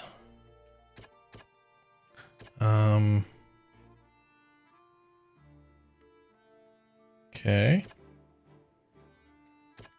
Boom. No, doesn't. Okay, we're just gonna. Yeah, that's fine. That's fine. No big deal. There we go. The strange sound wasn't from a fight. It was Lily-Ann's attempt to break out when she was frightened. Okay. And the infighting between Lenny and Cowl, which is obviously Cap, because she broke the flower glaze was not base. broken to cover anything up, but it was smashed during the struggle between Lily-Ann and Cowl. Exactly. And then Lenny knocked out Cowl, but obviously that wasn't the case because she just said that she. Where's the part that says? I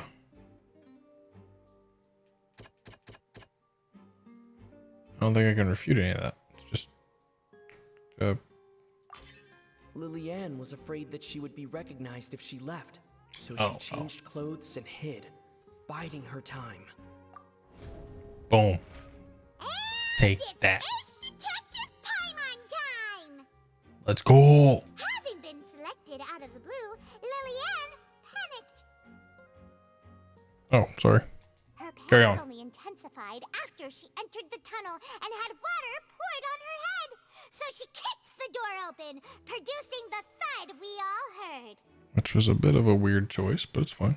Hearing the commotion, Cowl leapt into the tunnel, only to discover that Lily-Ann had not dissolved.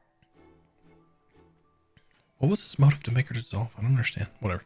He did not know that Lily-Ann was not from Fontaine, but was a thief who made her way in by stealing a ticket. Aha. Mistakenly believing that the water from the primordial sea needed time to take effect, he tried to force Lily-Ann back into the box. The two broke the flower vase during the struggle, but Lily-Ann came out on top, knocking Cowl out and putting him in the box. Exactly. With no way of escaping, she changed her clothes and hid in the costume trunk until the performance ended. Seems pretty good to me. Boom. Look at that. We're killing it right now, Paimon. She knew that she would have to go through guard inspection if she tried to leave afterward. So, she has been trapped in the Opera House these last 2 days. She had already become desperately hungry by the time we were chatting over macarons. So, she swiped 2 of them right under our noses. Talk about a sneaky thief. What? At this point, all the events that happened in the tunnel have now come to light. Ah, so that's the whole story. Bravo! Bravo! Now then, Lady Furina, do you wish to speak against the defense's statements? Please answer the question, Lady Furina. Also, if I may add, the trial has not yet ended. As such, I request that the prosecution not leave the room before the proceedings have concluded. Oof. What? Are you reading my mind now? No. I have no further arguments. I admit defeat. But really, could you at least have left me with some dignity? Wow. Look at that. She's like a deflated balloon. What is this relationship between these If two? there are no objections, then as the Chief Justice of Fontaine, I shall once again repeat the full sequence of events. The actual perpetrator of the serial disappearances, Cowl, selected his next victim from the audience reservation list. With some modifications to the selector, he could ensure that the pre-selected young woman would be chosen. To cover up any evidence while committing the deed, Cowell thought of allowing the water tank to fall, which would conceal the water left behind after the young woman was dissolved. He also tampered with the rope suspending the water tank, using the fireworks at the end of the performance to cause the tank to drop and hide the watermarks. He poured the water from the primordial sea into a balloon during the preparation of the magic box and stuck it to the box's lid. Finally, he passed the prepared hook on a rope through the gap in the magic box's door when bringing the young woman to said box. When the magic trick officially began, the box containing the woman was lowered into the tunnel, tightening the hook rope and bursting the balloon containing the water. If all had gone to plan, the young woman would be dissolved at this time. However, Lillian was not from Fontaine, and thus fled the box with a loud noise. Realizing that there was trouble, Cowell entered the tunnel and met Lillian. Thinking that the waters had not yet taken effect, he decided to proceed. However, his opponent was more capable than he thought, and he was overcome, knocked unconscious, and placed into the magic box, and thus became his own final victim. Damn. Lillian, according to her own statements, then changed clothes and hid until the performance ended, before hiding in other parts of the opera house. As for Linny, he was in the underground structures within the opera house, and was thus ignorant of these happenings. From this reconstruction of events, we can conclude that Linny, the accused, is in fact innocent. Woo! We did it! While there is much Man, I'm Linny beat. in Lillian's conduct that should still be investigated separately, this case at least can be handed over to the Oratrice to make the final decision. What's the Oratrice gonna say? Said that they always make the same decision. That's really cool looking.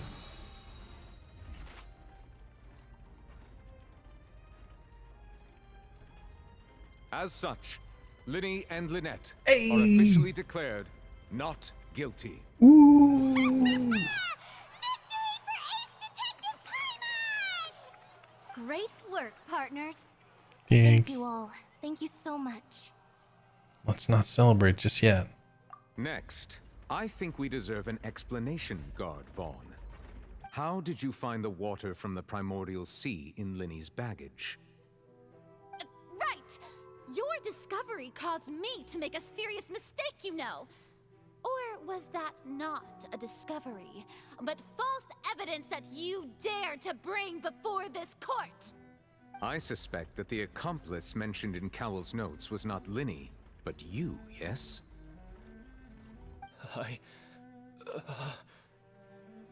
I'm sure you know what you must do to lessen your sentence. Speak quickly!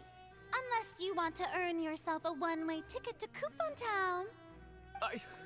I was just following orders. We were supposed to place blame for the serial disappearances onto Linny, and thus cause suspicion to fall on the Fatui. The higher-ups said this was the best opportunity to do so. Higher-ups? And now that your plan has fallen through, and the secrets of the water have been revealed, you have become a liability to said higher-ups, yes? Therefore, you would be wise to tell everything you know, and seek the protection of the guards. Yes, I'll tell you everything I know. Speak. Our boss discovered that the water can cause people to dissolve. It can also be made into a potion, which when extremely diluted, can cause people to experience unforgettable exhilaration. We've been in this business for a while now, and have made decent mora off it. The disappearances were also the boss's idea. I mean, this is the boss we're talking about. The...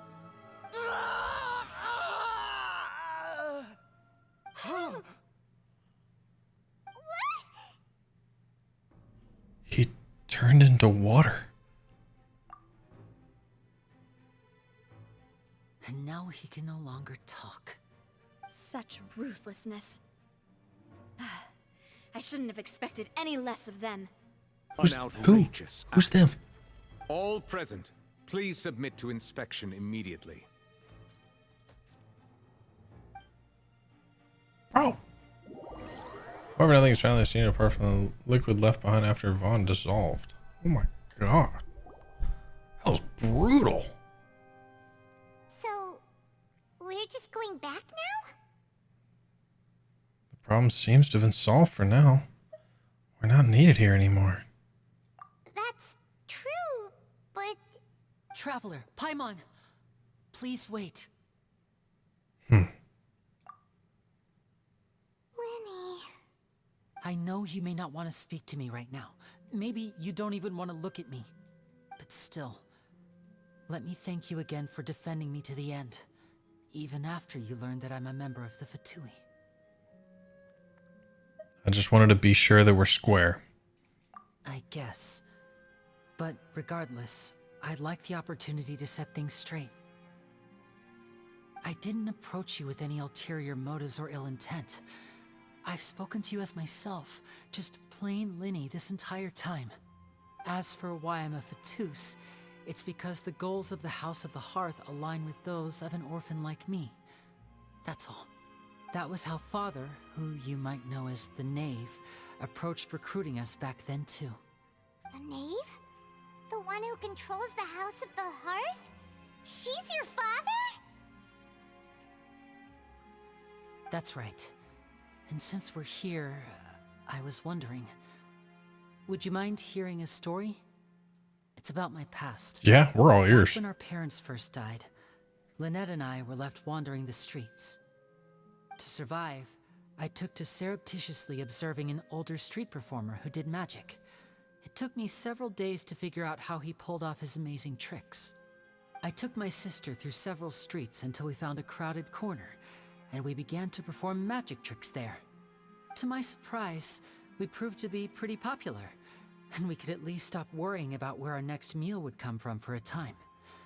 But I didn't want my sister to remain a street rat together with me forever. Before long, an aristocrat came to me and claimed that he wished to take us in after watching my performances. So you went from orphans to nobility just like that? That was how we felt at first too. As if fate was on our side and we could say goodbye to those painful days. But I gradually discovered that while we were called foster children, he was really after my talent for magic tricks. He would constantly take me to all sorts of banquets to garner attention, which he would then use to expand his social circles. That doesn't seem too bad either. Better than roaming the streets at any rate. No. It took a while for me to realize just how dark his heart really was. After one particular performance at a banquet, I discovered that Lynette was not on the same return vehicle as me. I waited a long time after we returned home, but she did not come back. I went to that noble's bedroom and asked him about her whereabouts. The answer he gave me was, she caught the eye of the most eminent person at the banquet, so I sent her over as a gift. I mean, you'll be able to perform your magic regardless of who your assistant is, yes? Oh no. So he was gonna... But wouldn't Fontaine's laws deal with such people? As far as outsiders are concerned, this is a relationship akin to adoption or foster care, and they have their ways of escaping the eye of the law. So what happened after that? I managed to ferret out the location Yeah, this of got the dark mansion of quick. that so-called eminent person and hurried through the night. But by the time I leaped over the walls, avoided the guards, and made my way in, all I saw was the moonlit ground covered in blood, and the knave standing there in the darkness. So, she'd already taken care of that guy. That's right. She had rescued my sister before she could come to any harm, and had even discovered several girls hidden in a basement, all of them orphans. Father, I mean, the knave, might have seen something in me, and so she made me an offer. The House of the Hearth welcomes you, for your interests align with ours. Here, none will ever betray you. Indeed, betrayal shall never be permitted here. I was hesitant to trust her. I mean, I had just been betrayed by nobles. But she was also quick to destroy the noble who had taken us in at first, giving us back our freedom. So that's how the two of you joined the House of the Hearth. That's all in the past, though. The knave is after the gnosis, after all. Or wait, the knave is after the gnosis, isn't she? She has her own plans. That She you has know gained about. permission from the Tsaritsa to first use the Gnosis's power when she obtains it. She plans to use it to find a way to break the prophecy and save Fontaine. So, she believes in that prophecy too? That's right. The whole House of the Hearth is currently working to combat that crisis. Today's case has also proven that people from Fontaine can indeed dissolve into some sort of water, thus further supporting the prophecy. All of us house members here, Lady Arlecchino herself included, are from Fontaine. We won't give up on defending our homeland. I thought that was the knave. I wasn't sure. I didn't remember Arlecchino. I don't remember how to say her name. I didn't realize that was her nickname or not, but yeah. To us orphans, the only connection we have left to this world, apart from our family, is our homeland. So, from small deeds like distributing magic pockets to huge schemes like stealing a gnosis, everything is aimed at dealing with that prophecy. I'm sorry, but I still can't completely trust you. It's all right. I understand. The only thing I can do is relate all this to you. I just hope you can understand that even as a member of the House, I have never stopped making my own decisions, and that I believe what I'm doing is right. If you should need anything at all in the future, feel free to find me. I will do my best to help you, as plain Linny. I understand. Goodbye. Man, I know we were deceived, but kind of rough on the guy. Like, dang, bro, after that story and everything, that's crazy. Oof. Leave the opera house. Quit following me. Man, that was intense. I feel like we're on a roll. We should just crank the rest of this out. Hey there. What was with the disappearing act you pulled right as the trial ended? We'll see how much more we got, but Well, this whole thing isn't exactly over, is it? I do feel that we're getting closer to solving the serial disappearances case, though. Don't you think so, too? well, I'm sorry, Navia. Huh? What's wrong, my dear partner? I was really only trying to defend Linny. I wasn't necessarily looking into serial disappearances case. Besides, are you sure we're the ones who can crack a case that's been cold for decades now? And given that there's new evidence from the trial, there should be a trail of breadcrumbs for the Hydro Archon's people to follow now, right? Ah. I see. Well, I won't lie. I'm a little shocked to hear that from you. But I suppose you are just travelers who have only arrived in Fontaine after all. Exactly. Sorry. I might have been too presumptuous. Don't say that, Navia. Hold on 1 sec. I'm gonna pull up. Make sure everything looks good. Cool, yeah. Everything looks good. Ah, and we were having so much fun investigating with you, too. It was like having new waters flowing into a stagnant mire, causing new hope to spring forth, and the reflection in the murk to become clearer. Well, sorry about that. I'm a bit prone to nostalgia. Don't mind me. Wait, shall we have a farewell meal? You know, to commemorate our time as partners? Huh? Do we really need to get that formal? Well, guess you really did treat us as partners, huh? Can we just leave? Well, I'd just like to have a proper ending to every important memory. That way there are no regrets later. Anyway, it would just be a meal, so it shouldn't take up too much of your time. Well, if you say so. Let's go have that meal then. You don't have to twist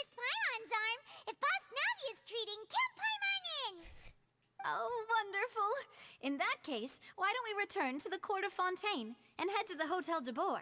I believe we'll make it just in time for dinner. All right then, let's have our farewell meal. Let's go. All right, time to eat. Offerings of the Fountain of Lucine? Hydra sigils, okay. Very cool. Lenny has been acquitted, but you are not sure about what the next step should be.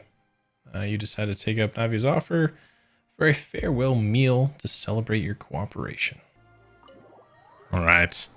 That's where stuff starts heating up. Take off my flannel. Take off my flannel. I'm gonna sit it on the ground, and my dog's gonna lay on it instantly. Several times with my father when I was little, but stopped eating here as often after growing up. I hope the food here will be to your taste. Yes, ma'am. I'm sure it will be. Don't worry. You weren't wrong about the thighs. Oh, don't worry. We haven't eaten at a hotel like this in a while. Paimon's getting excited already. In that case, I'll go order for us first. Please wait here a moment.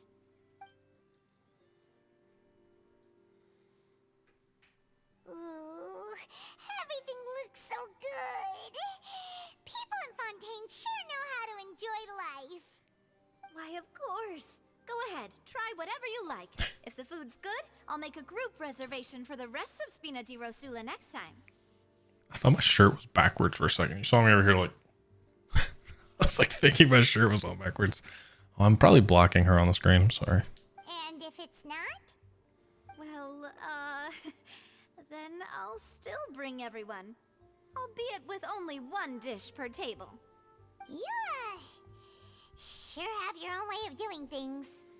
Oh, we called this a farewell meal, but we could also treat it like a victory feast, right?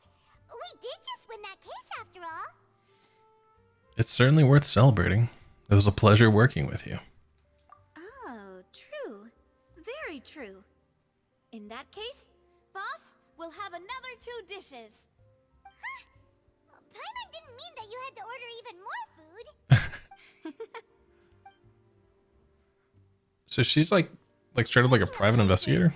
That's kind of dope. Do you think that the mastermind behind the serial disappearances will get caught soon now that this has all happened? Well, we've certainly taken a big step forward, but I feel that's about it. We know that there's an organization that means to dissolve these young women, but we still don't know what they are really after. If it hadn't happened right in front of us, Paimon wouldn't have ever believed that a person could be dissolved like that. Right? Yet it was because this was such a preposterous notion that the investigation could never really move forward before. Ugh. If only that guy could have finished speaking. We were so close to hearing who was behind it. Yeah, he's about to spill the beans. In such investigations, even the smallest step can seem like a yawning chasm if the trail of clues is cut off. To be honest, I don't have high hopes for any follow-up that the authorities might conduct. It's not Makes that sense. I don't have faith in their ability. It's just that a different perspective is required in some matters. It's easy to guard against and deceive a single narrow perspective.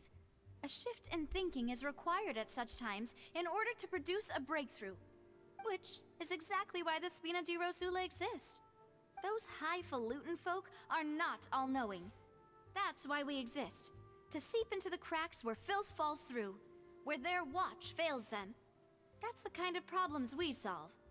Seems Paimon thought things were simpler than they actually are. It's all right. Well, this was supposed to be a farewell meal, so I doubt you have further interest in this business, right? Let's talk about something else.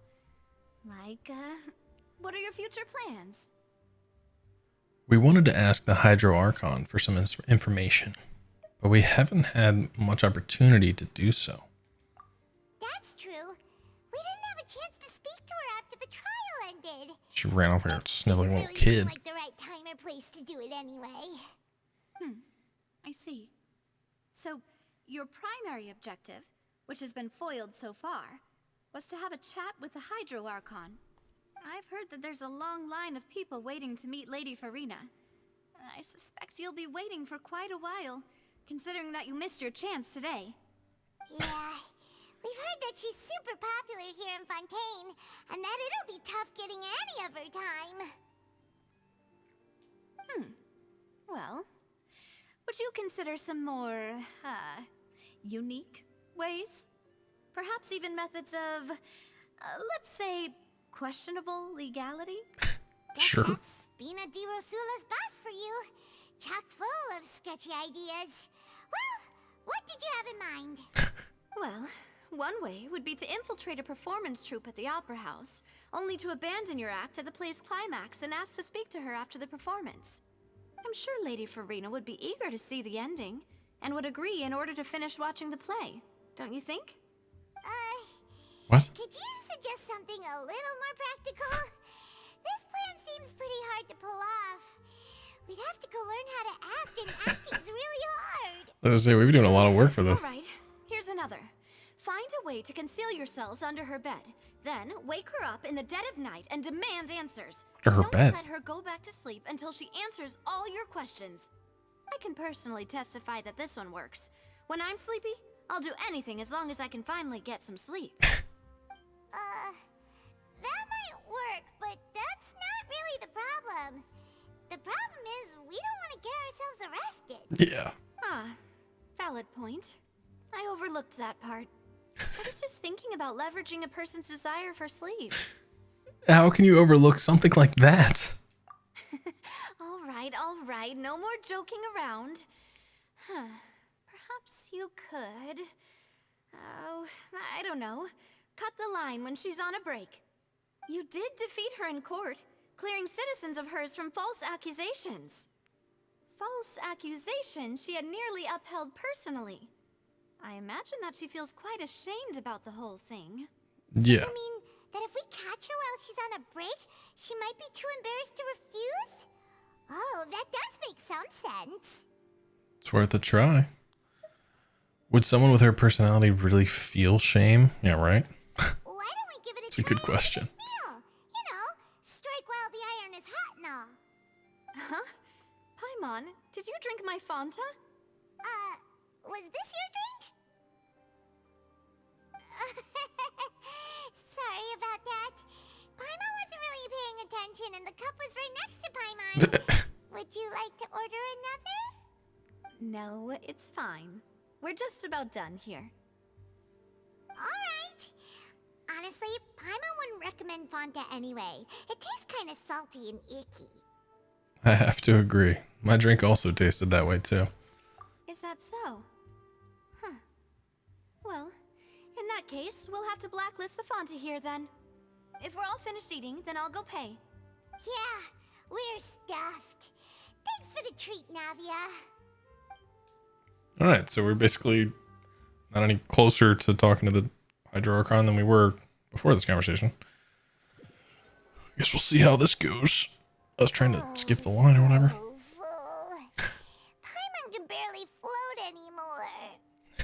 You could try walking, you know? Or wait, you could try floating a little lower. Can't you see Paimon's barely an inch off the ground? Okay. As for expenses this month, we're left with... Hey, Navia! What are you doing over Uh-oh. We just spent our last dollar on food. Nothing. It was just a meal, you know? Nothing the Spina di Rosula can't cover. Seems that was pretty tough for her. That was a pretty pricey meal, all thanks to Paimon. Let's get ready to try to meet the Hydro Archon again. Bye, Navia! Bye, Navia. So this is goodbye, huh? Well, if you do encounter any other trouble in Fontaine, you're always welcome to contact the Spina di Rosula. Yes, ma'am. I'll give your requests the highest priority. And I will call you even if I need a tour guide. In any case, I wish you smooth sailing. I'll see you again, partner. Partner? You stop. As light rain falls without reason. Let's go. I'm pumped. Alright, so we get to go to the Fountain Plaza in front of the Opera House. So now we're just gonna straight up just pull up on the Hydro Archon and be like, yo, you see my sister? I feel like it's like all it's about. I mean, it is. We just want to know if he's seen his sister. Have you seen my sissy? I can't find my sissy. Have you seen her? All right. Boo-doo-doo-doo, boo-doo-doo. Arg, arg, arg. Lagging a little bit. Oh, bro, there's so many birds here. Hold on, here we go. Yeah. Did not hit a single one. All right, act like that was all part of the plan and just move on. Around anymore. Looks like that boat we took to Araneas might have been the last one. Vache. Here's this thing again. Looks like we're back here again. Huh? Traveler? She probably would give it away, yeah. Yes. And it's clearer than it was during that day. Or during the day. Vache. Kinda spooky. Are you sure we don't want to come back in the morning? No, I want to talk to this. What? Vache. Are you looking for a valet for your car? There might be something nasty in the water. I can feel strong emotions. Things are getting a little blurry. Huh? Hang on. Paimon can kinda hear a voice. It's calling for Vache, right? Yeah, that's the one. Hey, Traveler? Stop walking! Wait. Come on, wake up! Uh-oh. This doesn't seem like this is on our path. Huh? Vache, are you my dear Vache? I don't believe so. No, wait. You seem to be someone else. Do you know Vache? Do you know where my love is? I'm afraid not. I'm sorry. Who are you? Wait. Who am I? I'm very sorry. I fear I do not know. My memories feel like they have been washed away like a flood. So many fragments dissolved amidst the tide, never to be recovered. How much have I lost? How many things that I once held dear while on land have I since forgotten? You were once human? Yes, that is what I was once. But now, I am but the consciousness of one who is lost their form. You lost your form. I do not know how I came to be like this either. I only vaguely remember being covered in light blue water, and then all grew dim. Light blue water. Could that have been... Could she be one of the girls who was dissolved? Or who were dissolved? I also remember going to many places. I loved adventure, loved exploring places of peril. No matter where I went, Vache would go with me. I knew how dearly he loved me. Yeah, we need to find Vache. I also loved him equally as much.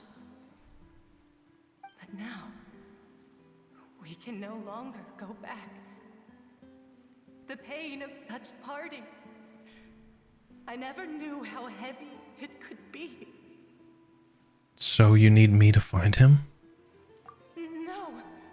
Our reunion no longer has any meaning. There is no way for us to create any new memories. That's so sad. The thought of me gives him no succor. So let it lie forgotten beneath the waters. I mean, we don't know that it gives him no succor. You'll find out. If you meet Vache, tell him not to look for me. Tell him to move on. That is the only thing I still remember. I believe it will be hard for him to forget you. Perhaps that is so. As I was submerged in the waters, losing consciousness, I saw Vache above the surface. His eyes were filled with such sorrow, such longing. If only I could have comforted him, told him that I did not suffer, Indeed, I had felt a great warmth. That means Vache was a witness to the fact that you dissolved. Is that what you call it? Dissolving? Whoops. Was I supposed to tell you that? If anything, I consider it a form of release. I mean, sure. Releasing your A state of neither fear nor consciousness from your body. with only an endless peace, like the water's still surface. I could also liken it to being a thirsty person who drinks water for the first time, and only then sees how they have lived for so long in a world of endless want and anxiety. It seems that after the body is dissolved, some measure of the consciousness still remains. I think I hear your companion. It's time for you to go, I think. Is that Paimon? Alright. Ah, right. I wonder how much time has passed in reality. Farewell, then. I am glad that you were able to sense my presence. Remember, if you see Vache, tell him not to seek me out any longer. Was he seeking you out currently? Like, was he looking for you? I'm confused. And are we allowed to be in this fountain? Oh. Oh gosh.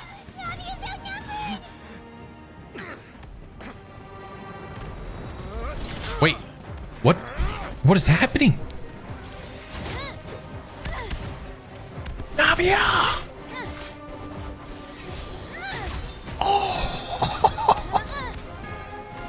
Mademoiselle, look out! Bro. Dear God, it's a whole army of Gardamex. Bro. Chlorand? Bro, and here comes Chlorand. Wait, what?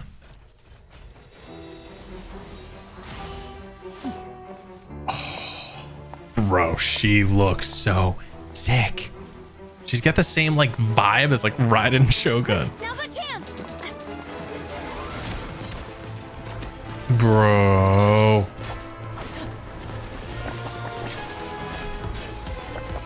Dude.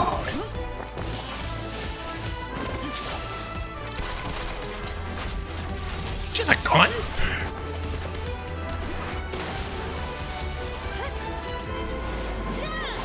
Bro, she is goated. She's so sick.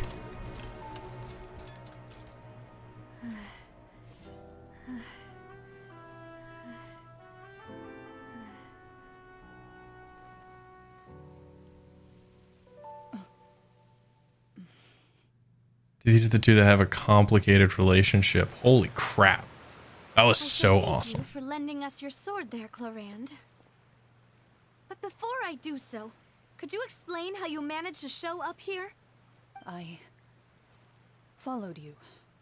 It seemed to me that danger has followed you more closely as of late.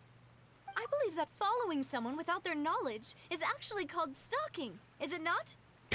Mr. Callus's last wish was for me to ensure your safety. Mr. Callus? I will not betray his trust. He would do the same, were he alive today. Do not speak of my father! Sorry, demoiselle. I was not strong enough. Thank you for your aid, Miss Chlorand, but do keep an eye out for your manner of speech. I believe we all wish to avoid unnecessary emotional harm. Sorry, I did not consider your feelings. It's very grown up of you. What else do you know? How did you come to the conclusion that I'd be in grave danger? I doubt I know much more than you, but I believe that the mastermind behind the serial disappearances is very powerful. Your performance tonight will almost certainly attract their attention. Who's? I'm sure they've known about me. To be honest, I'm shocked it's taken them this long to act against me. Wait, who? I don't understand this. Like, who's this group? Bro, I thought that this was like the Hydro Archon. Maybe it is. I don't know. But no spoilers. But like, I'm just thinking out loud. I'm like, dude, I feel like this is the Hydro Archon's doing. She's like mad at Navia for helping us or something because she knows Navia should. I don't know. Maybe. I don't know. And what about these Gardamex? I thought only those associated with a Maison Gardiennage could control them. None of these mecha have serial numbers. I was sure to check a moment ago. They are not the ones used by the authorities to enforce the law. Oh. I can only conclude that some powerful or wealthy party must have obtained them via illegal means, deploying them as a private force of sorts. What?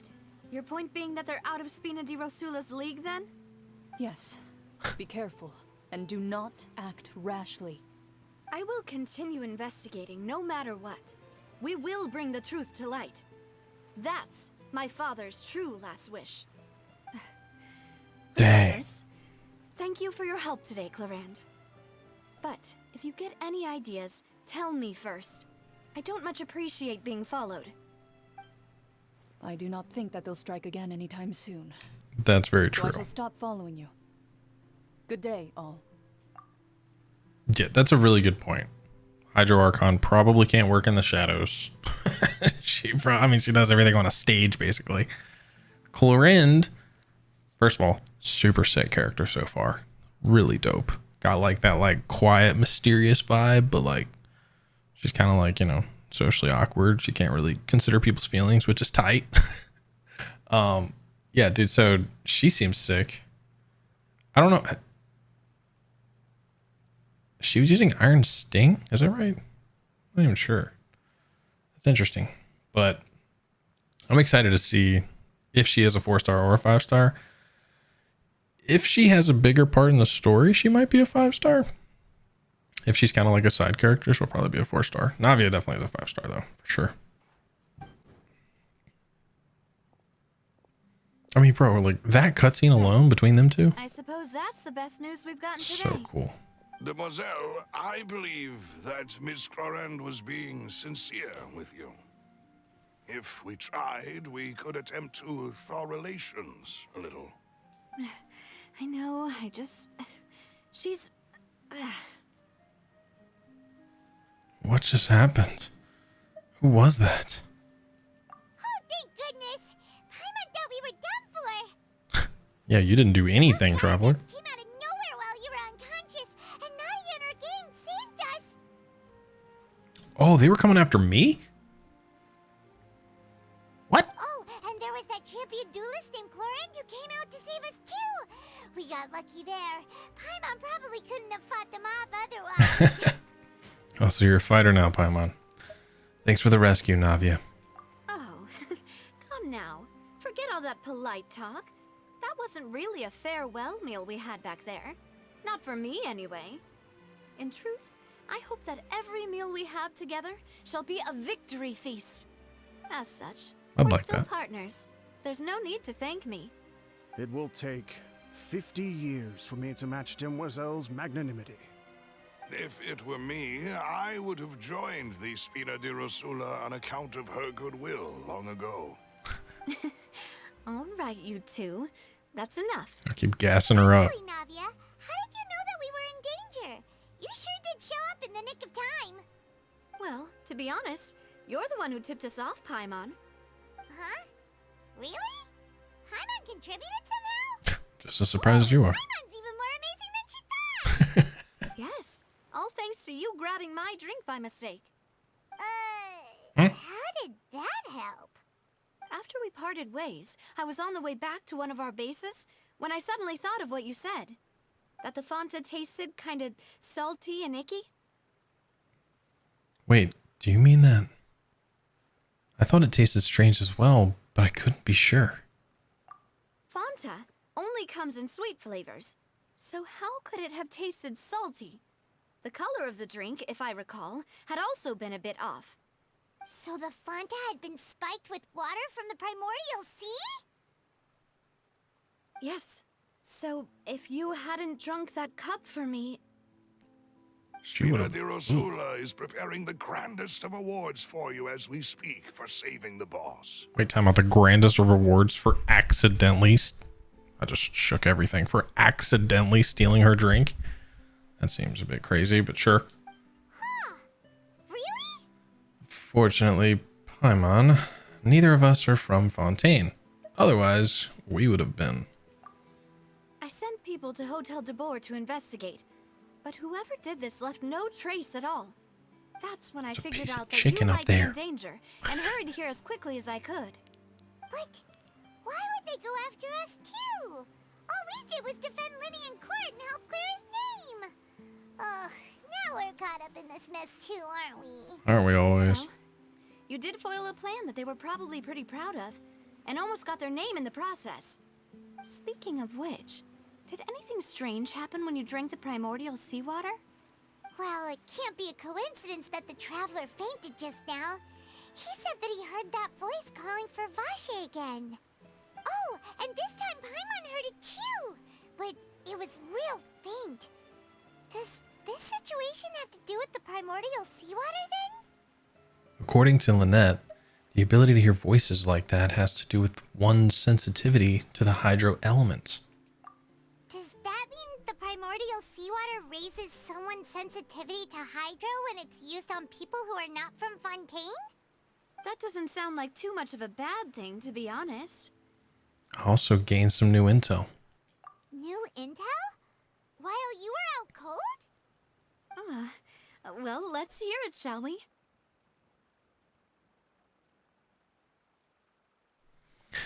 Sorry. The voice in the fountain belonged to one of the missing women.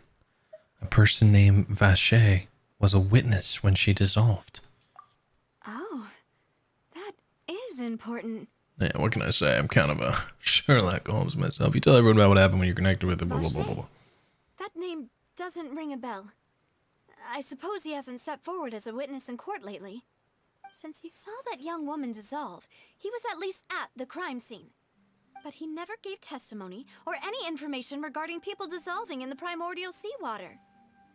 Could he have been threatened? If he's still alive, we should try searching for him. Yes, thank you.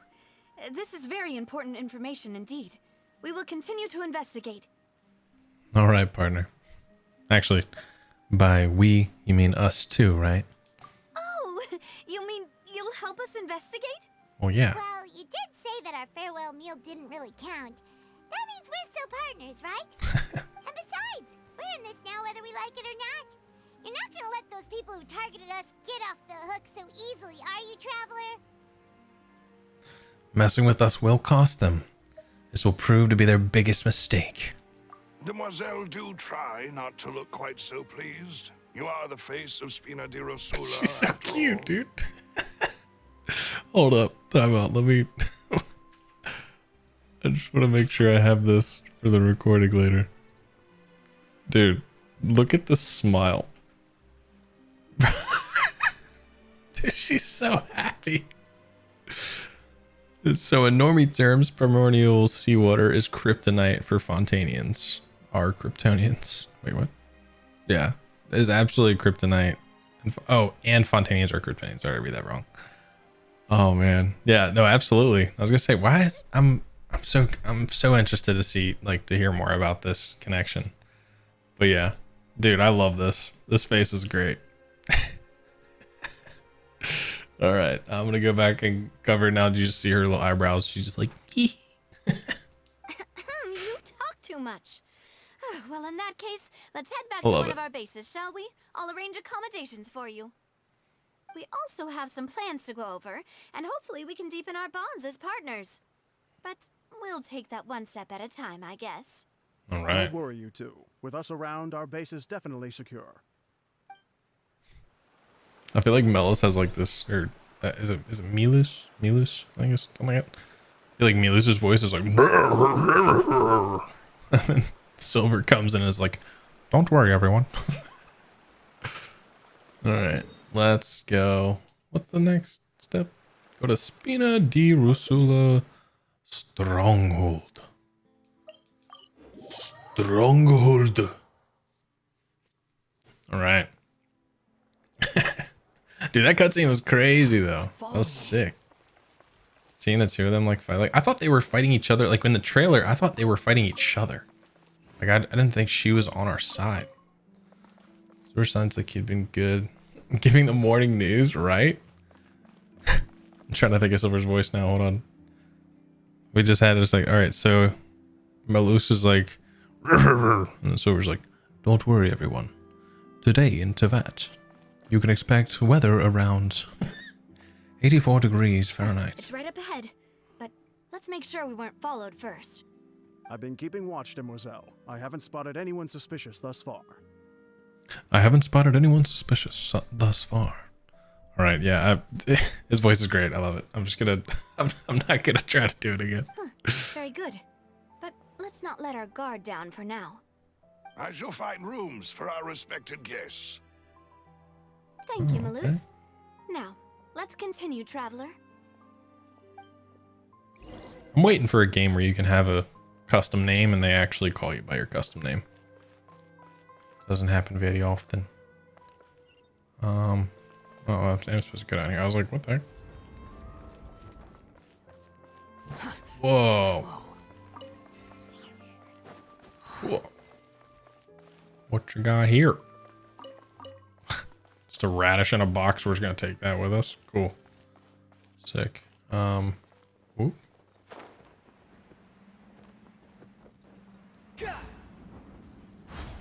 Whoa. This is y'all's... Oh, ow, that hurt. I didn't mean to do that. This is y'all's base?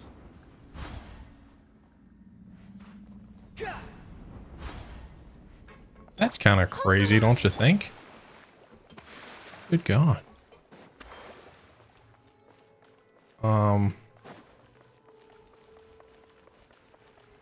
Bro, this is like a...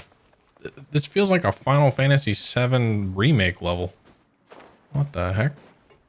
Quit following me. This reminds me of the sewers from Final Fantasy VII remake. 100%. Why? Because sewers. Kitty. Hi, kitty. I can't pet you, unfortunately, but I would if I could.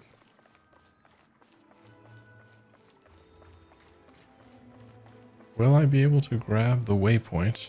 Probably not. Oh yeah, I will. Talk to Milus. That looks sick. Cool area. Make sure we get that waypoint. Oh, what is... Oh, it's a waterfall. Meow. Hello, Potter. Brr. What are you? You need to know how it works.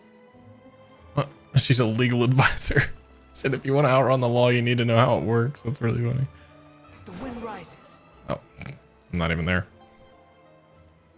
Oh, that's a cool sign. So, Sick. this is your base? It's not quite what Paimon imagined. Your accommodations have been arranged. Under the present circumstances, I can confidently say it's the best we have. Thank you. Well, so much for my expectations. Well, our funds have been a little tight lately. After all, we don't allow illegal or unethical profiteering. In fact, our funds often come from citizenry who support us. Seems like it's tough times for everyone. But if you have the support of the people, that does sound like it's worth it. To be honest, our financial situation was a lot better back when my father was in charge a few years ago. I'm afraid I'm not quite his equal. Oh, you'll get there. Father, he was the previous boss of Spina di Rosula, right? How did he... Demoiselle, if you'll allow me to explain. No. I'll explain it myself. I suppose I couldn't run from this topic forever. And as partners, this is something I hope they can understand. My father's name is Callus. Yes, the same one they call Callus the Unfaithful in the streets. 3 years ago, he was accused of murdering his own friend. But he chose a duel to defend his honor instead of standing trial. He died in the duelist's ring. Oh no. But I do not believe my father was a murderer. I'm sure he was set up. At the time, I believed that if he only stood trial and was duly investigated, something amiss would crop up and prove his innocence. But strangely, he not only requested the duel himself, but rumor has it that even after being seriously injured, to the point where he could be deemed as having lost the duel, he refused to surrender. determined to die in the arena. 3 years later, I still don't understand why he did that. How could he protect his honor if he's dead? If anything, he gave up his chance to defend himself. It does seem quite odd. Do you have any clues as to why? The closest piece of info I have is that my father had been investigating the serial disappearances case at the time of his death. Oh. Ah, so that's why you're so determined to get to the bottom of that case. Yep, that makes sense. That's right. I've also tried to investigate the murder my father was implicated in, but I haven't found a single new clue in my countless reviews of the investigation records. However, I believe that if the murder case is related to those behind the disappearances, they must know something. I must know what really happened. Was my father coerced? Framed? Even if he really did kill his friend, I must get to the truth. If only he'd I been want to more know too. open with me when he was still alive. He even hid the fact that my mother died due to complications when giving birth to me. And now, here I am investigating his death. You really are a handful, aren't you, Papa? Seeking the truth for the sake of your family. You know, we're quite alike in this regard. Demoiselle, please, if there is anything I can do, anything at all. Aw, Silver. I also will never believe that Master Callus murdered anyone. There are none whom I respect more than the two of you, Demoiselle. Master Callus did so much good in life, yet all it took was one murder case for him to be dubbed Callus the Unfaithful. Even our supporters decreased greatly due to that incident, hence our strained finances at present. This was 3 years ago? If Callus was such a good man, wouldn't people at least be a little suspicious when he was accused?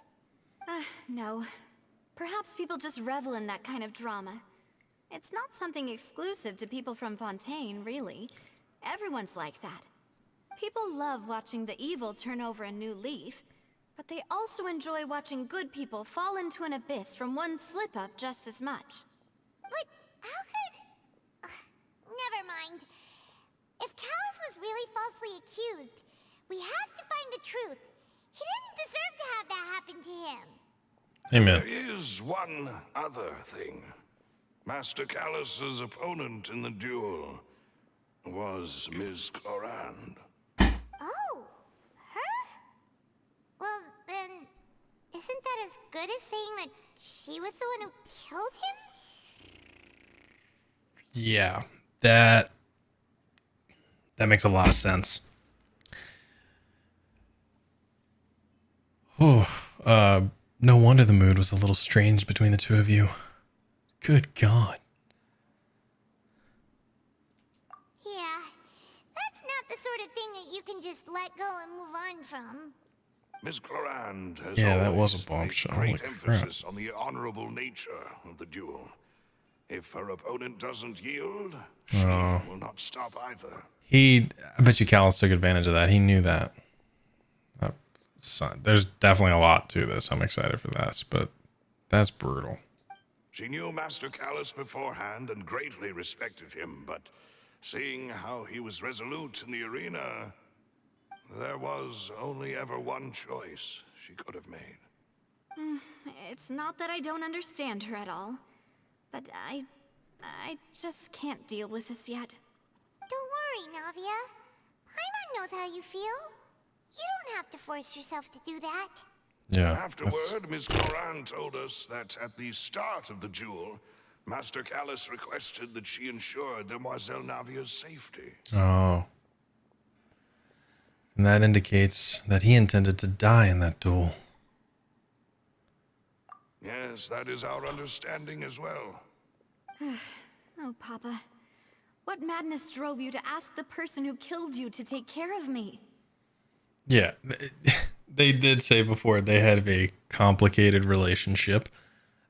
I think that's a bit of an understatement. Like, understatement of the year. Holy crap. That's crazy. And it's like she was just doing her job. Like, Oh my gosh, that's so crazy.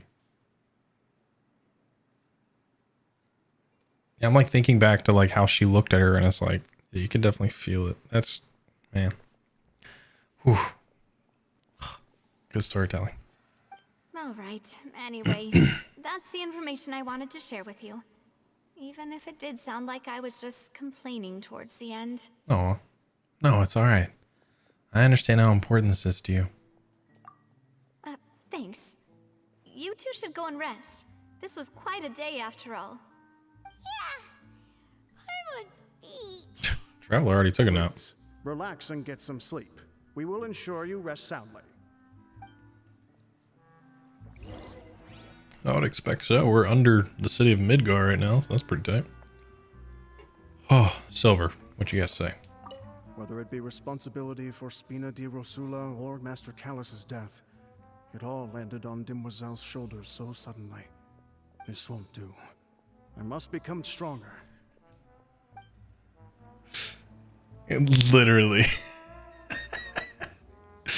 Yeah, they're acting 100%. I'm shocked by all this. This is crazy twist. I want to explore it just a little bit. I want to look around here.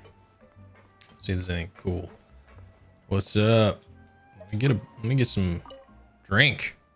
Got a problem? I could solve it for you. Can you solve any problem? Theoretically, I do not believe there is any problem that can only be solved by force. Or like something, I don't know. When this being a Rosula act as I don't even know what he's saying now. I missed a line. Now everything's falling apart. Never mind. Getting out of here. Hello. I don't know what your name is. What we got? What do we got? Is there anything cool in here? So you get out? Okay, get out. I don't know.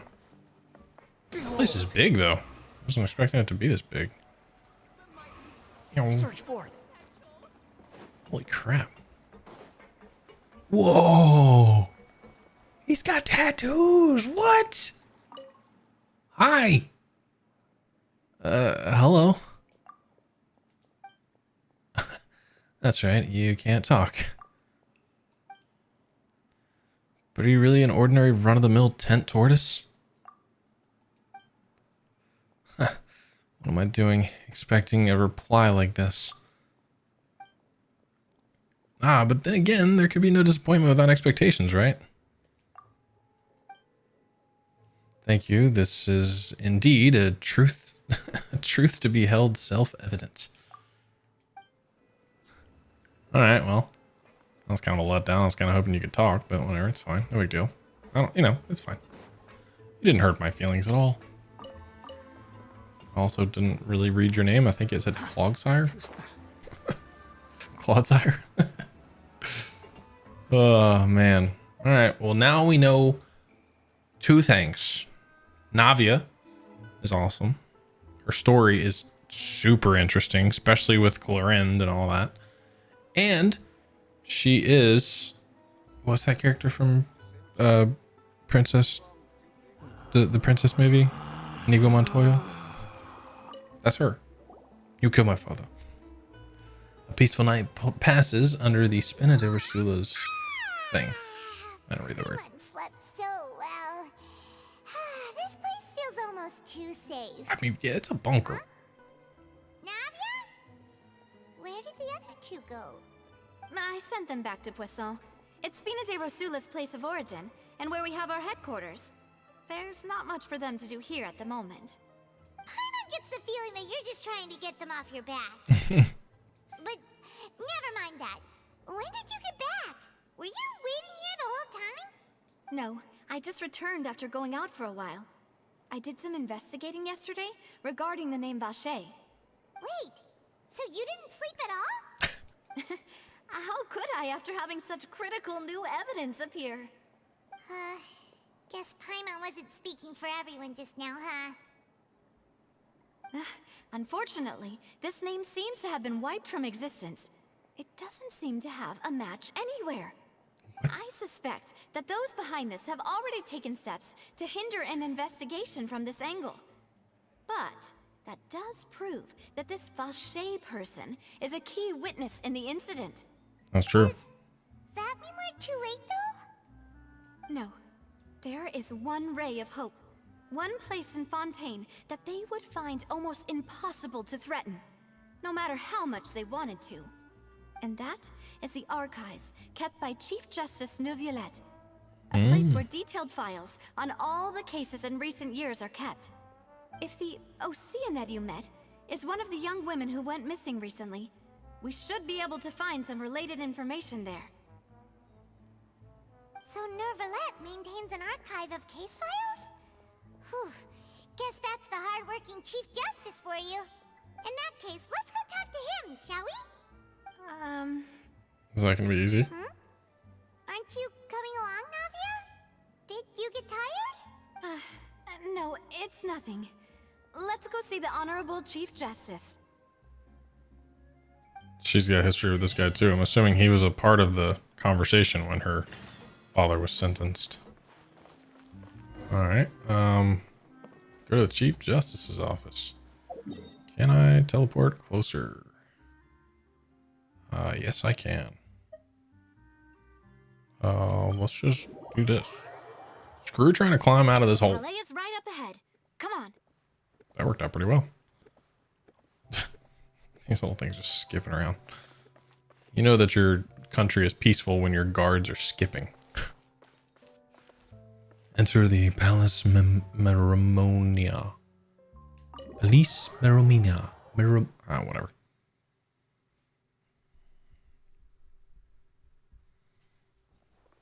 I need to talk to Neuvillette. I need to talk to Neuvillette. Neuvillette. Neuvillette. What? What are you pointing at? Halt! Please state your business here. The Chief Justice is presently occupied with official matters. Give a damn what he's occupied with. Let me in. This place does look pretty heavily guarded. What? Guess that proves that Neuvillette's files are really secure. Hey, don't you recognize us? Huh? Who are you? Just to be clear, I don't care who you are or who you might be related to. Our rules make no exceptions. Can we talk about the fact that, like, these are guards?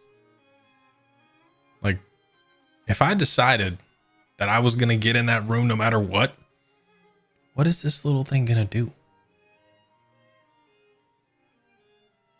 Just throwing it out there. I don't know if they have, like, magic powers or something, but I don't feel like she could stop me if she wanted to.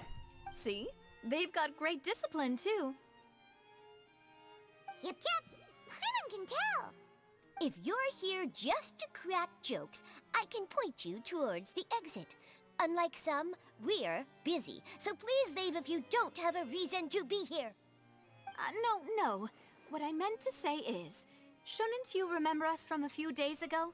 We were at the trial of the great magician Linny. Oh, yes, I remember. I read about it in the Steambird. You must be Linny's attorneys. It's all coming back to me now. We're here today to report and archive some information on a follow-up case. Yeah, either they're magic or useless. I don't know why they're here. They're cute. I mean, whatever, but we're here on guards? official business. You I don't can think trust us. All right then, I'll let you through. The Chief Justice is just inside. Justice is just inside. All right, let's go. Time to talk to Neuvillette. All right, knock. Please come in. Oh. Hello. Yes, I want to walk and look cool, but I want to hurry up and hear this. Yeah, they will get these smacked down. Sorry to barge in, Monsieur Neuvillette. We only lied to get in because we didn't know any other way. It's all right. Please let me know how I may be of assistance to you. So you're not mad at us? We're looking for a man called Vache. He may have been an eyewitness in the serial disappearances case. If we can find him, we may be able to unearth some key information on the case. Ah, I see. In that case, please wait here a moment while I browse through the files.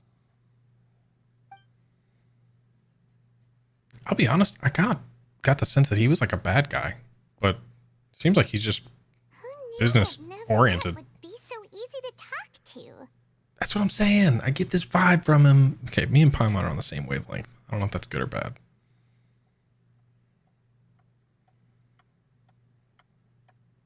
Why does it keep showing us that clock?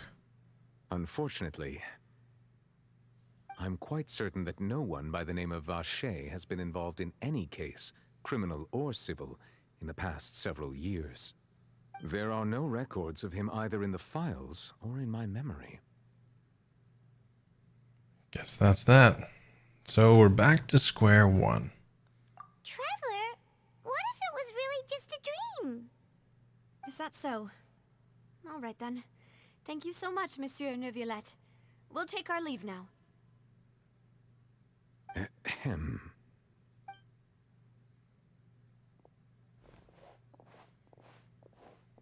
Miss Navia, I can understand how you feel. Your father, Callus, was a truly exceptional man. We deeply regret his passing. And what are you trying to say, Monsieur Neuvillette? Are you trying to console me? Extend your sympathy? What's up, Roby? Or just express some tendril of regret? No. You are not trying to do any of that. I can hear it in your voice. There's no emotion behind your words. You only said those things because you felt like you should. You agree? You're not so... It's just like last time. After my father took his place in the duelist ring, I pushed through the guards to talk to you as a last resort. You even told me then that you thought there was something fishy with the case, yet you still allowed the duel to go ahead. In your eyes, the value of a human life is nothing compared to those cold laws you hold so dear. Oh, okay. If you truly regret my father's death, then why didn't you call a stop to the duel? Why didn't you give me the power to stop him from throwing his life away? Why did you just let him die, despised and hated by all? Everything was hanging on a thread at that moment. Just the tiniest effort could have changed everything. There are still so many things I never got to tell him. So many questions he still owes me answers to. If you really have no heart, then just look me in the eyes. I, Navia, will show you the true meaning of regret. I'm sorry, Miss Navia. You and my father are truly alike. You keep all kinds of things in your heart and never say a word to anyone. It's not so much that you can't feel, but that you would never express anything. Oh well. In any case, everyone already knows full well the apathy of the Chief Justice. My apologies for taking my emotions out on you, Monsieur Chief Justice. Let's go, Traveler and Paimon. Damn. Bro. First of all, Navia just talking to anybody like any way she feels. That was crazy. But, oh my gosh. Bro Beans, you popped in at a really tense moment. What's up, Bro Beans? How are you? Navia, are you okay? The hell no. She don't seem okay. I'm fine. Are you? Rain. It's raining. You're right. Wasn't it still sunny when we went into the building? And there shouldn't be any active trials today. How strange. Now that I think of it, on the day my father was convicted of murder, it was also raining. Rain.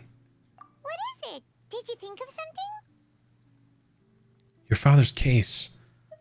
Was he outside when it happened? Yeah, he was outside. It was uncovered and the rain could fall there. Why? Do you think the rain could have affected the crime scene? That thought has occurred to us before. We've even expanded the search area to try to account for that, but didn't find anything of value. But there was something you didn't know at the time. Oh? Wait. You don't mean... The fact that people can be turned into water. So you're saying the true murderer could have been turned into water and then got washed away with the rain? Yeah, and if that's what had happened, then no one would have believed your dad, even if he explained what he saw to the authorities. Bro, my character just came up with that conclusion. That is like next level. Bro, I am good at this detective stuff. That is not what I meant. Like, that's crazy. Yeah. Holy crap. Just finished the story? Nice. Yeah, no, I'm excited. This is getting good. I enjoyed the courtroom drama, but man, this is what I'm all about. I really think I found a true genius for a partner. Stop. You're completely right. How did I not connect the dots earlier? Well, you know, not everyone has a massive galaxy brain like myself. All right, let's go to Poisson. With this new lead in mind, we'll get to the bottom of my father's case for sure. Wait, you realize that? Yeah, we're gonna make progress for sure this time. How? Do you want to go with me now? Or do you want to head over by yourself later? It's still fresh. Yeah. Oh, like I can walk around if I want. We should go while the idea is still fresh. Great. Let's go then. Oh. I love Navi's eyes, little like stars on the side. It's really pretty. I love her design. Did a great job with her. She is magnificent. Yes, magnificent. Yeah, second half is quite spicy for sure. Whoa. This is Poisson. Look at this little bird. This little bird's so cute. It's a shame what's gonna happen to it. Oh wait, no. Yo, no, yeah. Bleh. Oh, bro, dang it. Well, killed his friend. Whatever. All right, let's just go. Hope we see Melis again. Yeah, for sure. He's a good character. Too slow. Poisson. Love his voice. Yeah, his voice is great. Whoa, what a huge ship!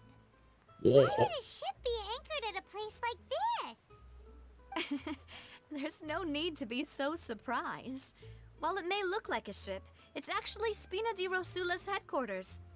My father was the one who asked for it to be built like this. Perhaps our taste in exterior design is the only thing we occasionally had in common. A gigantic and glamorous ship embodies discovery, opportunity, ambition, and conquest. Marshall it just symbolizes Spina di Rosula's bright and limitless future. said I killed that bird's father. Yeah, I mean, I didn't, you know, bird had it coming. Oh, man. I think I'm starting to get why you like it. And Paimon thought you were bluffing when you said Spina di Rosula had a glorious past. Paimon was confused why a group with such a history would live in the sewers. Yeah, I was gonna say. But now that Paimon has seen this ship for herself, she's been convinced. Well, Poisson is where Spina di Rosula began, after all.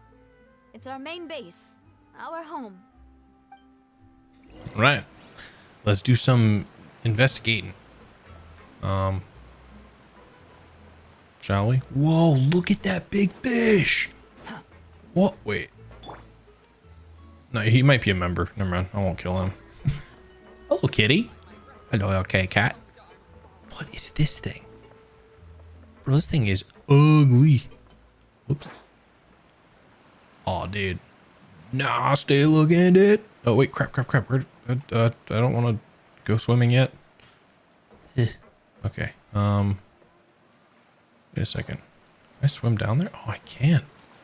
Oh, and there's an Oculus down there. Okay, I'll grab that later. I'm checking them off on my my interactive map while I'm going, but I don't want to pull that all up right now. So, let's just do. This place is cool though. I think I activated the teleport waypoint here before, but I didn't actually look around this place. I don't think. Sick. I don't know. I kind of, when I'm just going around the map, sometimes I'm just on autopilot. So I might have actually come in here. I think there might have been another Oculus further in that I did mark off. Oh, hello.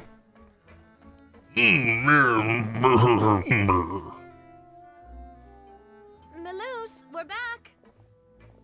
Apologies for the wait, demoiselle, and our most important partners. You said before that you still had some business at the court. What brings you back to Poisson so quickly? About that. It's because my partner here reminded me of something really important. You see, what if my father's case had something to do with water from the primordial sea? You still remember, right, Maloose? On that night, it was raining?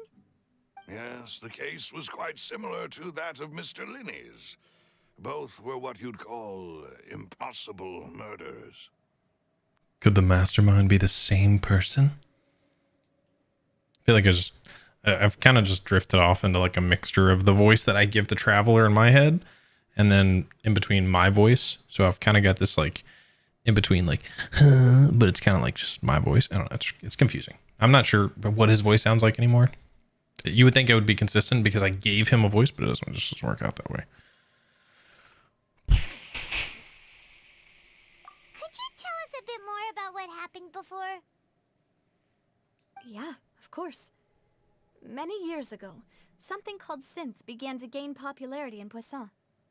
At a glance, it was a kind of drink that could excite your mood and produce many pleasant hallucinations. Oh, it's the drug. Wait! Didn't that guard guy who turned into water also mention that the primordial water could be used to produce some kind of potion? Yes, he did. Considering what we know now, it's almost certain that synth is created using water from the primordial sea. If you drink synth for an extended amount of time, you'll suffer many side effects, such as losing the ability to focus or control your emotions. And if you were to stop drinking it completely, you'll experience flashes of paranoia and anxiety while lacking energy to do anything. It's an extremely dangerous substance. As he oversaw Poisson, my father was compelled to put a stop to synth abuse and called for a complete ban of it. Boss's uncompromising attitude incurred the synth vendor's wrath, but no matter how much they threatened or bribed him, he refused to yield. Smack Juggles, that sounds pretty cool, TBH. That sounds like pretty, like it would have some really rough side effects. I'll take two. I'll just make sure it's still bad for you guys. Don't worry about it. I'll make sure I will take on this problem for you guys. And also, I've just came up with the best idea for their little headquarters. They could sell they could have like a croissant like shop that sells croissants. So they'd be croissants. Like, bro, I'm not saying that I'm a marketing genius, but I'm saying they could totally make, I mean, granted, this is like, seems like it's in the middle of nowhere, but that would be sick. Croissants. Oh my God. I could go for a croissant right now. You almost made me draw more croissant. Okay, so this is the vendor's wrath, but no matter how much they threatened and bribed him, he refused to yield. Not only that, the boss became determined to find the mastermind behind the synth operation and put an end to the problem once and for all. So is this all about a drug dealer? Yes, but the enemy was very cunning. So he could never get anything out of the dealers, all of whom only sold the stuff and weren't privy to the rest of the operation. Of course. Recognizing that, my father decided to contact the dealers in secret and cultivate personal relationships with them. Finally, he was able to convince someone to become his informant. Who is this? The man's name was Jacques. Ah. He felt greatly ashamed about his work after seeing many families destroyed by synth abuse. That night, my father hosted a banquet at his countryside estate. He planned to meet up and exchange information with Jacques over some food. But then, we heard 2 gunshots from the courtyard. We raced to the scene and found my father, still holding a gun, and Jacques, who was already dead on the ground. Huh? How did that happen? Aren't they on the same side? Sounds just like Lenny's case, doesn't it? In both cases, the culprit seemed obvious, but neither appeared to have any motive at all. Looking back on it, though, I now believe the most important clue was something we all overlooked at the time. There were pieces of clothing left at the scene. What? Yeah. So they, I feel like that's kind of important, but whatever. So they could have belonged to someone who got dissolved. Like, duh. Precisely. It's all thanks to you that I made the connection now. Back then, we all just thought they were some costumes that Jacques used to disguise himself at the banquet. But, considering it now, it's almost certain that they belong to a third person at the scene. With one extra person, we'll also need to reconsider why the 2 shots were fired. So wait, time out. I want to make sure I understand this correctly. Jacques is the one that her father killed? Or was accused of killing? I think that's what she said. I kind of drifted off for a second, sorry. Maybe your father got into an argument with Jacques, but it's also possible that the third person was to blame. You're right. We still don't know what happened. But my intuition tells me that we're on the right track to figuring it all out. Supposedly? I'm Okay, finally headed towards the truth. Jacques was an empathetic man who was infinitely remorseful for his past actions. It's unlikely that he turned on Boss with 0 warning. I think this third person is probably the key to the full truth. This is juicy, On that man. note, however, even though this will not please you, demoiselle, as your and your father's butler, I must still offer a word of warning. Our opponent is insidious and cruel. They are extremely difficult to deal with, and Boss has already lost his life trying to bring them to justice. That's fair. Even though Spina de Rosula has lost most of its former glory, Poisson has welcomed a new time of peace, and we have been allowed to live out our lives. There is no need to follow your father's path. It would be both wise and in line with Boss's wishes to step back and give up on the case. If that's indeed what he wished for, then he should have told me that himself. Was I not the closest person to him? And yet, I was the one most kept in the dark. What was the point of him dying without sharing any of the secrets he knew?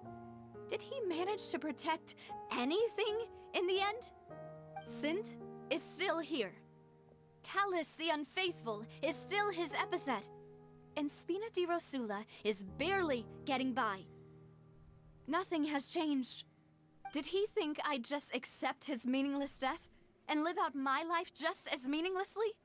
I've never accepted that, ever.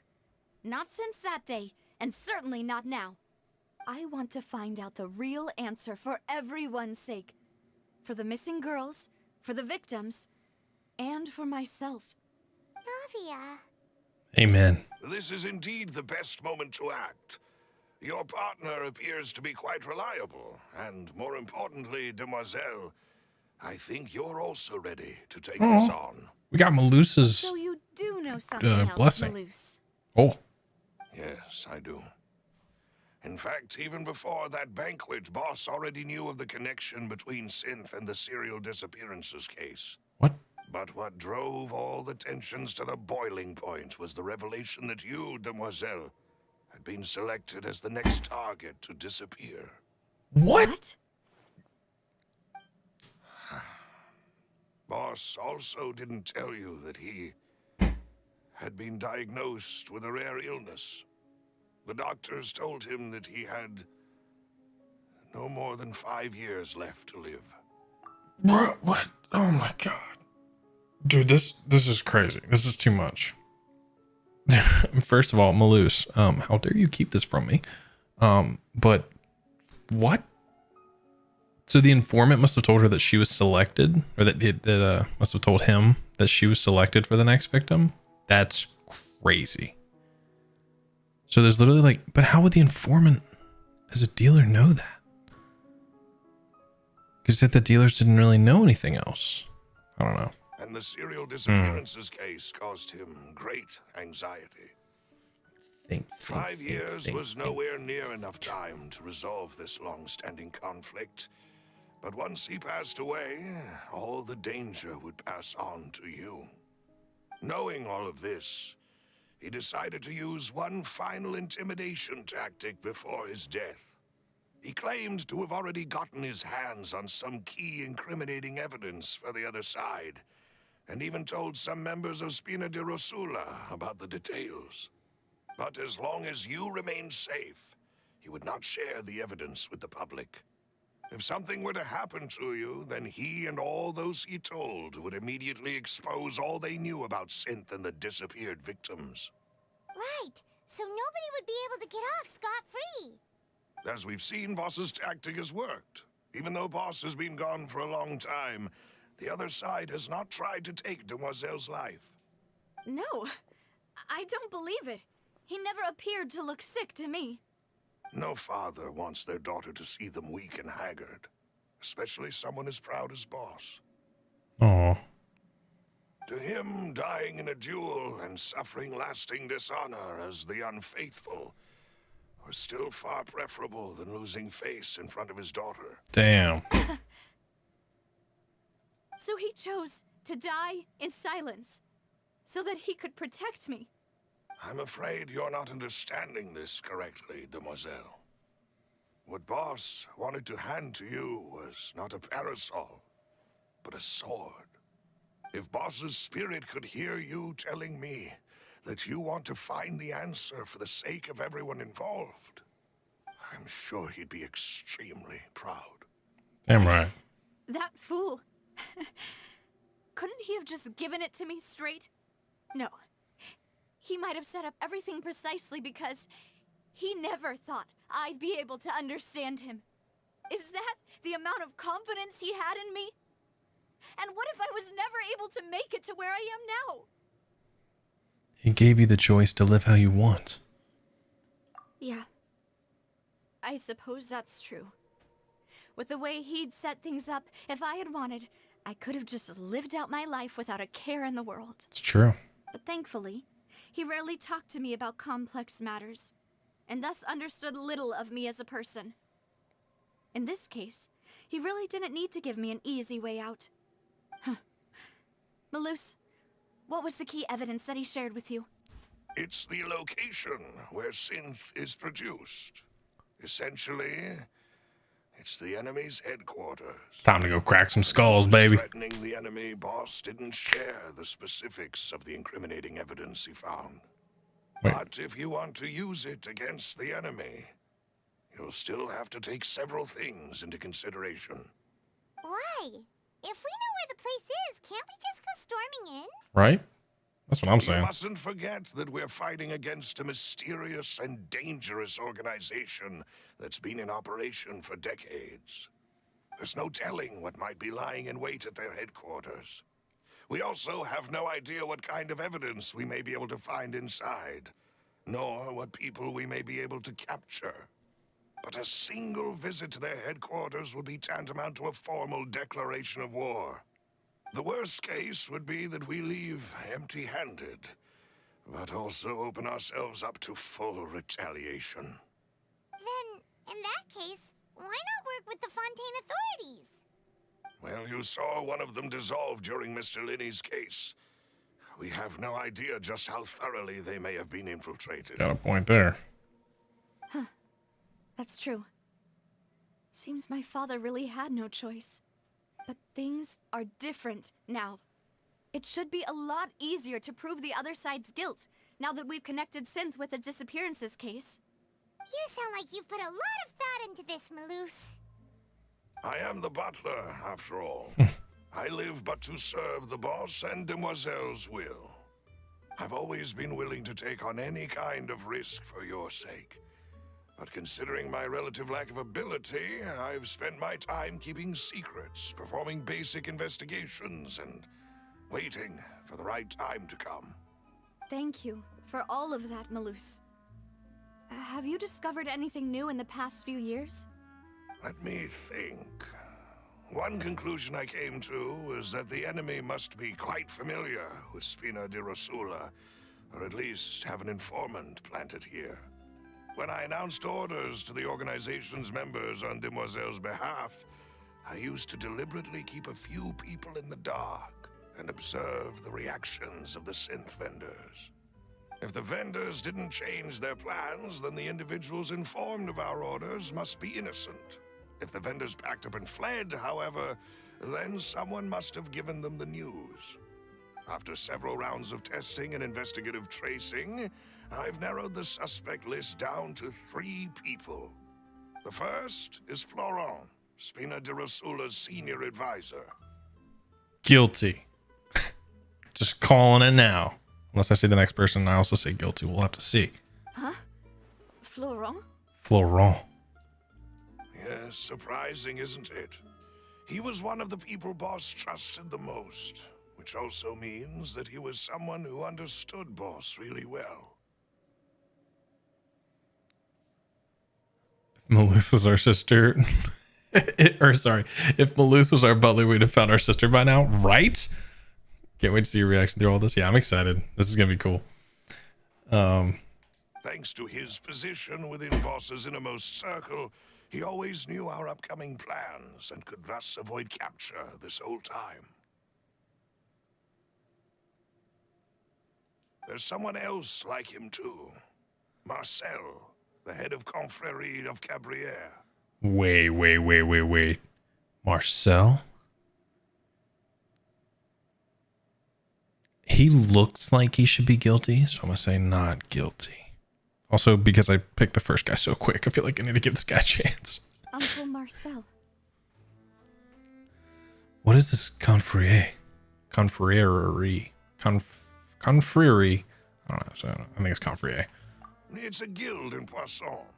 The Boss helped it to grow to its current size and prominence. Oh, sorry. In the beginning, they were only reselling some daily goods, but now they're one of the richest guilds around with a lot of business connections in the city. So, they're like a sister organization of Spina di Rosula?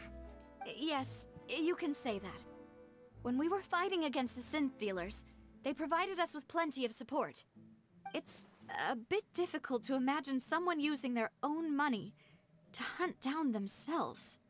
The final suspect is Thierry, the man responsible for coordinating information between Spina di Rosula and the guards. Ah, Thierry. Although the guards mostly leave us to our own devices, there are still many activities we have to report to the local authorities. Since Thierry is always in the know about our current activities, he could theoretically always plan one step ahead. I see. These are all people who I communicate with quite regularly. To think that the enemy we've been fighting against has been right next to me all along, among those I trust the most. It's almost too hard to believe. It's kind of crazy that Malus kept all this from her for so long. Like, how long has he had these 3 suspects narrowed down? And he's just like, you know, I'll wait for the right moment. Like, you know what I mean? Like, that's crazy. That's a lot. I mean, this is some heavy stuff, especially knowing for a fact that you have a traitor among you and you're just like freely letting them continue to like thwart your plans. I don't know. It's crazy. If you want to investigate them, please take every precaution to not alert the quarry. Judging from our experience, the enemy is extremely cautious. Of course. And thank you, Malus. You've provided us with a lot of great information. You're too kind, my lady. I'm just doing my duty. And before I forget, proving Boss's innocence would also mean clearing him of blame in Jacques' death. After that incident, Jacques' wife and daughter were taken into the Spina's care. They still live in Poisson today. Oh, really? If it might help, you could also pay them a visit. I can make the necessary arrangements. Aw, thank you so much, Malus. You really are the best. No joke. The case awaits, my dear partner. Leave it to me. I think we can work together to uncover the truth and end this case once and for all. All right. Yes, we got another case. I'm so sorry. All right. Callus's case records. 3 years on a rainy night, banquet goers heard 2 gunshots outside the house. When they reached the scene, Callus had a gun in his hands and Jacques had been shot and slain. Based on the investigations done, there were no possibility that anyone else could have done the deed and escaped. And Callus was thus adjudged to have been the culprits. I mean, before I came along, I can understand how you wouldn't have understood this insane Oh, look at that cat. Oh, the cat stretching. I've never seen one of the cats do that. It's like laying down stretching. That was so cute. Look. That's so cute. Okay, anyway. All right, time to go visit Jacques' family.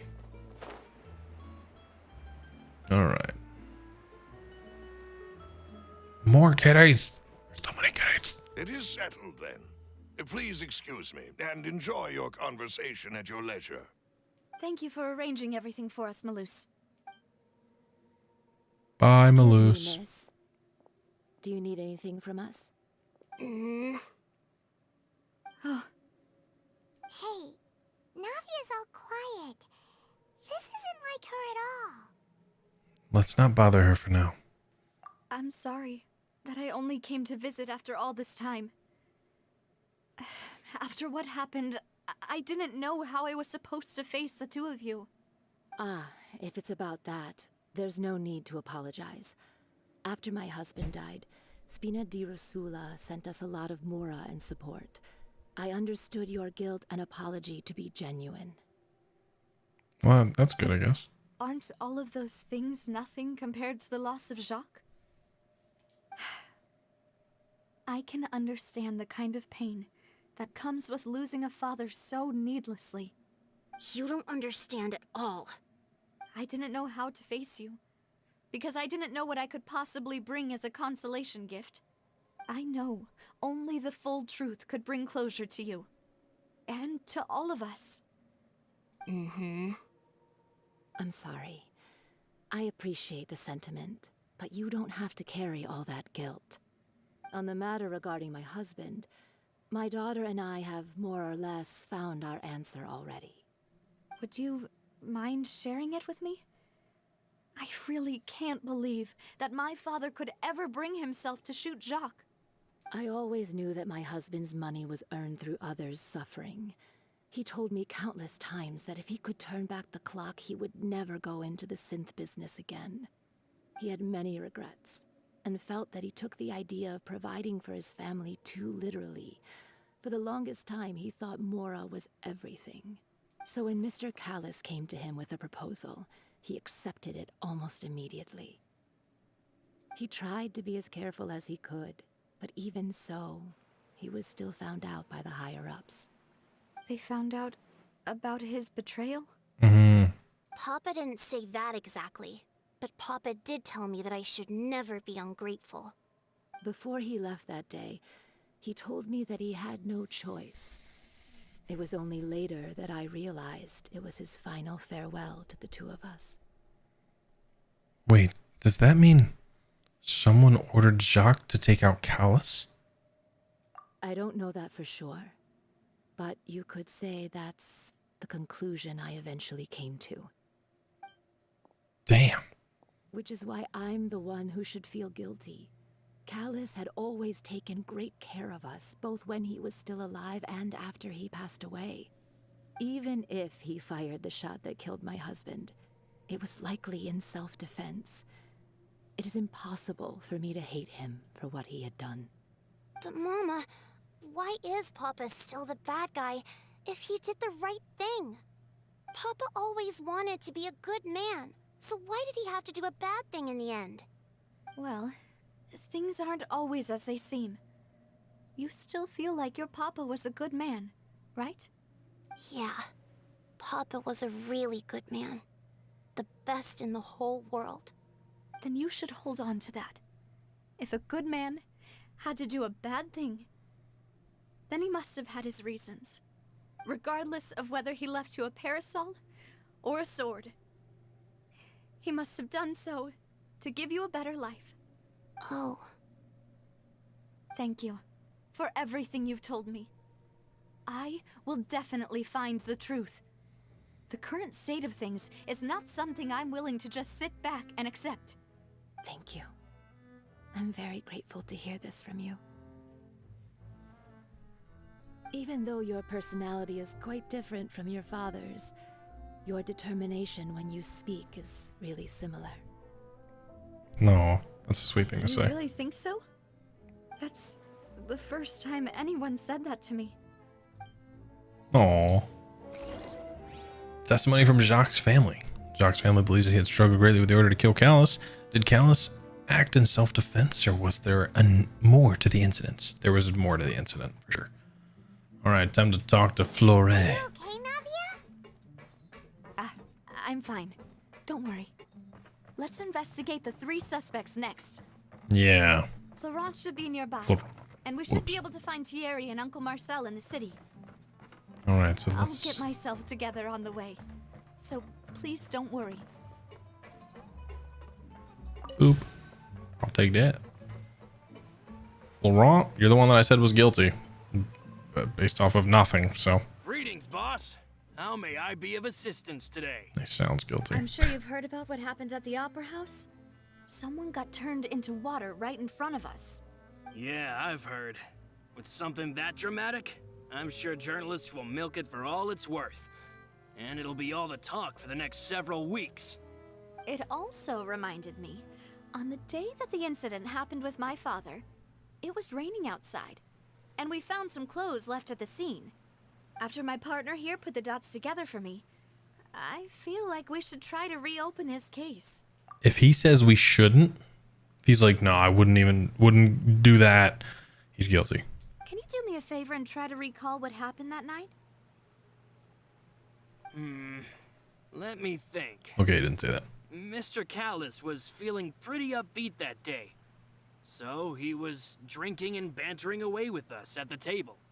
After that, he told us that he wanted to go get some fresh air. So we let him go without thinking much of it. Who knew that we would hear 2 gunshots ring out right after? My first reaction was that Mr. Callus's life was in danger. So I grabbed my holster and made a mad dash toward the scene. But when I got there, it was already too late. Mr. Callus was standing over a dead body with a gun in his hands. All we could do was look back and forth at each other, not knowing what to say. So you also remember 2 gunshots then? Indeed. The guard said that the first shot didn't hit anyone, while the second killed Jacques. But I've never really bought that explanation. Really? Reason being, Mr. Callus had left his gun on the table.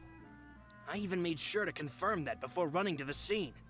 But according to the guards, that doesn't mean he couldn't have had other guns on his person.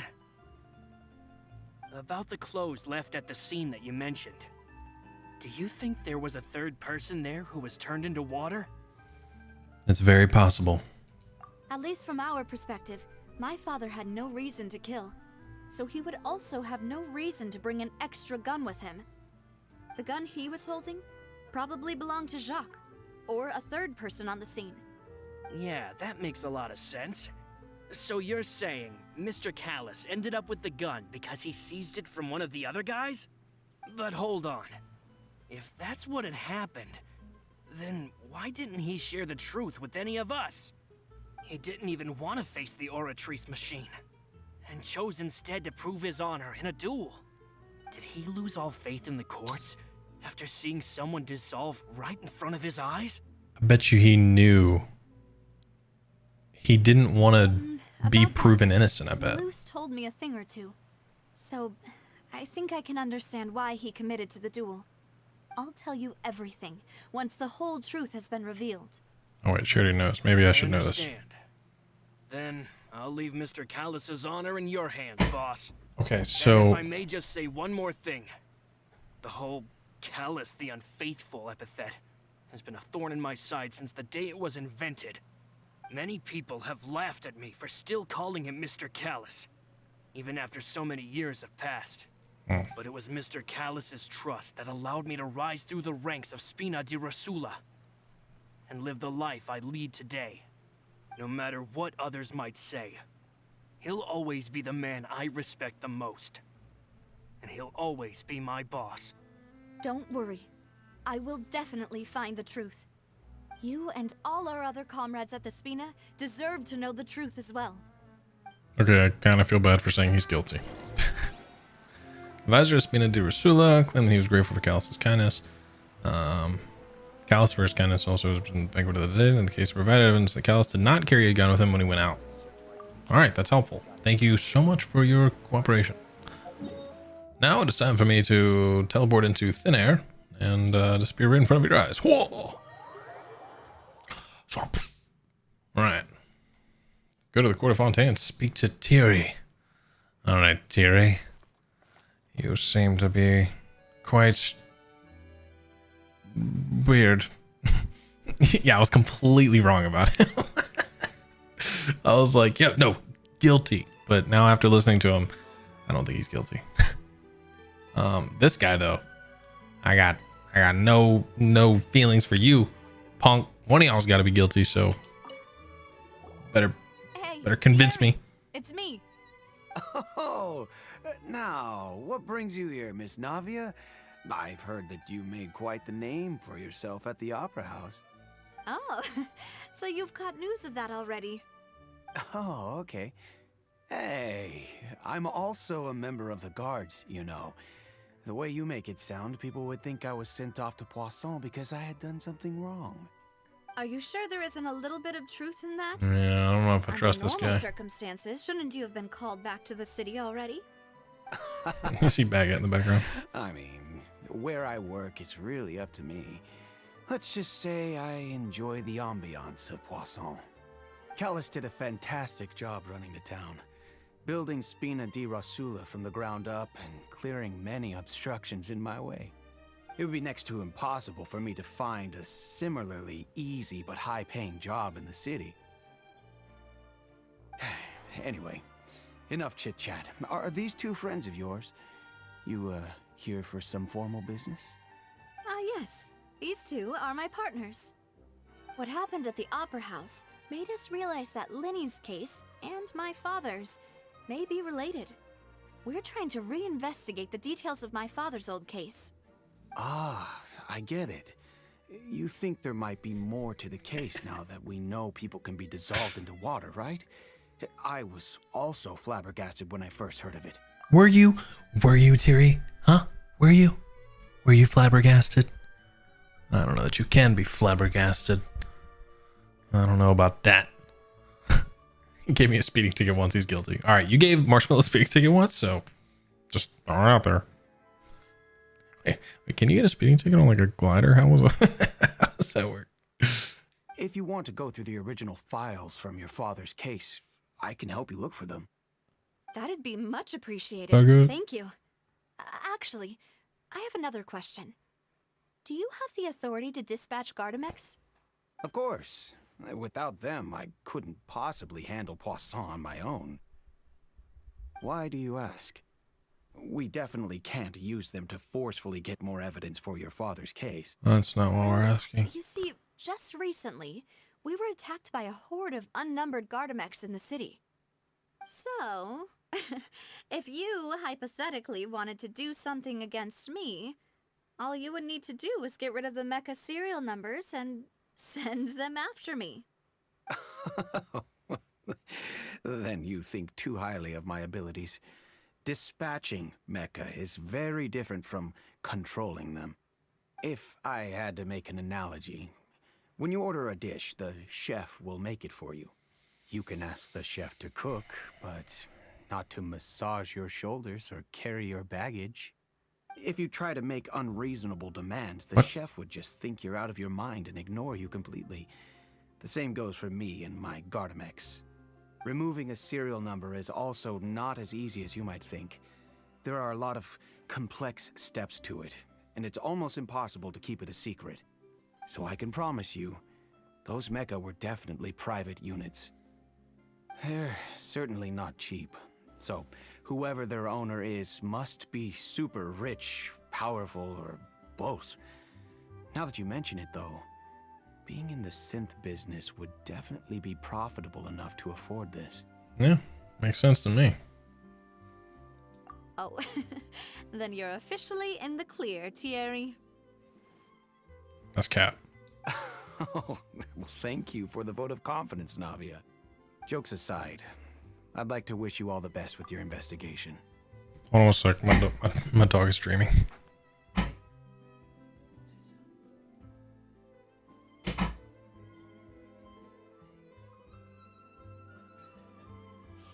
She was like groaning did not sound like a pleasant dream. She was like, oh, oh. So I wanted to wake her up. I'm sorry. She's looking at me like, bro, why? I was chasing a squirrel, dog. I'll be staying in the city for a little while, so just come find me if you need any support from the guards. Yeah, so I don't know about that guy's story. I definitely, like, I don't know. I'll have to listen to the next guy, but it just doesn't seem like if he's the only person that we know that knows about us, that's like our informant, that he seems very guilty, but we'll see. What's up? Dude, dog is so sick. Baguette banner win. Let me wish for that. Behold. Dog was like, I had him dead. Yeah. So close to getting that squirrel. What the heck, man? Do I need to go all the way down? Or 57 meters lower? All right. Where's this dude? Hello. How may I help you? I'm here to see Marcel. Could you please let him know? You can just say Navia's looking for him. Sure. I will let him know right away. After waiting a while, Marcel arrives in a hurry. Ah, Navia, hello. Sorry to keep you waiting. I'm not as young as I used to be, so my legs are giving out a bit. Oh, it's all right, Uncle Marcel. There's no need to stress. What's wrong, Marcel? Getting a little high on your own supply? I'm watching you, Mom. I'm watching you. I just wanted to talk to you briefly about what happened in the Opera House. I'm sure you saw everything too, right? Yes, I've never seen anything so strange. You sure? Oh, you were at the Opera House too? That's right. I went there with Navia to see the magic show. Who knew it would turn into a whole murder mystery? I also witnessed your marvelous sleuthing work. Quite impressive. To beat the Hydro Archon at her own game on her own turf, I can already imagine everyone in Fontaine discussing your exploits over a few glasses of wine. Oh, Paimon doesn't want to become the talk of drunkards. Apologies. It's just how Fontaine is as a nation. Everyone loves drama and theatrics. Uncle Marcel, you've also noticed That's a that great one thing, line. right? The fact that humans can dissolve in water? Yes, I was reminded of your father's case right away. Is that what you're investigating now? Wait, why were you reminded right away? Exactly. I still don't have much solid proof, but I can sense that the other side has already begun to act. Wait, maybe I was right on the money when I said this guy looks like he should be guilty. Oh, and what makes you say that? I was kidding, but We were attacked on Arrhenius by some unnumbered Gardamex. And there was also an attempt to get me to drink water from the primordial sea. If not for the vigilance of my partner, I probably wouldn't even be here talking to you right now. if not for Paimon not paying attention and drinking the wrong drink, Oh, you're giving us too much credit. Wasn't it you who protected us? Alas, it seems things are heating up again. The peace that Callus sought so dearly will soon become a thing of the past. But rest assured, Navia, Poisson will always remain a safe haven for you. If you're scared, you can always return there. If anyone dares to lay their hands on you there, the Confrérie of Cabrières will use its funds to the last Mora to bring them to justice. Thank you, Uncle Marcel. But I don't intend to go into hiding. I'm going to strike while the iron's hot. Do you have any new thoughts on my father's case? yeah. About that. Sorry, my age is catching up with me, so it'll take me a while to recall my memory. No, it'll take you a while to get your story straight. The Confrérie was responsible for that banquet, so I was out and about the whole time making sure things were running smoothly. I didn't even have the time to drink with the guests. Then I heard the sound of a gunshot, and the rest was history. A single gunshot, you say? Marcel, Marcel, Marcel. You could have at least lied better.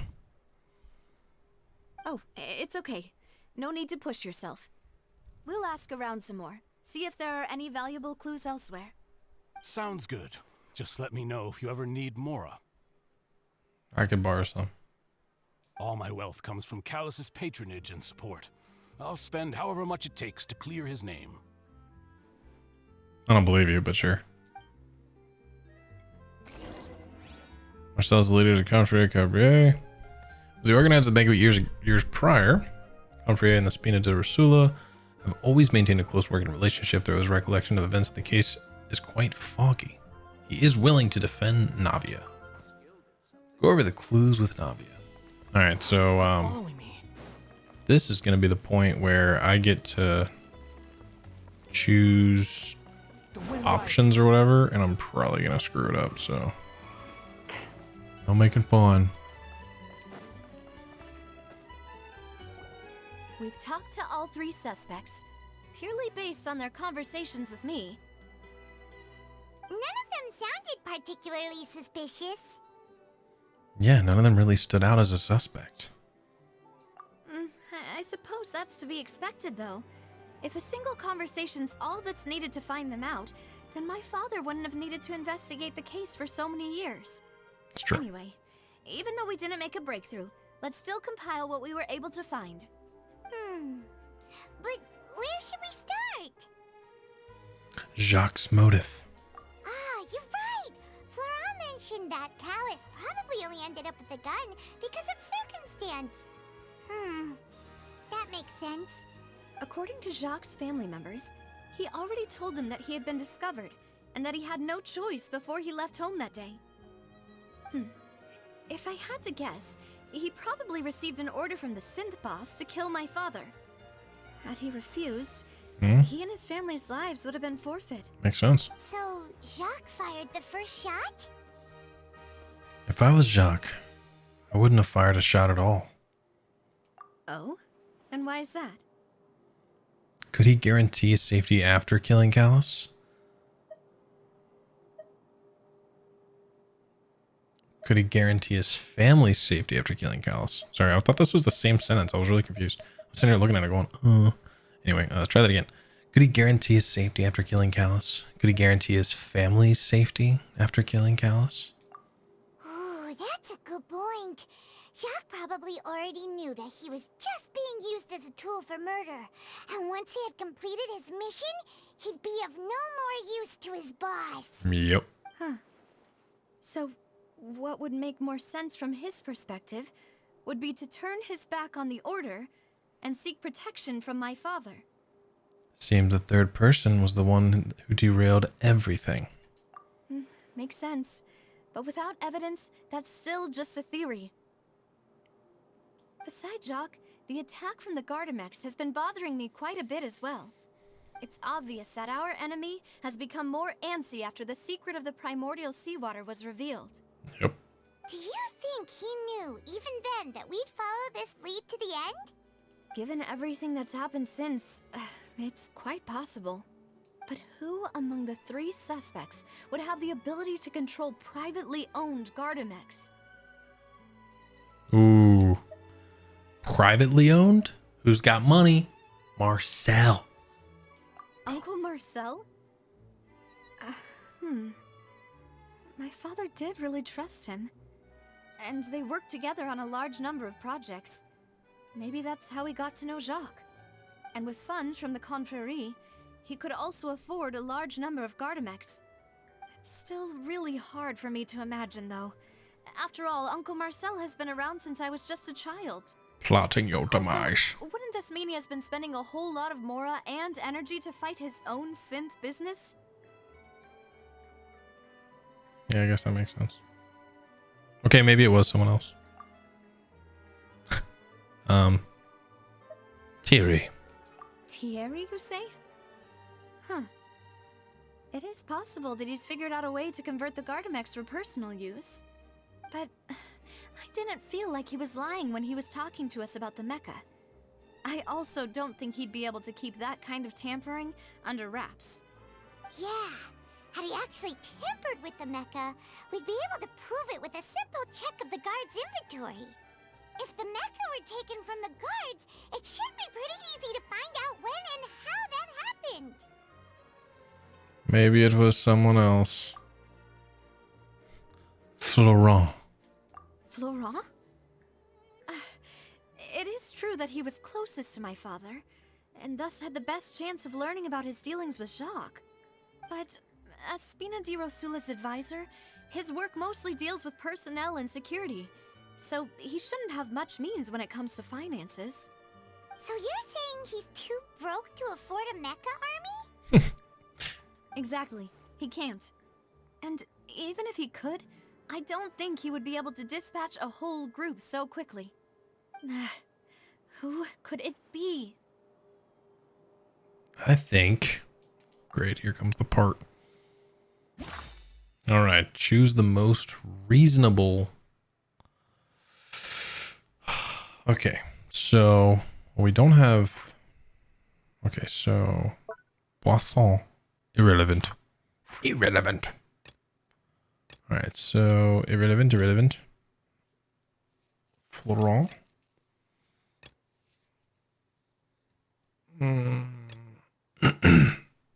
I'm still saying Marcel. Maybe I'm wrong. Maybe my gut is off. I don't know. I just feel like he only heard one shot. He said his memory is foggy. I just don't trust it. I'm going to go with Marcel. You know, if you think everything through, Uncle Marcel is indeed the most suspicious of them all. I agree. Could we be missing other suspects? Malus didn't know about the people turning into water thing when he narrowed it down to these three, did he? Malus has always been very reliable, and his judgment of others' trustworthiness has been fair and well considered. When he laid out his case for the three, the rationale he gave me made a lot of sense as well. The suspect is knowledgeable about the Spina's internal affairs, has the means to dispatch Mecha to assassinate us, and possesses significant intellect and foresight. Even if I don't want to believe it, I'm starting to see how things could all tie back to Uncle Marcel. Smack a Jackal said, gonna put him in a Marcel. I like it. He is someone who's very close to you after all. Well, we still have another trump card on top of all the theorizing and speculating. The synth production base. Yes, Malus did say that charging straight in there would be extremely risky. But we don't have any other options. That's what I'm saying. Let's go. We need far more solid proof before we can hope to go charging in on our enemy. Never mind. Navia, here you are. Oh, I've been looking for you. Why? Huh? Aren't you the guy from the guards? Did something happen? Yeah. News came from Irenaeus just after you left. We've got another trial on our hands. Huh? Wasn't that place built specifically for holding trials? What's so newsworthy about this one? I know. But they said the person they're putting on trial is a Fatui harbinger called Tartaglia. Wait, child? What? Is that someone you know? Yeah, we know him. Maybe even a little too well. Why is he on trial? Well, he's been accused of being the true culprit behind the serial disappearances case. It's absurd, don't you think? What? Wait, how? None of our investigations have had anything to do with him. That's what I thought was strange about it, so I came to tell you the news right away. If the charge against him stands, then it'll be next to impossible to get the guards to support any of our planned investigations. Right, because they'll think they've already found the culprit. Yeah, and it'll be a lot harder then to clear Mr. Callus's name. I understand. Well, partner, what do you think we should do? Let's go to the opera I house. haven't found any conclusive evidence. Let's split up. Huh? Split up? What do you mean? Yeah. Paimon, you're gonna go try to investigate this more, and me and Navia are gonna go to the opera house. You can go to Irenaeus while I'll go investigate that place. I'm confident in my combat abilities. Just as expected of my partner.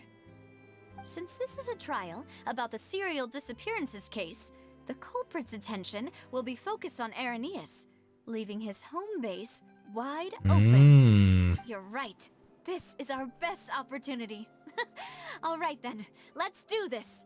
I'll stall them at the Opera House and charge Marcel as the true culprit. I won't have any chance of making that charge stick though, unless we find more evidence. It'll be up to you to make it back in time and hand the decisive evidence to me. Leave it to me. We'll help you, just like you helped us in Linny's trial. Demoiselle, please allow us to accompany you. I'm ready. Ah, Malou, Silver, when did you two get here? We heard that you'll be leaving Poisson and figured that you might require our assistance. It's our hope that your confidence will be bolstered with the two of us by your side. No. Thank you so much. Then, Malou. let's make haste for Arrhenius. Paimon, Traveler, I'll see you at the Opera House. All right, and make sure Tartaglia doesn't get charged because it's nonsense. Combining the information regarding the Gardamex and investigation results so far, it can be concluded that there is only one person who can have a large number of Gardamex in his possession and run the synth business without leaving traces. This person is none other than Marcel. All right, let's go get some proof. Dude, that's crazy. So Tartaglia is being tried. Navia has set out for Arrhenius. We should also get going. First of all, being The location has already been marked on the map, so let's head over. Paimon, shut up.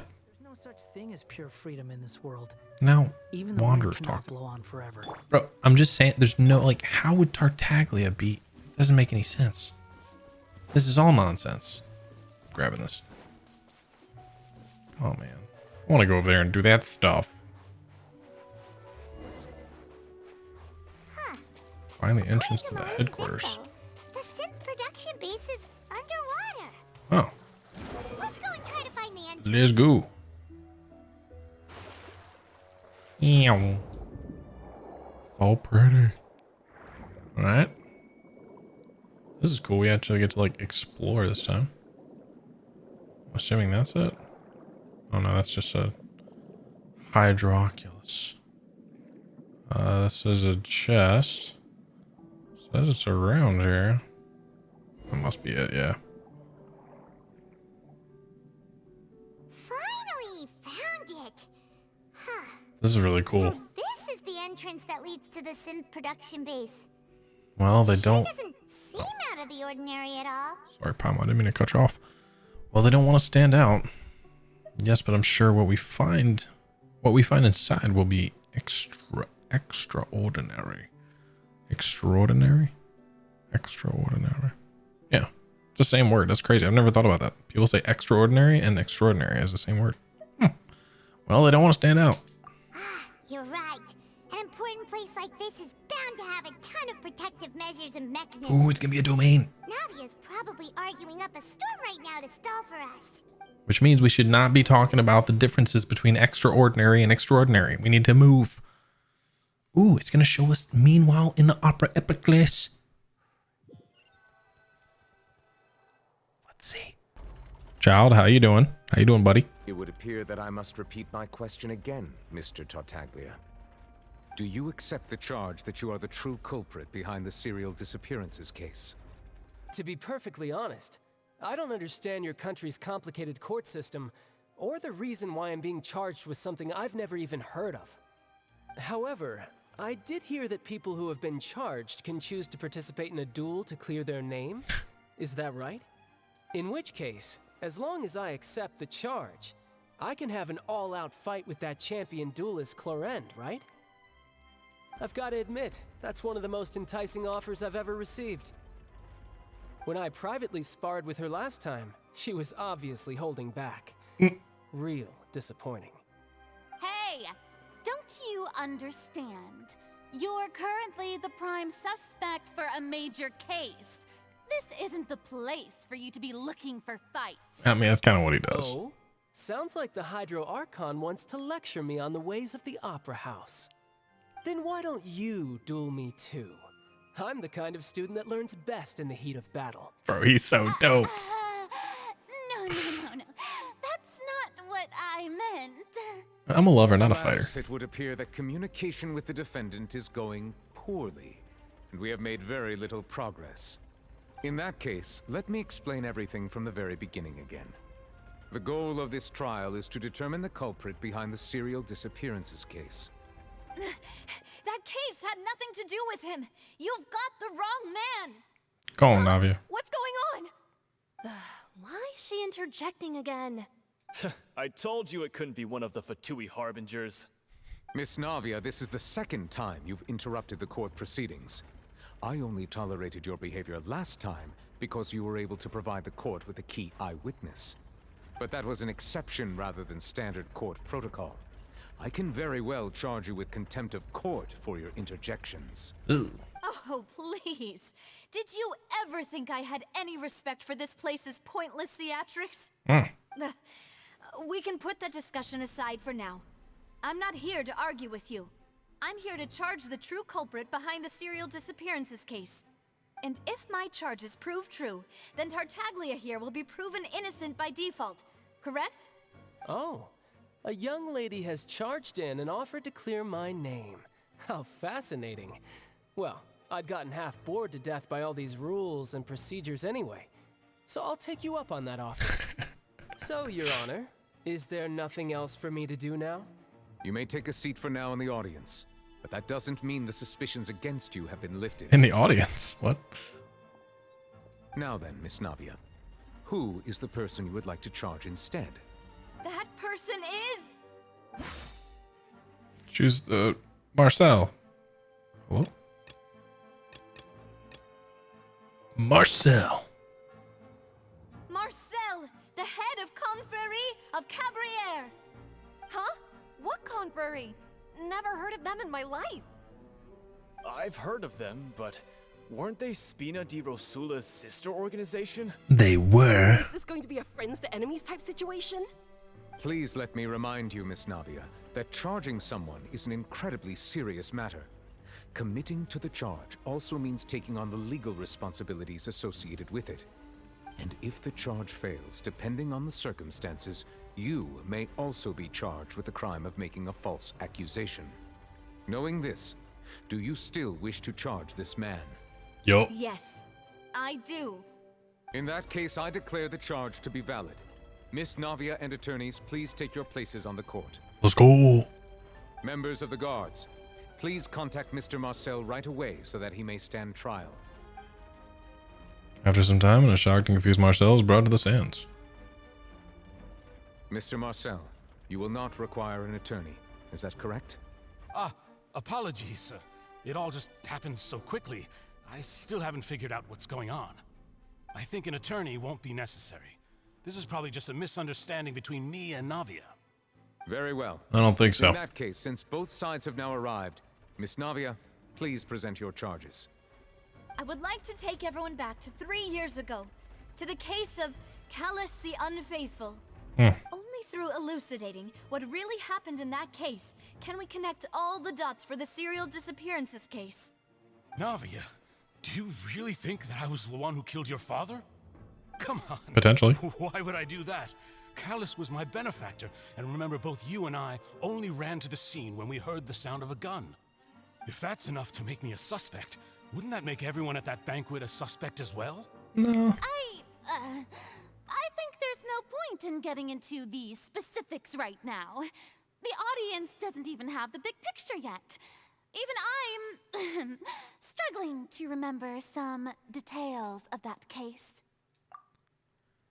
Are you? Why is she kind of sus too? Be honest. Exactly correct, Your Honor. I must refresh everyone's memory about that case before I can explain my charge and reasoning. Yes. I see. Refresh In that away. case, I will recount the findings about that case as originally recorded by Maison Gardiennage. Okay. Go for it. Oh.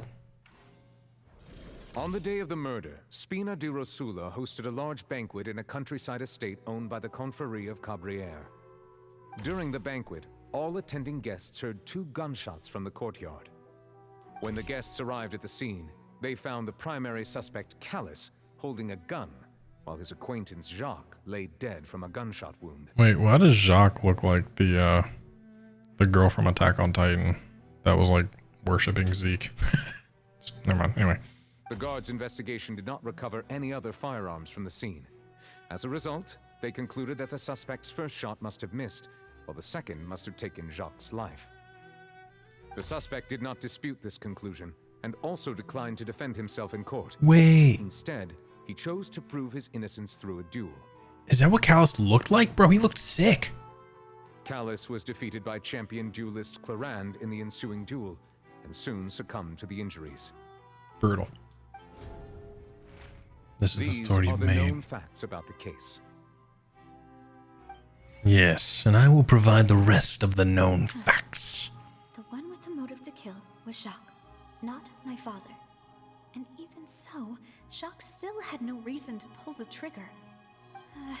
In truth, the third person shot Jacques first, and was shot in turn by my father when my father seized the gun from him. After that, the true culprit turned the third person into water, erasing all traces of him from the scene. Thank you for the summary, Your Honor. Of course, the guard's conclusion appeared quite sensible to us at the time. However, we should revisit the case now that we've gained new information about the abilities of water from the primordial sea. Exactly. And yes, Navia did absolutely inherit the drip. Identify loopholes. All right, so on the large bank of the country, okay, yes, boom, that is indeed true. Oops, hello, okay. 2 gunshots during the banquet. Okay, who had motive to kill? Murdered Jacques for his betrayal. Is that really true? Let's identify some loopholes here. Callus did not carry a gun with him when he went out. Something's not right. That seems pretty... Let me think for a little while longer. That seems pretty important. Whatever. Anyway,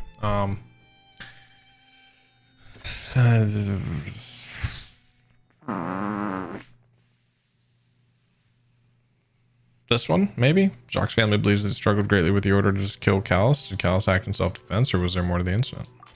Boom, okay. Testimony of the victim's family confirms that Jacques had thoughts of assassinating Callus when he set out for the banquet. However, in the end, he reconsidered, and instead shared everything with Callus, hoping to seek the latter's protection. Unfortunately for Jacques, the true culprit had already considered this possibility, and had sent out another assassin. Aha! Now, the scene of the crime. When the guests arrived at the scene, they found the primary suspect, Callus, holding a gun, while his acquaintance, Jacques, lay dead from a gunshot wound. Based on the investigations done then, there was no possibility that anyone else could have done the deed and escaped, and Callus was thus adjudged to have been the culprit. After conducting a re-investigation, it is now certain that Callus did not bring a gun with him. Moreover, the details in the case are pointing towards possible existence of a third person on the scene. Yeah, he did not bring a gun with him. Something's not right. I guess that doesn't matter right now. That's fine. Oh yeah, the clothes. This assassin first shot Jacques, then turned to shoot Callus, only for Callus to wrestle the gun from him and kill him instead. But wait, where would he have gone? Okay. And then first shot must have missed, and the second shot was taken to Jacques' life. Did not recover any firearms from the scene. As a result, they did consider the seduction based on the circumstances were the third person on the scene, but it turns out there was a method that clearly cover up the killer's tracks. Yes, and he did not take a gun. Damn it, I just want to talk about him not taking a gun. I feel like that's important, but whatever, fine. Primordial seawater. A pile of clothing was found at the scene. The guards once believed they were used by Jacques as a costume to disguise himself. But now, it is clear that the clothes were proof that there was a third person at the scene, and that they were turned into water after committing the murder. Since it was raining that day, the culprit was confident that they could use the rain to wash away all traces of their dissolved accomplice. Yes, look at all that. Realizing this, the true culprit caused the hired assassin to dissolve into water, leading everyone to believe Callus was responsible for Jacques' murder. This is the true version of events. Yeah, I feel good about that. Ooh, look, even further. We're killing it. Successful refutation. Refutation. Refutation? I don't know that word, I don't think. thought I read it right, and I was like, wait a second, there's an extra T in there. Ah, so that's what happened. Wait, You're telling me something as dangerous as water from the primordial sea has been used for all these years? I really like her outfit. Like, I know this is kind of like a side note, but she looks really cool. Surprised audience member, solid outfit. What a great theory.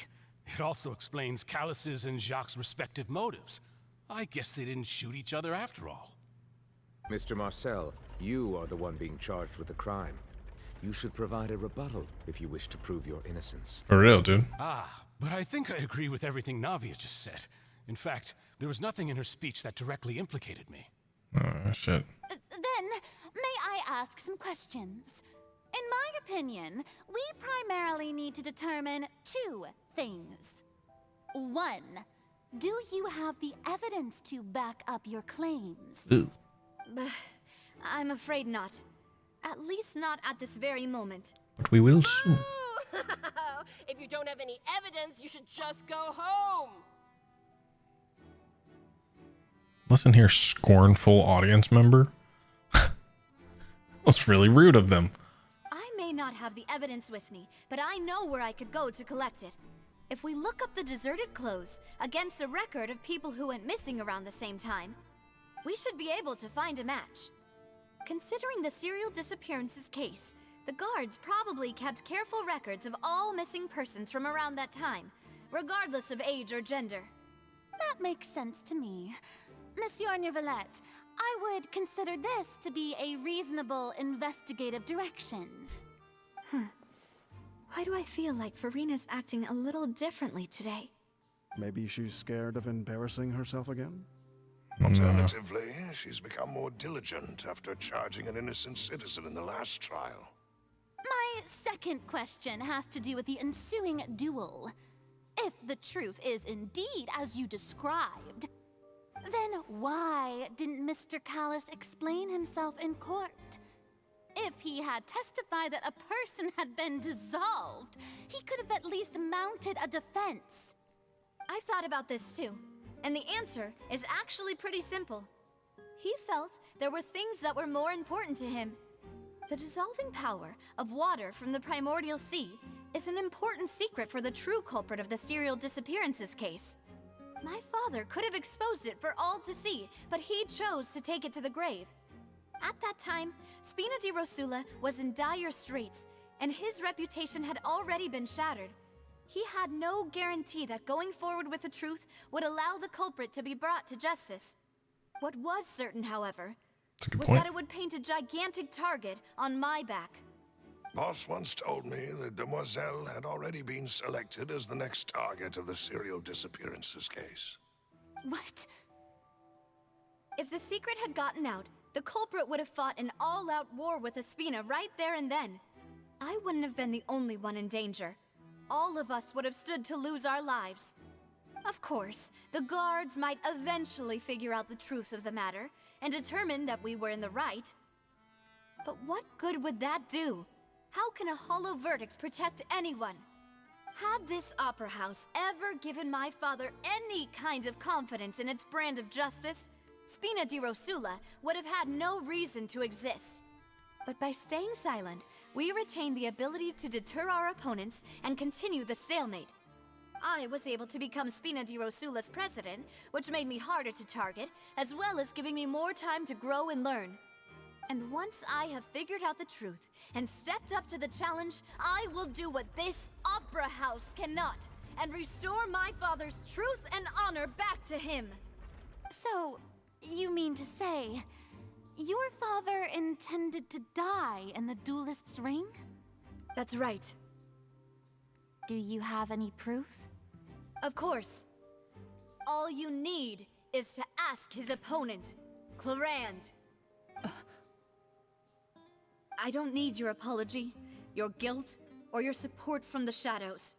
You don't have to do anything for my sake. Just say this. Since he entrusted his will to you, Clarand, you should tell us the truth about his sacrifice. Yes.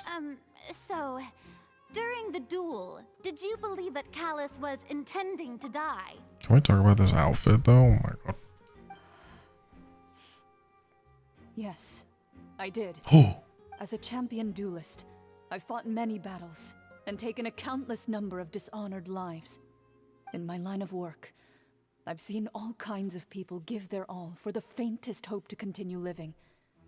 Some were determined, others passionate, and some even manic and twisted. Just one look and I can tell if a duelist is hoping to live or if they're looking to die. I hereby swear on my name and honor as a champion duelist that Mr. Callus never intended to leave the ring alive. Damn. Yeah, for real. Since that's your testimony, I have no more questions. It appears there really are good grounds to reopen this case. She is very open to this. However, Miss Navia, you still have not explained the link between your father's case and the serial disappearances case. Right? What she said was fascinating, but kind of beside the point. Wait, weren't they just talking about the serial disappearances case? Of course, Your Honor. She's a couple lines of dialogue behind. Connected via a matter of timing. In my father's case, the culprit intended to kill both Jacques and Callus. As a result, they planned to act after hearing 2 gunshots. And at the end of Linny's trial, the culprit also only dissolved the victim in front of everyone because they realized they were at risk of being identified. The culprit could only time their actions so precisely if they were already at the scene. Coincidentally, Marcel attended both the banquet and the trial. That's not really That's why you suspected me. Even after hearing your reasoning, I still can't help but find it a little preposterous. I'm used to it, though. You've always been an impulsive and sentimental child, Navia. It's one of your most endearing traits. Try to be nice to me now. No need to appeal to pathos. Yeah. I won't try to refute your points one by one, but even if everything you just said was true, can you prove that I was the only person present at both events? No?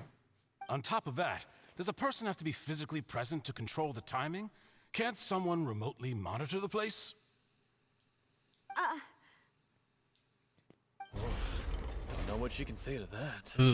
I know that even with that, you might still think you can reduce the list of suspects with some further investigations until I'm the only one left on the list. Alas, who won't feel at least a little hurt by an accusation of murder from a girl you see as your own daughter? But if I were to dismiss this completely, you'd also think I'm not being considerate of your feelings. Ah well, let Uncle Marcel teach you another lesson.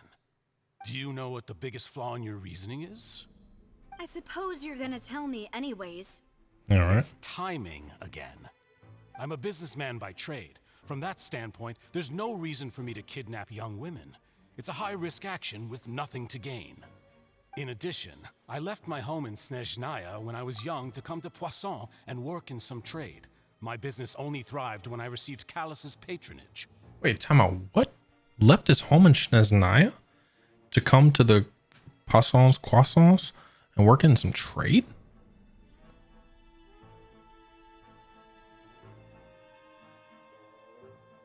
Oh man, I really wish I was smart enough to like crack this case like in between dialogue lines, but I'm just gonna sit back and listen. But the disappearances began before I ever stepped foot in Fontaine. Didn't you just say it could be done remotely? I do apologize, Demoiselle. This was my mistake. Uh-oh. No, it's not your fault. I'm sure he had come prepared. Is there anything else you'd like to say? Would you like to check the date of my first business license against the first known case of the serial disappearances? You can also take a look at my border entry records, or ask my friends and family when I left Snezhnaya for the first time. Could those records and testimonies do something to appease the unspeakable anguish in your heart? Seems like she got the wrong guy. Loose rare L. At this rate, Navia will be convicted for falsely accusing him. Yeah, we need to hurry up. Traveler? You did a superb job of dissecting your father's feelings as he neared the end of his life. But aren't you going against all of his wishes and expectations right now? No. He wished for you to become more rational, collected, and conscientious, instead of dwelling only on your own feelings. Once you've learned to be more considerate of others' feelings, and to stop rushing headlong into things, you'd have met most of his expectations. Like Jinkies. Like Gar Scoob. Where's Scooby-Doo when we need him? This is crazy. We had to rush in for this one. It's not her fault. This isn't just about me, and it never has been. The biggest difference between me and the rest of the victims is that I still have the ability to search for the truth, while that same agency has long been taken from them. Yeah. The people whose families were destroyed by synth abuse, the people who lost their loved ones to the serial disappearances, and the people who suffered tragic ends due to their sense of justice. Many people's images are flashing before my eyes. I'm sure some are coming to those of you in the audience as well. And whose image do you see, Marcel? Is it a man named Vacher? Huh. Oh. Oh, so you do know that name. I'm merely surprised you'd suddenly say the name of someone I've never even heard of. Bull crap. I was waiting for you to say that. A little while earlier, the entrance to the synth production base. All right, here we go. Now we get to sneak in, whoop up on some guards, or maybe hide from some guards. I'm not sure. This might be like that library scene. All right. All right, we do be sneaky. Sneaky, snake, sneaky, snake. Sneaky, sneaky, sneaky, snake. Door of Resurrection. Party setup. Oh. So we are going to have to fight. I'm good. I'll just go on with this. I don't care. I see everything. Hey, guys.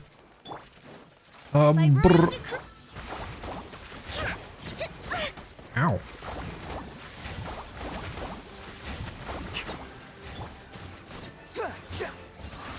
All right, easy peasy. What is this? Start. It's an elevator. Whoa. The floor is going up. That's how elevators work. Is it because of this mechanism in the middle? That guy really prepared a lot of stuff for this place. All right. Let's get our information and get the heck out of here. Is there something over here? Crap. All right. Let's find what we came here to find. We need information that will assure. Thinks we need to go up, but Oh. Paimon doesn't see a way. Let's take a look around. Maybe we'll find a hidden mechanism that'll show us the way up. Sure.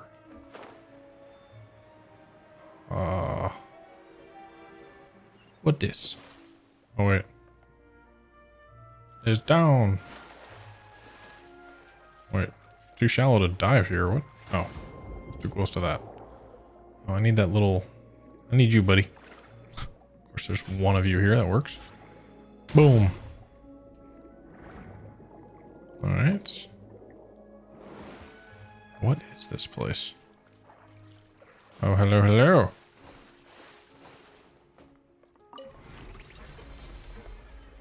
Okay. Aha! Making a whirlpool. Oh no, it's making the water rise. Ah, very good, very good. Still not enough though. The water level is rising. Now we can swim to the top. Oh, okay, I guess it's still rising. But this is still a ways away from where we need to go. Oh, okay. I wasn't crazy. It's like, I don't think it's high enough. Alright. Let's check it out. Too slow. Oh, hey, guys. Hey. Boom. Boom. Behold. I'm just gonna use this. I don't feel like we need anything else. I don't even feel like we need Hyper Bloom. Oh, there's more guys. Midnight. Ow. Stop. The wind rises. Alright, GG.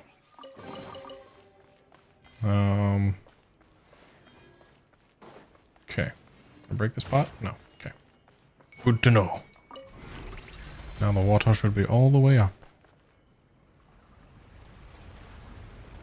Yeah, this is a crazy way to have an entrance to your secret base. These are some advanced drug dealers or synth dealers. Now the path is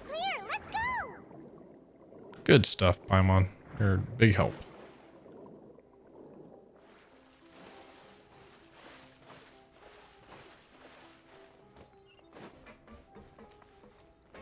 What?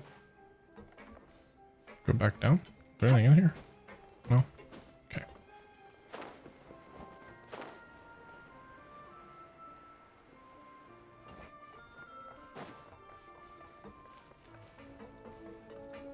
No chests? Okay, chests. See, I feel like there should be a chest. Alright. Open this door. Oh. Ooh, cool. Sick. Very steampunky. Quit following me. Alright. You guys are level 92, huh? Oh, I've never fought this type before. Okay. Well, let's not worry about fighting you for long. Oh, there's other guys spawning now. Not great. Worth mentioning. Ow. Let's do this. I don't have my official ult yet. Hold on. Or skill. There we go. The wind rises. Guess I didn't really need to do all that, but whatever. Alright, GG's. Good fight, everybody. We appreciate your valiant effort. Oh, what the heck? This is like the longest path for... What is all this? After all that, we finally made it to the innermost sanctum. Though, as expected, the mastermind isn't here. If I'm not mistaken, he's being charged by Navia as we speak. That's right. Then let's hurry up and find some evidence so we can get back to the Opera House and help Navia. Right. Alright. Let's see what we can find here. Examine miscellaneous objects. What's all this? Aw, it's a bunch of really cute things. Pink accessories, a hair tie, a necklace, even a makeup box. All things that a young girl would use. There's a name, too. Oh, Paimon sees it too, but why are all these cute things labeled with different girls' names? They probably belong to the victims. Huh? You mean the girls from the serial disappearances? They were brought here? And then they were turned into water. And all the boxes of things. These names. That means... Oh, this is terrible. Yeah, this is pretty brutal. Discover the object with different names at the end of the HQ. The name must have something to do with the victims of the serial disappearance case. This might be proof that this was their final stop. Alright.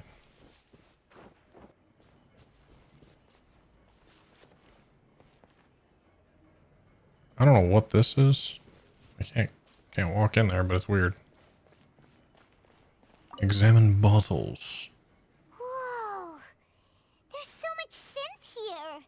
And so many bottles of ingredients that probably just contain the waters of the primordial sea. We could probably take a little bit of the synth, right? Just for evidence purposes. Just throwing it out there. There's so many.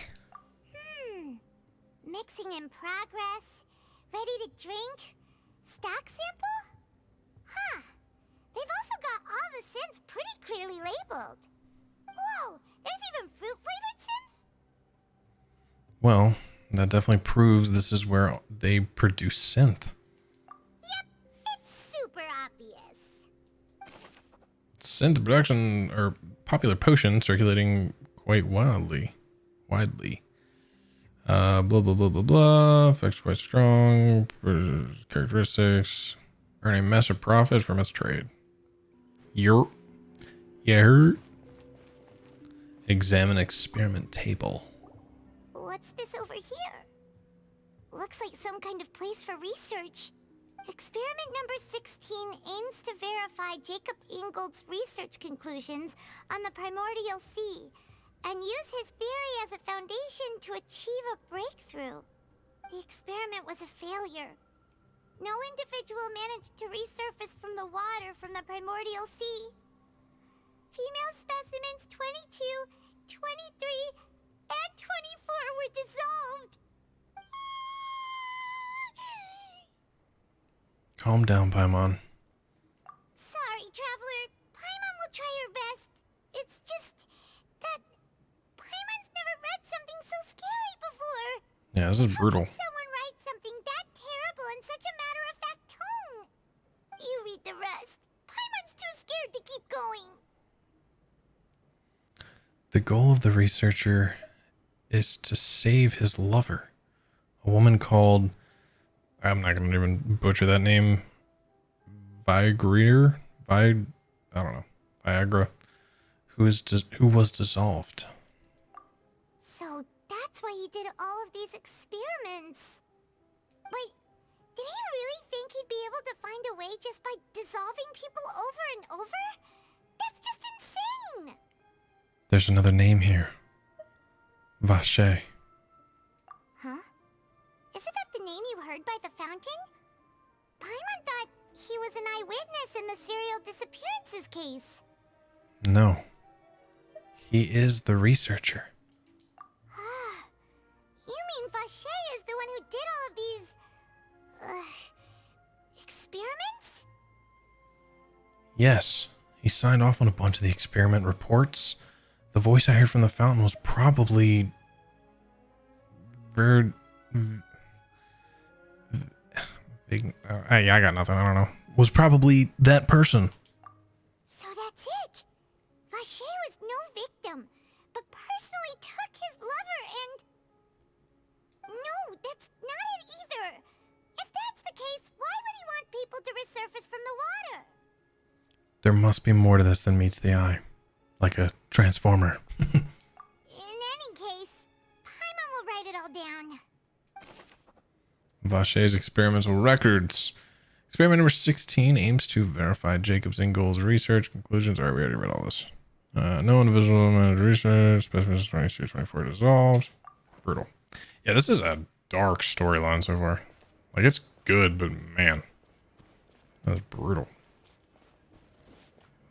Okay, yeah, examine this. What is up with this pool? Oh, look! There's an important-looking basin over here, and it's full of water. That must be the water from the primordial sea. That means this is where they make all the synth, and that special water is the main ingredient. If you dilute it with normal water, you'll get synth, but the pure stuff can dissolve a human. Paimon will take notes on this incriminating evidence. Pool of mathematical use simple sound. A lot of people. So it's floating upwards? That's kind of weird. Examine bookshelf. Let's see what's written here. Nothing escapes Detective Paimon's eyes. Callus. Navia's father. Oh, this seems to be an investigation report on him. It's probably related to his and Jacques' case. Yep, it's about finding someone to assassinate Jacques and Callus because of a lack of confidence that Jacques himself would go through with it. Oh. This should prove the existence of the third person, right? Is there anything else? We still have not determined the exact content of the key information Callus has passed on to certain members of his organization. The old dog's a real menace to deal with. Even if he abides by the promise he's made to us, he will still have the upper hand. He can act whenever he wants to make our lives miserable. The only option left is to remove him from the picture entirely. I concur. Let's send someone to kill him. He won't declare war as long as we don't touch Navia. Oh, seems like we've got a bunch of correspondence between the higher-ups. They planned this well in advance. They're all just so evil. Callus's investigation report. The mastermind now believed that Jacques would do the deed, and thus sent a third party to ensure Callus's death. The content that followed also defined the culprit's motive to some extent. Damn. We've looked at almost everything here, and it seems like our theories were spot on. But Who really is this Vache? Yeah, we haven't found anything that reveals his true identity. No wonder even Neuvillette wasn't able to find anything. Whoever it is probably destroyed everything to do with that name a long time ago. That way, even if we bring all this back to the opera, we won't be able to identify the true culprit.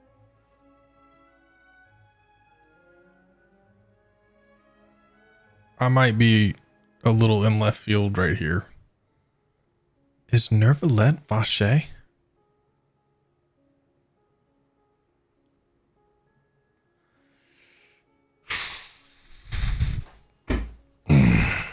Clever, but maybe not clever enough. Let's look again. Sure thing. Paimon won't admit defeat to this guy either. Alright, so we gotta find something. Look for clues related to Vache. Do we want to check the same clues again? Is there anything new? No, same thing? Okay, we just go back there and check them again, I guess. You take that side and Paimon will take this side. Check everything carefully. We'll find something for sure. After some time. Nothing at all. And Paimon can't even find snacks either. Surprised she's not already sipping the synth. Paimon, I found it. Whoa, really? Let Paimon see. What is this? Isn't that Vache's lover's Wait, what'd she say? Vinrier? Vinier? You found her diary. Let's see. Aw, it's just a normal diary chronicling their love story. She was so sweet, too. Oh, Paimon feels even worse for her now. Take a look at this page. She made a list of baby names. Wait, what does that say? So many. A whole page's worth. But they're all crossed out. Was she unhappy with all of them? The final name she decided on was Marcel. Wait, but Marcel's pretty old. Has this case been going on for so long that he's Vache and Vinier's grown son? Vinier. What?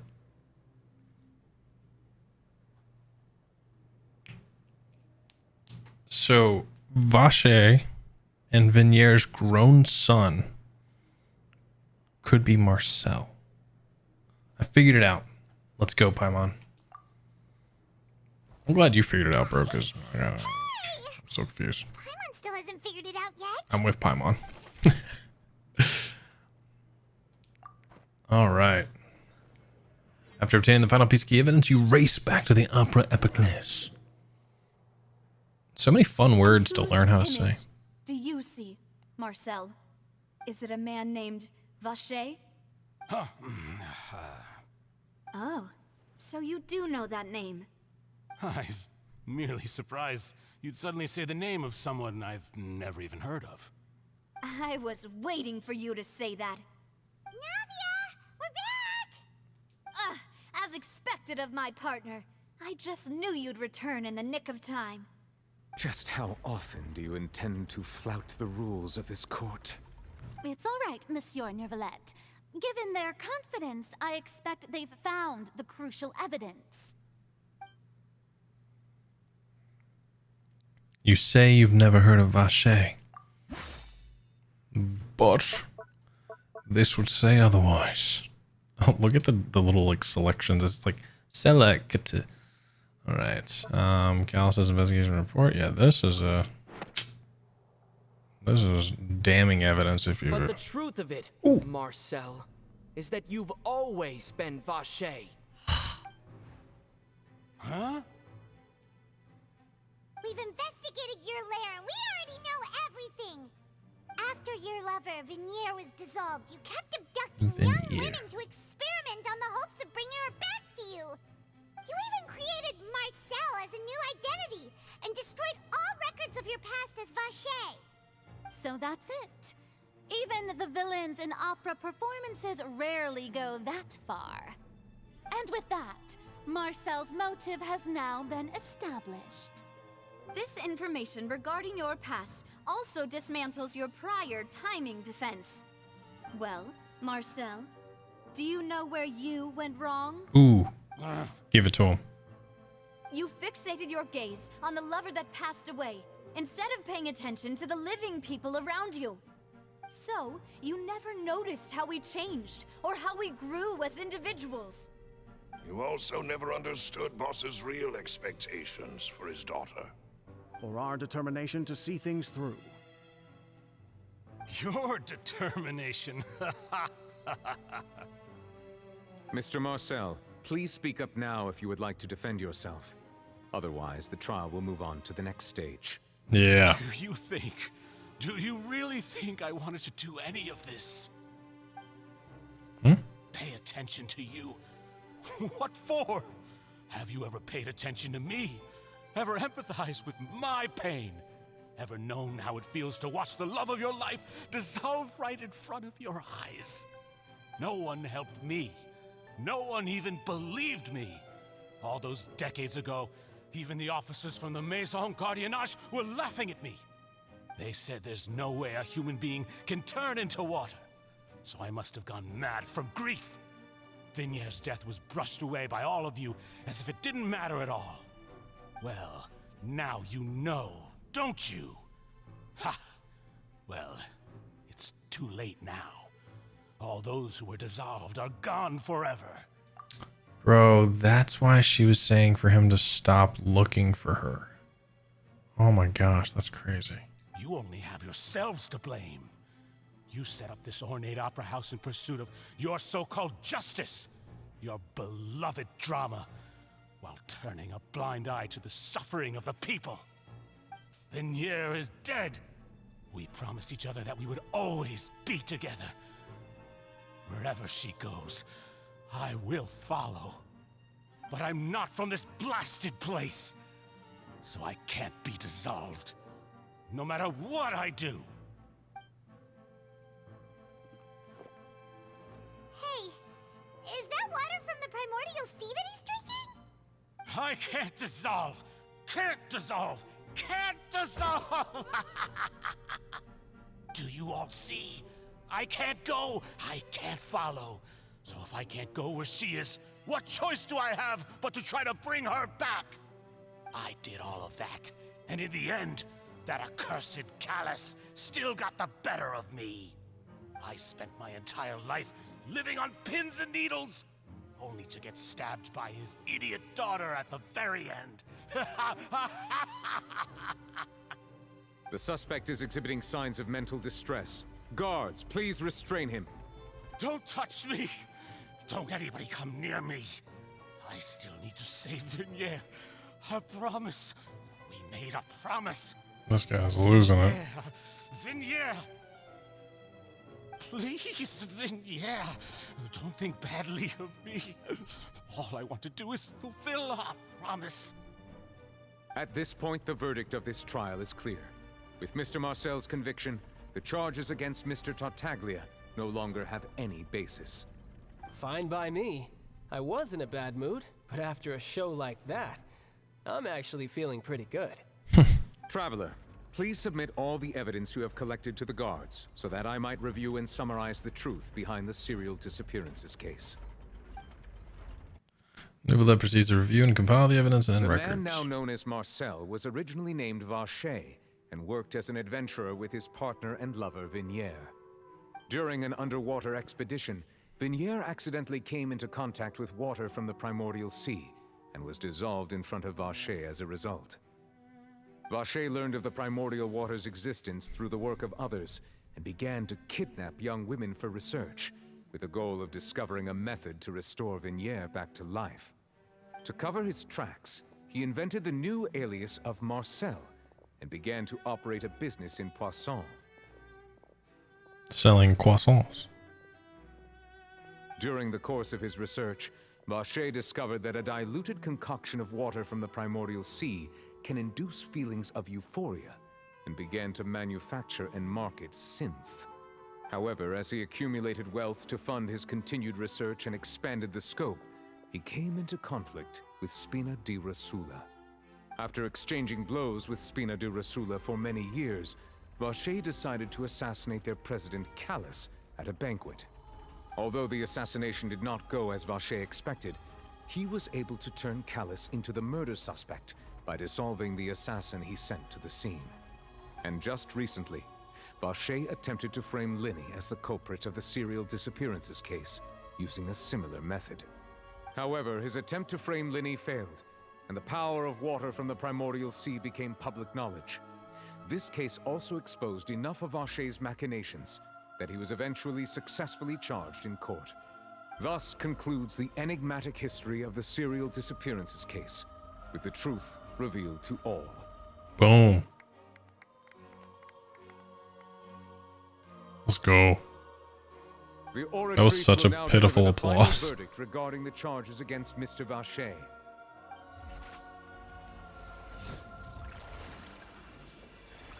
All right.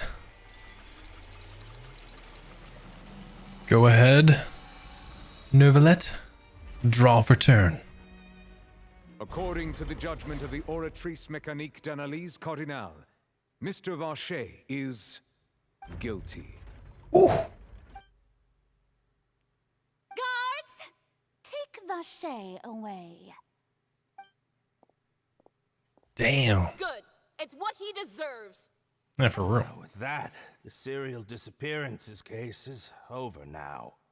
We really just witnessed history. Who would have thought the true culprit would be such a polite and well-spoken guy? Is she from Inazuma? We helped Navia bring the bad guy to justice! He's hurt so many innocent people and now he's finally getting what he deserves. Huh? Are you okay? Navia? Demoiselle, you were absolutely brilliant. The day our late boss had always hoped for has finally come. You can rest easy now, knowing justice has been served. We did it. Yeah. Yeah. It's finally over. It's all thanks to you guys. And my partner. See, Papa? Spina di Rosula's still doing well with me at the helm. Well now, hasn't this been a most delicious piece of drama? The villain has been caught, justice has been served, past wrongs have been righted, and it's a big ol' happy ending. Is it? Since it's been such a great show, I'll just let the false accusations against me slide. Either way, I've still got some business to attend to. So, if you'll excuse me... Please wait just one moment, Mr. Tartaglia. What now? None of this has anything to do with me. According to court protocol, since this trial was initiated due to a charge against you, a verdict must also be made regarding the initial charge before the trial can conclude. Oh, come on. Is this really necessary? Haven't you already caught the real criminal? Isn't it time for side characters like me to exit stage left? Please respect the laws of Fontaine. This has always been the rule. All right, but this sure is a lot of hassle. All I need to do is stand over there, right? Let's just get this over with. Through evidence presented in the public trial that was just held, it has been established that Mr. Tartaglia has no direct connection to the serial disappearances case. The guilty party has been identified, and thus it is logical to suppose Mr. Tartaglia is innocent of the charges. We now turn to the Oratrice Mécanique d'Analyse Cardinale to render the final Let's see how this goes. Alright, let's hope the Oratrice Mecha blah blah blah. According to the judgment of the Oratrice Mécanique d'Analyse Cardinale, Mr. Tartaglia is guilty. What? Hey! That's not funny! Didn't you just say I'm supposed to be innocent? They've never been different. What? What's with this verdict? Is your justice machine malfunctioning? Huh? This has never happened before. The Oratrice actually returned a different verdict from the Chief Justice.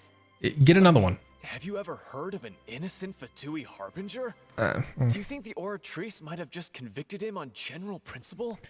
But we're Damn, he's got a point. about the serial disappearances case? No matter what else he's guilty of, it shouldn't affect the verdict in this case, right? child has been declared guilty by the Oratrice? Just what's going on here? The judgment of the Oratrice Mécanique d'Analyse Cardinal is, by law, the final verdict of the court. We must accept the guilty verdict. What? Guards, please take the suspect into custody per court protocol. Good luck with that. Yeah. Let's go. Oh, the music! This is how justice is done in Fontaine. What a joke. You've got your rules. Well, I've got mine too! Go on, child. Go off.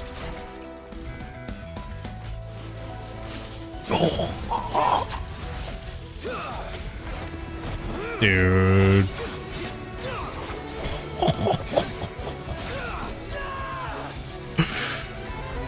Oh, it's so sick. Oh, you can see his little crit mark on it. That was sick. Is he gonna transform?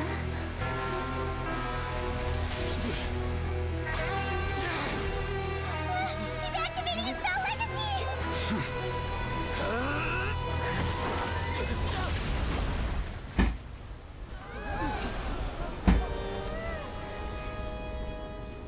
Oh my god. I am sorry. If you have been wronged, we will find the truth. But the rules of the court must be upheld.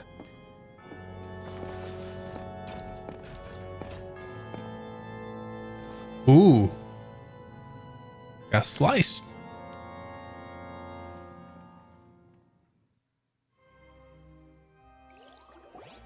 Bro. Hey, Monsieur Neuvillette? Hold on. What's going on? Shouldn't they have been cleared already? First of all, that scene, bro, like chills. Dude, that was so cool. Second of all, he hadn't activated Foul Legacy yet. But bro, he was there. It was smacking Jackals and got Yamcha'd 100%, bro. So Neuvillette just like came out of nowhere. It was just like, all right, fine, I guess I gotta do this myself. Gave him like people's elbow from the top rope. That was crazy. And I mean, Child was on a roll there. Like, bro, that was insane. I mean, again, Neuvillette's just sticking to his rules. So I don't think he necessarily did anything wrong, but like, could have a little, like, bit of an open mind, I guess. That was crazy, dude. Oh my god. Apologies. This is also the first time I've encountered such a situation. However, according to the rules established at the conception of Fontaine's court system, the Oratrice's judgment is the final verdict of the court. All I do is follow court procedure. As for why the Oratrice arrived at the conclusion it did, you should probably ask someone more knowledgeable than me. If even the Chief Justice doesn't know, then we have no choice but to ask the Archon herself. Why are you looking at me? I had nothing to do with it. I don't know what happened there either. Hey, stop staring at me! Damn. What does Lady Furina mean by that? She says she has no idea either, but that's impossible. Didn't she create the Oratrice herself? Yeah, so are the verdicts reliable or not? Can results like this really be called justice? My dearest citizens, did you really think we'd allow an incorrect verdict to be handed out in this court? Did you really believe that the judgment could be mistaken or be the result of some sort of random mishap? Don't tell me you thought even I had been blindsided by the Oratrice's result. But the way she looked just now, it was pretty obvious she had no idea. I was gonna say, yeah, absolutely. That's 100% what we think. However, given the state of things, I shall give you an explanation. Everything that just took place, including my supposed shock and bafflement, was a part of an elaborate performance, with every action meant to stir up drama and excitement. And, of course, performance, there is a script. Everything has unfolded exactly as I expected from the very beginning. As the embodiment of the very concept of justice, the Oratrice shall never render an arbitrary judgment! If you thought Child had nothing to do with the serial disappearances case, it is only because you've been blinded by the superficial appearance of innocence. Everything he's done, not to mention the danger he poses, are beyond ordinary comprehension and completely unforgivable! What do you mean? The danger he poses? Bro, Neuvillette just literally, like, stomped him. Like, it didn't even take a second thought. So, I don't understand how you're so worried about it. If Neuvillette's around, the child's not a problem, whatever. All shall be revealed in time. You will come to understand my noble intentions, as well as the absolute correctness of the Oratrice's verdict.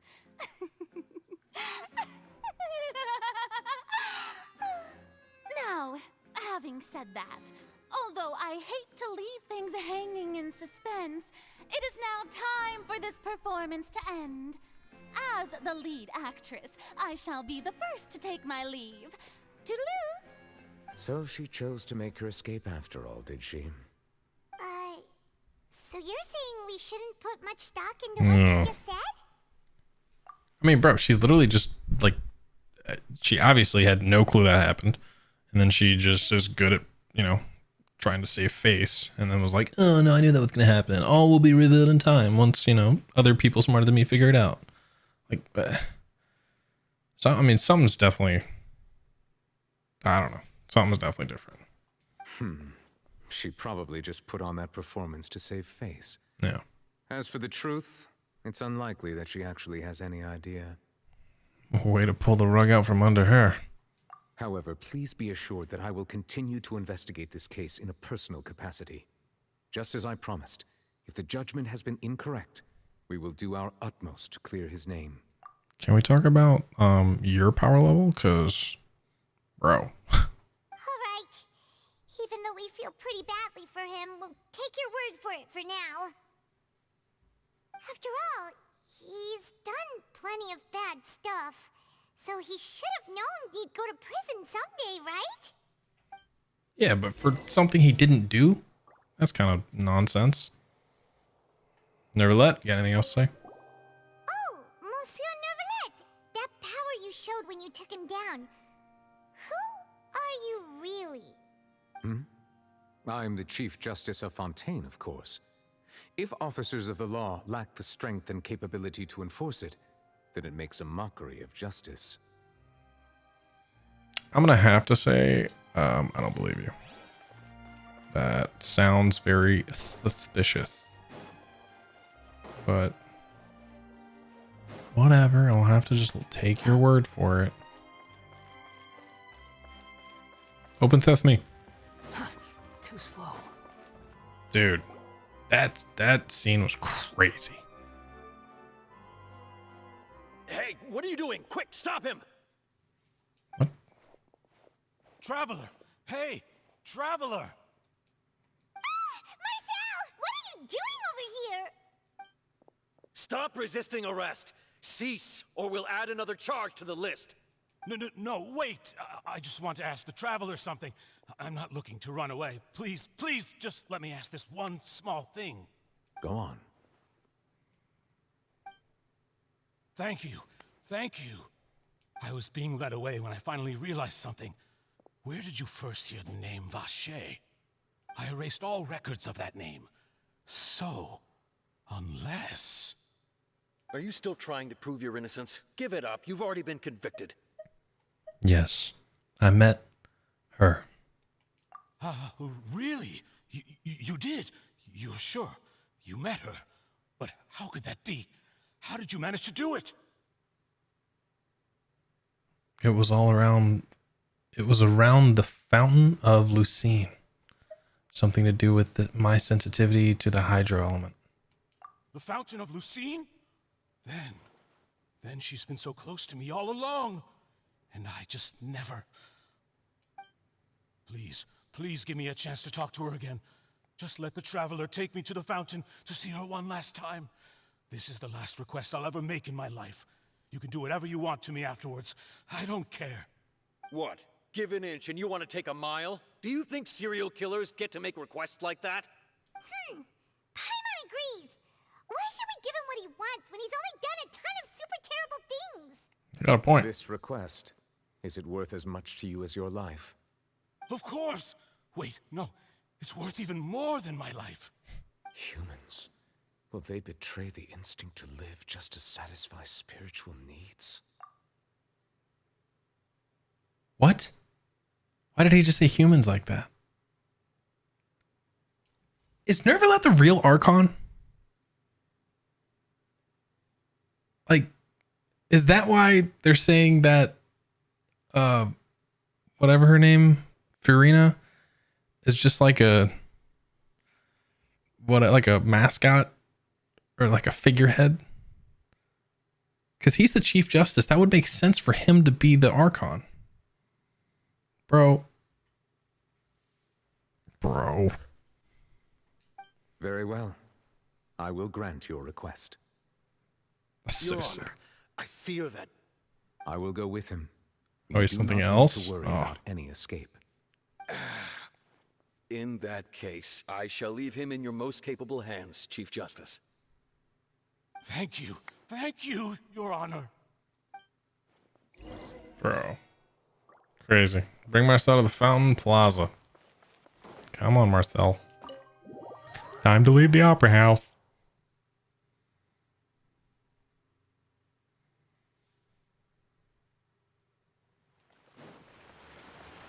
I like how in the tips just now at the bottom of the loading screen it said subscribe to the Steam Bird. That's pretty funny. Alright, so now we get to introduce him back to his old lady. Oh, it's nighttime now. Is this the place? Never did get that piece You of said chicken. she's here, but what do I need to do to see her? Back then, I drank water from the primordial sea. It heightened my sensitivity to the hydro element. Yeah, and even Paimon could hear her after drinking that thing. Didn't you just drink a lot of it on the stage as well? Oh, in that case... Vache. Ah! Yes, that's it. So you heard it too. Vinier, it's me!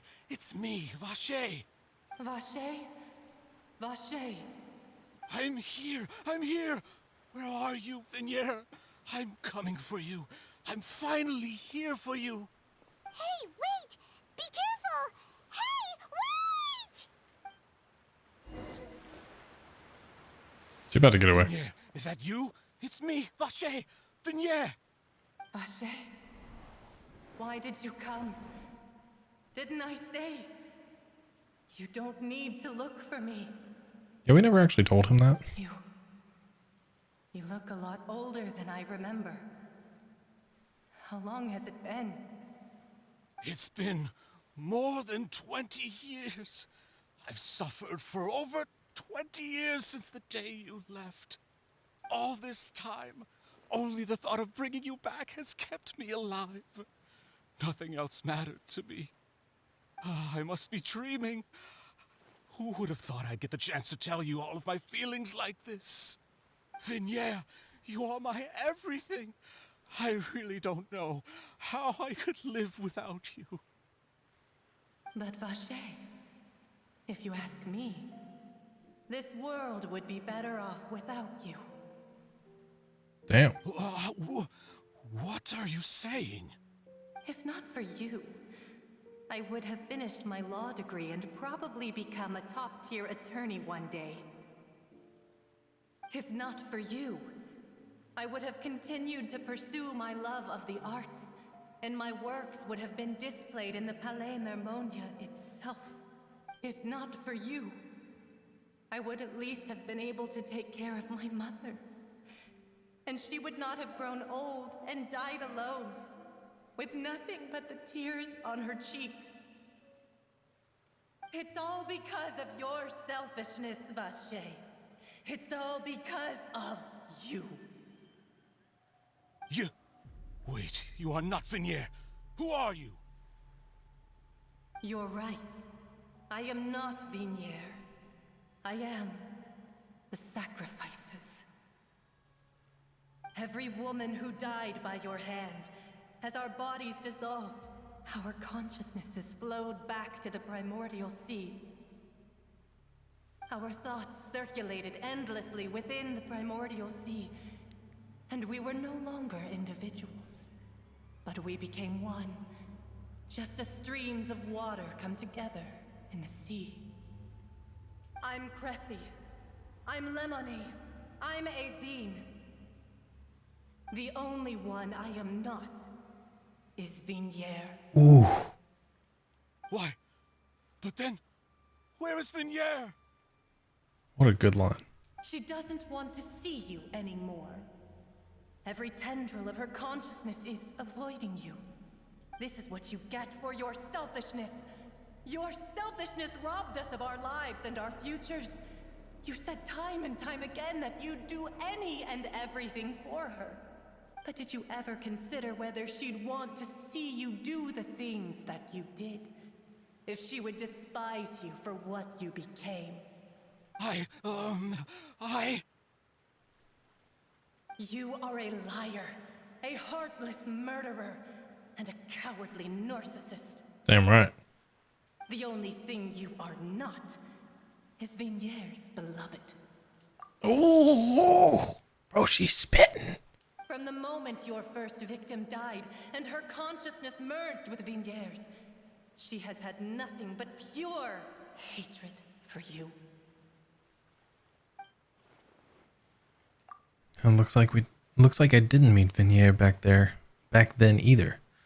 They must have wanted me to lure Marcel here from the very beginning. No, Vignier. She can't hate me. Let me see her, please. Have mercy. You still don't understand. Yeah, he's When I said don't over. look for me, that came from the real Vignier. She really doesn't want to see you Oh, anymore. I guess we did sort of talk to her.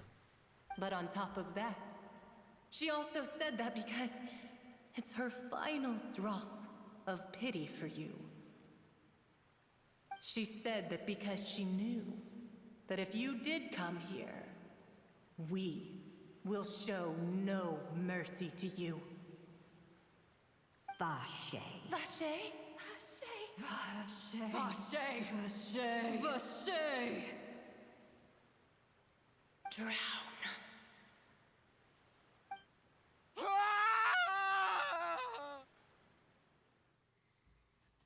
Dude, that was insane. Later, the guards find the culprit and appears to have lost his soul. However, the final report, what? I missed that. Several days later. Oh my god. That was intense. Vache. Finally, we have some time to do shopping. Gosh. Man. It's really been a long time since we've been able to relax. Oh, my butt's asleep. Oh, this chair is not comfortable for long periods of time. I'm going to go ahead and just throw it out there. This is not sponsored, by the way. Don't buy one of these. Dude, right? Genshin Horror Dark Arc? Yeah, this is intense, bro. Little kid, why are you running? Go home. It's raining. Shopping is stressful in its own way, though. My legs are killing me. Yeah, my butt's killing me. Guess I don't think that was Vignier, right? Well met, partner. That was intense. I knew something great was going to happen when I woke up in such a good mood today. Even this weather can't put a damper on the demoiselle's mood. It's a pleasure to see you both again. It's a pleasure for you as well. Yeah, it's been a few days. Paimon's already started to miss you. Oh, now that I believe. I'm easy to work with and always bring home the bacon. Who wouldn't treasure having a partner like me? Sounds like you're really enjoying life these days, Navia. What have you been busy with since the trial? It's just been one thing after the other. I've been making non-stop trips between Poisson and the courts in Sen. Everyone from Spina di Rosula organized a memorial for my father. We never held a memorial when he first died, since everyone knew that even if we held one back then, no one was going to come. Aw. This time, though, everyone in Poisson, and even many people from the court, all attended. So his name's definitely been cleared now. That's what we like to hear. Yeah, that's really nice. Why weren't we invited? But whatever, it's fine. Big deal. It's been the dearest wish of Demoiselle all along. That blasted stubborn fool. I was right to put my faith in him. I'm so glad I didn't give up on the case all those years ago. Things turned out as well as they could have.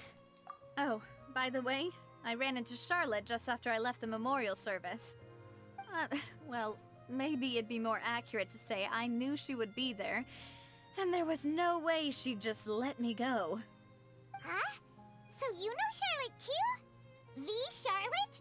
Journalist from the Steambird? The Charlotte? Yeah. Way back when I first became the president of the Spina di Rosula, she was all over me. Wouldn't take no for an answer. Melusa's the real MVP. The story was called The True Heart of Darkness, Secret Tales of the Yellow Rose. To be fair, though, it was a really flattering feature. So, we've been on pretty good terms ever since. She was trying to lean on our friendship to get me to do an exclusive piece on the serial disappearances case. Oh yeah, she told us about that. She's always been super interested in that case, so now her wishes finally come true too. Anyway, I told her to make sure that when she writes about you guys entering the opera house with the critical evidence, that you both sound really cool. Nice. Now that's another thing to look forward to. We trust Charlotte's skills with a pen for sure.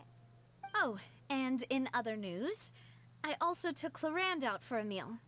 Oh, are you two on better terms now? While you were investigating Vaché's headquarters, Clorand gave testimony on my father's behalf. It was thanks to her that we were able to turn the tide. I wanted to thank her. I mean, there's also no point in being awkward all the time, so we took the chance to reconcile with each other. Oh, that's great. Paimon also thought Clorand wasn't actually a bad person. It's always good to have more friends. Anyway, now that the case has finally been solved, perhaps it will slowly begin to fade from the public consciousness. Oh, actually, there's still one last thing I need to do. What is it? Have a meal? I should pay a visit to my father's grave. Oh, never mind. And tell him the truth of what happened, as well as how it all ended.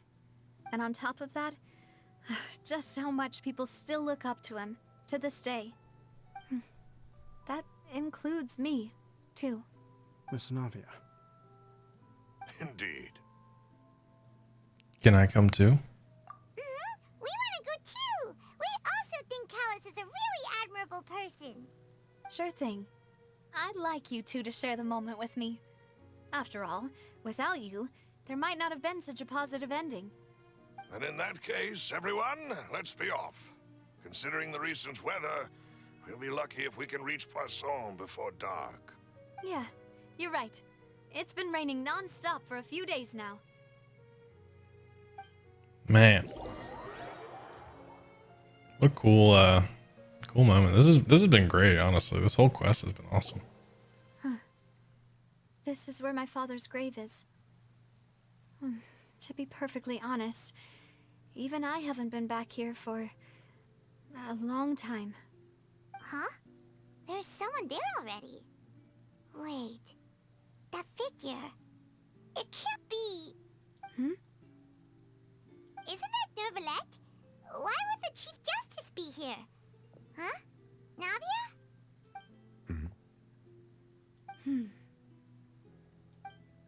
My apologies. I should have asked before coming to pay my respects. Don't say that. Sorry about that. Oh, I was trying to say there's no need for you to apologize. I wanted to show my father how much I've grown, but still, I doubt I've grown to the point that even the Chief Justice would feel compelled to apologize to me over and over. In that case, I will stop apologizing for now. You really could use some pointers on understanding human emotions, Monsieur Neuvillette. In any case, why did you come to Poisson? Well, ever since that day, I've been turning a question over and over in my head. Just what is justice anyway? There was once a time when I didn't want to believe that there could be anything more important to humans than life itself. Oh, rather than that, it's probably more truthful to say I didn't believe humans were capable of resisting the most basic instinct of living things. That they could rebel against their own nature, or consider certain things to be more important than their own lives. Which is also why I didn't stop your father from beginning that fateful duel. I believed that a truly innocent man would never throw away his life like that. That there was nothing, should have been nothing more important than one's own continued survival. But Mr. Callus proved me utterly and decisively wrong.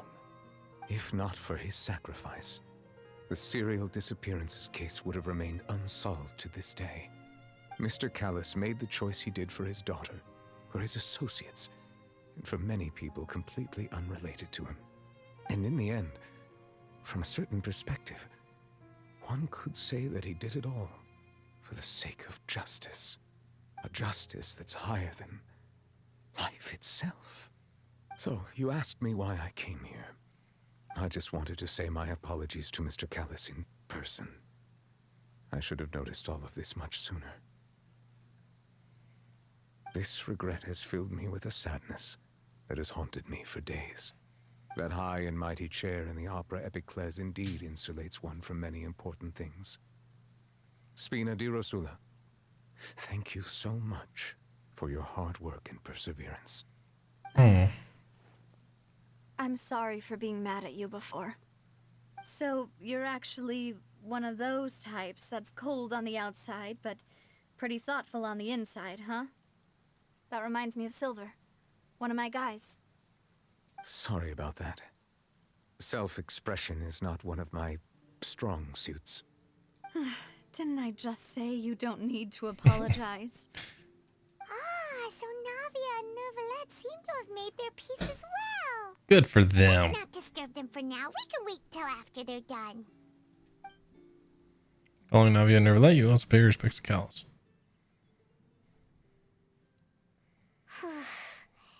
Paimon's never paid respects at someone's grave before. Did Paimon do anything rude there? Well, you're not usually supposed to fly around someone's grave. Huh? Oh, Paimon didn't know that was a thing. But Paimon doesn't know what she would do if she can't fly.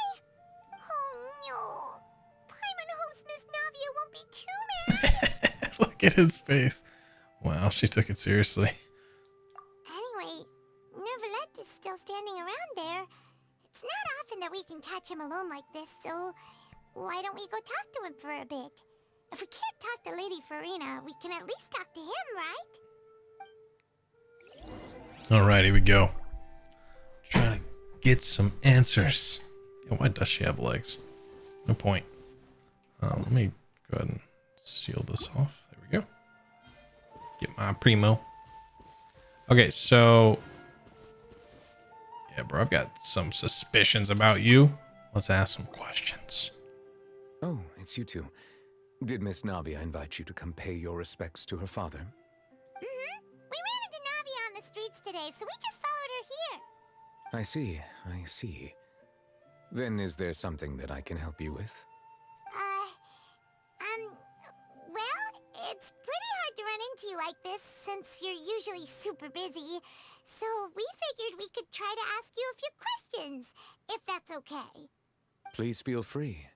Though outsiders, you helped us solve one of the greatest mysteries in Fontaine, and it would be my pleasure to return the favor. Good. You're beautiful, by the way. About water from the primordial sea. So, at court, the bad guys referred to that special water as water from the primordial sea, but what is it really? Truthfully, that name is already quite accurate. I can only surmise that Vacher and his ilk only learned of its nature and existence after extensive research. There used to be a special sea on the surface of this planet. The nature of its seawater was rather different from that of the sea we know today. Most of Tevat's life forms were first born in that special sea. you could say it nurtured much of the life on this planet. Huh. So it really was where everything began. It makes sense to call it primordial then. But today, the primordial sea no longer exists on the planet's surface. What Vache discovered must have been some kind of special case, or a remnant from a truly ancient age. Huh. So that's how it is. Oh, you really know everything, Monsieur Neuvillette. But if that's the case, then why would people, at least people from Fontaine, dissolve in that kind of water? Indeed. Why would the primordial sea, which was known to engender and nurture life, suddenly reverse itself and devour life instead? To be frank, that also doesn't match my understanding of this world and its laws. There must still be some unknown secrets around the people of this land. Is there anything else you'd like to ask me about? Who are you, really? About the prophecy that has been circulating around Fontaine. That the sea levels will rise and everyone will be dissolved in water, leaving Furina crying alone on her throne, but the sins of the people will be finally washed away for good. Yeah, that one. Does that appropriately summarize the version you've heard? That's right! It was Linny that told us back then. And that about covers all the main points. Yes, up to the present, I think we reached a point where we have no choice but to confront this prophecy directly. Rumors have it that this prophecy is rooted in the last words the former Hydro Archon left to the world before she passed away. A prophecy? Of the former Hydro Archon? Wow. This is the first time that we've ever heard of it. 2 parts of the prophecy have already proven correct. The rising sea levels and the ability of the people of Fontaine to be dissolved. We should be more vigilant and stay on the watch for further signs. Speaking of the prophecy, Furina has also always taken it quite seriously. Indeed, she has been collecting information and intelligence from across Tevat for this purpose. If the rumors were true, then perhaps this prophecy is the conundrum left to Furina by her predecessor. But with Furina being the way she is, can we really trust her to solve it? Is there anything else you'd like to ask me about? That's interesting. Huh. I feel like, yeah, I don't know. What if someone gave the Archon primordial sea? Ah, who knows? I guess if are they technically from Fontaine? What if we splashed it on Neuvillette? Exactly, right? Just give him a little, like, what are you really? Probably not the best motion, but whatever, we're at the end of the video. Like splashing water on. Yeah, I'm going to go ahead and say, I know someone already said no. Rohit, I know you said no. He's one of 2 things. To me, he's either the actual Hydro Archon, or he is Fontaine's elemental dragon. One of those 2. I'm gonna go ahead and say it, but I could be wrong. We don't know. And I'm not super involved in like people looking into lore and stuff, so hopefully it'll be a cool reveal at some point. But anyway, about Child. My apologies. My investigation has still not reached its conclusion. Wait, time out, what? However, I still believe the judgment of the Oratrice was not rendered arbitrarily. How? But you also said you thought he was innocent. For many years, I have been quite aware that the Oratrice does not simply mechanically repeat the verdict that I give on each case. As a divinely created mechanism, the people's unified faith in the concept of justice is integrated into it. Not only can it produce the incredible power of indemnitium, but it likely also possesses other traits, such as self-awareness. Which is all to say, I have been prepared for a situation like this for a long time. Huh. So when Linny told us that he heard a human voice from the room where the Oratrice's core is stored... I was not aware such a thing had occurred. Perhaps that could serve to prove my conjecture. I will add that to the list of items to investigate. In any case, I am inclined to believe that the Oratrice does have a methodology all its own. We just do not have enough information. Based on Furina's reaction, I doubt even she had any idea what was going on. She managed to bluff her way through it, though, with her time-tested twin tricks of bravado and drama. While we do intend to get to the bottom of this, for now, we regret to say that the Fatui Harbinger will just have to bide his time in the fortress of Meripede. Bro, what if the next quest is a prison break? I'm just kidding. I got a feeling we'll be working closer with neuvillette and Hydro Archon than we will be with Child at this point. But, if we did incorrectly convict him of crimes he did not commit, we will most certainly compensate him to the fullest extent allowed by the law. If you ask Paimon, the only compensation he'll want is a no-holds-barred fight with you. Yep, especially Is after you there anything else clapped you'd his like to cheeks ask me like that. about? About my sibling. Here we go. The important question for the entire story of Genshin. Your sibling? Another blonde-haired traveler? I'm sorry, but I've never seen anyone who matches that description. Well, if she ever stepped foot in Fontaine, I'm sure she followed our laws to the letter and had no reason to appear on the stage of the opera Epicles. Is there anything else you'd like to ask me about? Well, no, that's pretty much it. I have no more questions. Very well. It was my honor to provide you with what answers I could. I very much enjoyed conversing with you. Oh, I enjoyed talking talking to to you. It will soon you. be time for me to leave this blissful tranquility behind and return to Palais Memonia. You really are super busy, Monsieur Neuvillette. Paimon thought you only came here to pay your respects today because you had the day off. Crime and villainy do not have the day off, and so justice must work around the clock as well. This is merely the nature of a justice's work. All right, you've got a point. Huh? Paimon just noticed that the rain has stopped.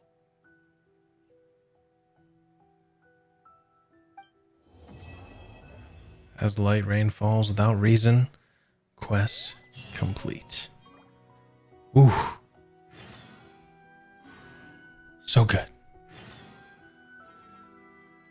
The injustice of it, right? Voting Batman, I got you. Dude, that was, holy crap. That was really, really good. Slight rain falls. Boom. Let's get it. We will take that, dude. Dude, I gotta say, this whole thing was intense. You can hear Furina crying in the fountain. What? Haven't tried it myself. Let's go. The Fountain of Lucine. Not that I'm excited to hear her crying, but you stand in the middle of the fountain, I think. Okay. Squall Fury. This is where the chicken wing is. Or maybe, is this what you mean? Like inside?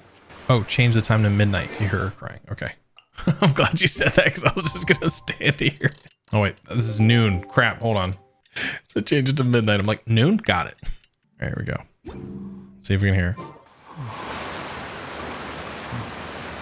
Oh, lower the sound effects down? Okay. I guess that makes sense if it is dialogue. Wait, audio. I was like, the water's so loud. I didn't know which one it would be under. I guess that makes sense. We'll check the... Just be dialogue. Here we go. Shut up.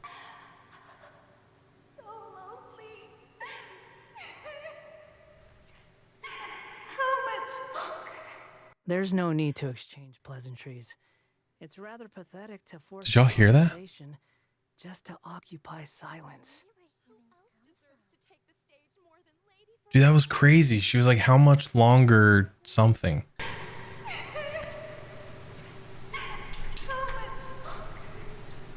You heard it? Okay, cool. Holy crap, dude. Oh, man. That was really cool. Thanks for sharing that. Who's this? Who's this person? Real fun. Being invaded. Oh no. The real Fonz wants to join. It's pretty funny.